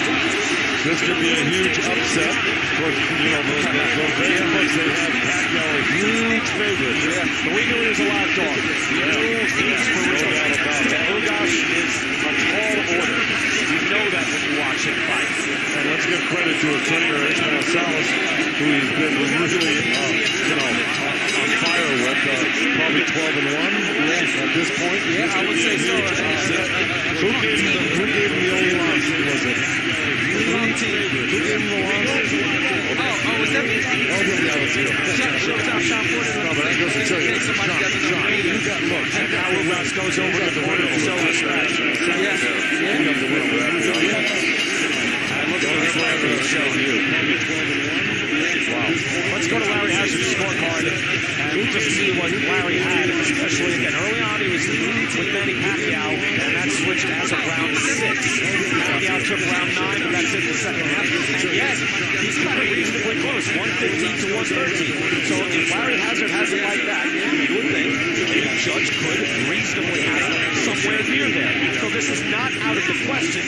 Although the three of us sitting here saw Ugas take over. Larry Hazard, especially again early on. We go back once again, and Ugas able to make his statement late. That was an open club. That was nothing of any consequence. It was off balance. And here's Pacquiao trying to do something in the last round here, trying to turn the tide, trying to drop him, hurt him, do something that you know, could let him win this fight. But I don't know. I think he fell short in this round as well. There's a little block and turn. So you know, Pacquiao tried to counter off that right hand off of Ugas with a hook, but to no avail. We've been pointing out all week that Yordenis Ugas is a legitimate top 5 welterweight, and in the top 5, Sean, you're one of them, Pete Thurman, one of them. It's razor close with the top guys fighting. Absolutely, 100%. I said this. I said that Ugas has to win a fight in order for me to look at him as a champion. And not only did he maybe win this fight, he did a very outstanding job. Look at the punches landed, punches thrown, 59% there. I mean, look at that. It's the power punch thrown. There was that right hand that seemed to connect almost every time, 59% of the time that Ugas threw it. It is interesting that Pacquiao threw over 800 punches. Ugas just over 400. It's of note. Well, because Ugas was not busy in the first half of the fight. That's the bottom line. Let's get the decision. Clock riding on this. Ugas and Pacquiao. We go to the ring. And Jimmy Lennon Jr. Here we go. Ladies and gentlemen, after 12 rounds of action, we go to the scorecards. The judges are in agreement. We have a unanimous decision. Here are the score totals. Judge ringside, Patricia Morse-Jarman scores about 115 to 113. Judges Steve Weisfeld and Dave Moretti both scored it out 116 to 112. All three in favor of the winner. And still champion Yordenis. These are very good judges. They had an 8-4, 8-4, 7-5. So it was competitive. It was reasonably close. And I think we believe the right man won this fight. And I think Larry Hazard had it right in terms of that first half of the fight, where that probably won the majority of his rounds. Because it was certainly mostly all Ugas in the second half of that fight. Manny Pacquiao, by the way, landed just 16% of his punches against Ugas. As comparison, he landed 19% against Floyd Mayweather. So Ugas will be believed defensively responsible, and his offense and his jab made all this possible. Just a beautiful performance by Ugas. But Pacquiao threw many more punches than Ugas did. No, it's amazing. And again, that was spirited, and it was entertaining. Did you like that fight? I like that fight. Unbelievable fight. And after, John watches a long time. Anytime anybody loses, it's like, all right, is he going to retire? Hold on, he just lost a fight. So I'm not calling for that now. He is 42. You wonder what Manny would like to do. He still commands a lot in the marketplace. And you wonder what the future will bring. Jordan Plant is in the ring now with the winner, Yordenis Ugas. Jordan, Ugas, congratulations. You haven't had it easy. You came from Cuba. You haven't seen your family at one point when you came here for 9 years. You've had some losses. This wasn't supposed to be you in here tonight. Was it your destiny? Era destino, tú no tenías que estar aquí en estos momentos, 9 años sin ver la familia, venir aquí a hacer esto, ¿cómo te sientes? No, estoy emocionado. Ante todo, quiero darle las gracias a Manny Pacquiao por compartir, por pelear conmigo. I'm very excited, but most of all, I want to thank Manny Pacquiao for giving me this moment in this ring today. Soy campeón de WBA. Soy yo el campeón de WBA. I told you, I am the champion of the WBA, and I showed it tonight. You did, and it seemed like you were even having fun in there. I saw you shimmering your shoulders, you were smiling. How fun was this moment? Tú estabas sonriendo, en el ring, como que estabas dominando bien, como que la pelea tuya te estaba gozando ahí. Bueno, siento mucho respeto por Pacquiao, que yo vine esta noche a demostrar quién es el campeón de WBA. Mucho respeto para él, es una pelea, fue tremendo competidor como siempre, y nada, estoy agradecido con él. No, definitely he's a great competitor, but I came in here to show that I am the champion of the WBA, and a lot of respect for him, but I won the fight. And also, you were landing that jab from the beginning. You started with the double jab, ran into the body. Was that the key to this fight?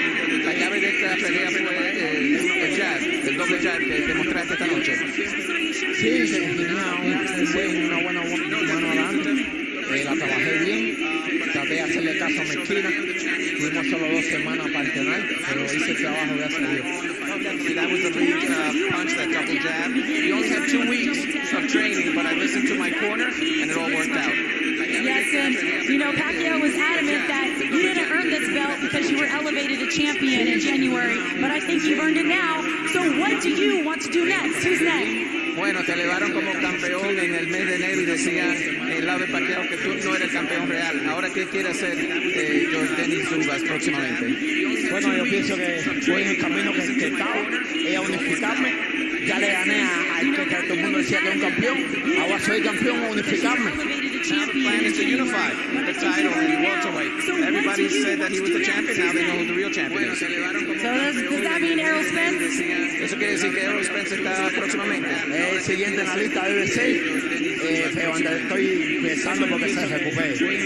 No, he's the next one on the list that I want to fight. But most of all, I am praying that he recuperates. Bueno, todos los cubanos estaban viendo esto. Los cubanos salieron masivamente a apoyarme. ¡Pacquiao! ¡Pacquiao! Life for the Cuban people that came out in massive amounts to come and see me. So for the country and for life. Más que muerte no, ¡Pacquiao! Respect to you. Congratulations, Ugas. We're going to send it over to Heidi with Pacquiao. Thank you very much, Jordan. Manny, you took this fight against Yordenis Ugas just 11 days ago. Certainly a different opponent than you were expecting. Was he more difficult than you expected? just make adjustment for Respect to you. Congratulations, Ugas. We're going to send it over to Manny Pacquiao. Most definitely. In terms of the jab, that was a weapon that you used. Were you having a hard time finding your timing against it? A different opponent than you were expecting. Was he more difficult than you expected? Making a hard time, making adjustment for the body style. Respect to you. Congratulations, Ugas. I think that's in terms of the jab, that was a weapon that you used. Were you having a hard time finding your timing against it? We saw that you didn't use your legs as much, not as much footwork from you, and not as much head movement from you as well. Was it a matter of tightness? Was that the issue? Yeah, my stance is so tight. That's why it's hard to move. I think that's Father Time. 42 years old, still doing this, man, going the distance here against. Yes, look at this. This crowd is so pumped to be here. They came to see you. What do you want to say to them? Well, I'm so thankful to the fans coming here to watch to witness the fight live. I'm really appreciative of your effort to come here. Even despite of this pandemic, you have time to watch live the fight. And I'm sorry that we lost tonight, but I did my best. Well, I apologize. Thankful to the fans. Now you know the question that's coming next. Will we see you in the ring again? I know a lot of respect between you. Will we see you fight again? Even despite of this I don't know. Let me rest first and relax and make a decision if I continue to fight or not. Like a true politician, will you be running for president in the Philippines in May of 2022? Well, I will make a final announcement next month, and I don't know. I know that I'm facing a big problem and more difficult work than boxing. But I want to help the people. I want to help them. In terms of this crowd, they're all on their feet here standing. Regardless of what you decide to do, there will never be another Manny Pacquiao to stand in this ring. As Brian Penny said, you are more difficult work than boxing. But I want to help the people. I want to help them.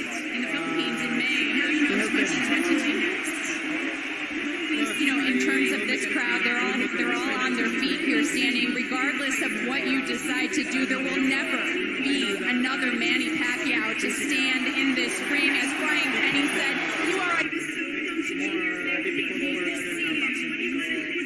But I want to help the people. I want to in the Philippines in May. In terms of this crowd, they're all on their feet here standing. Regardless of what you decide to do, there will never be another Manny Pacquiao to stand in this ring. As Brian Penny said, you are a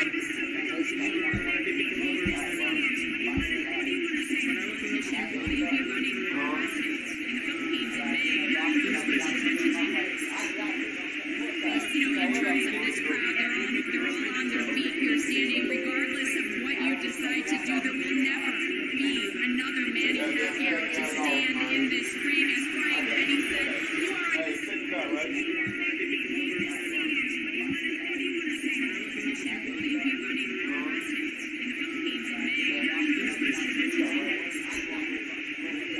in terms of this crowd, they're all on their feet here standing. Regardless of what you decide to do, there will never be another Manny Pacquiao to stand in this ring. As Brian Penny said, you are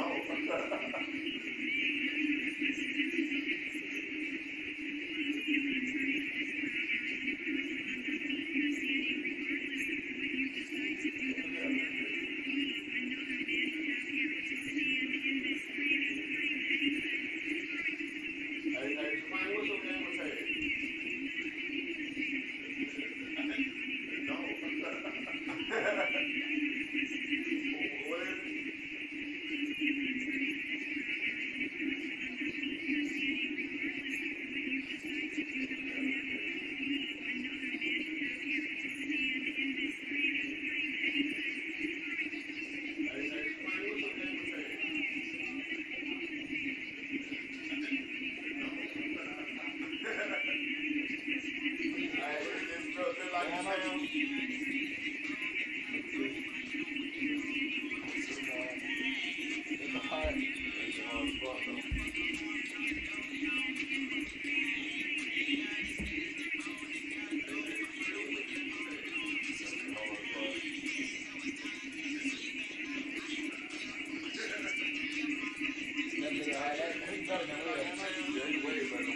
he got a better work ethic. That makes people be out right there. Okay.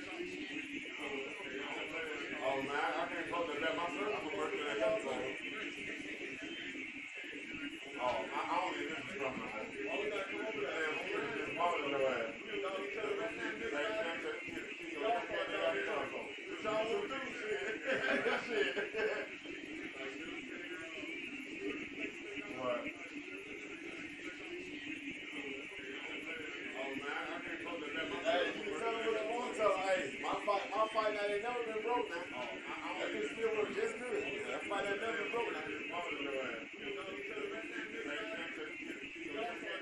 invite, nigga.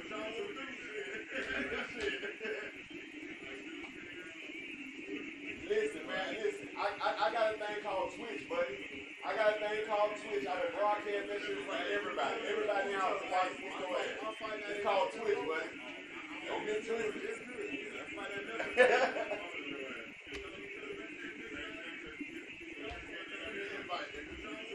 Oh. Listen, man, listen. I got a thing called Twitch, buddy. I got a thing called Twitch. I've been broadcasting that shit in front of everybody. Everybody in house watching what's going on. It's called Twitch, buddy. I got a whole fucking station set up.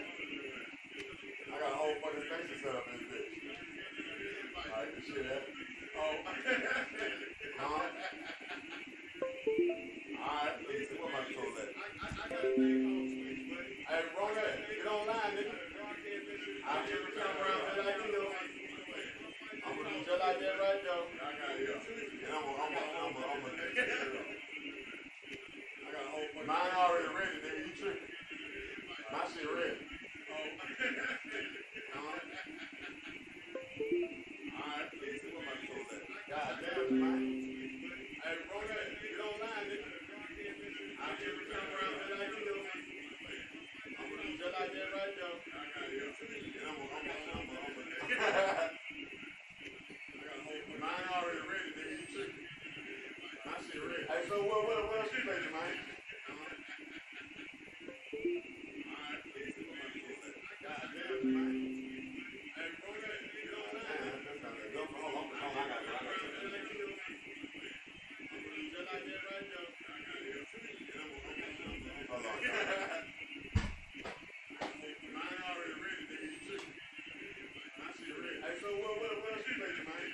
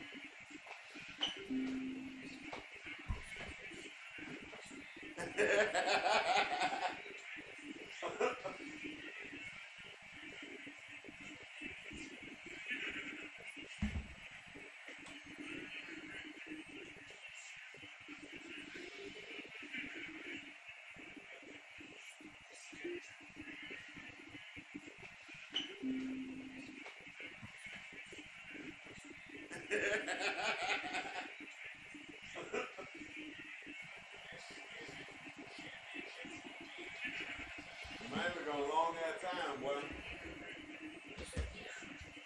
God damn.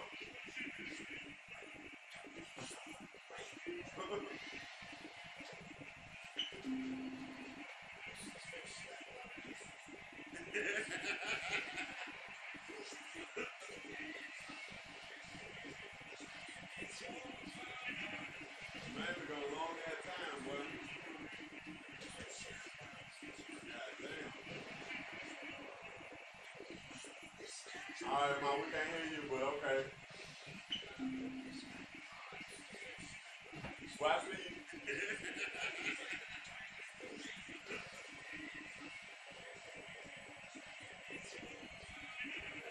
Man, we got a long ass time, boy.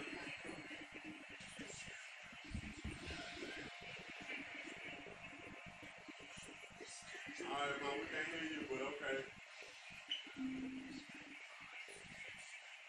Well, I see you.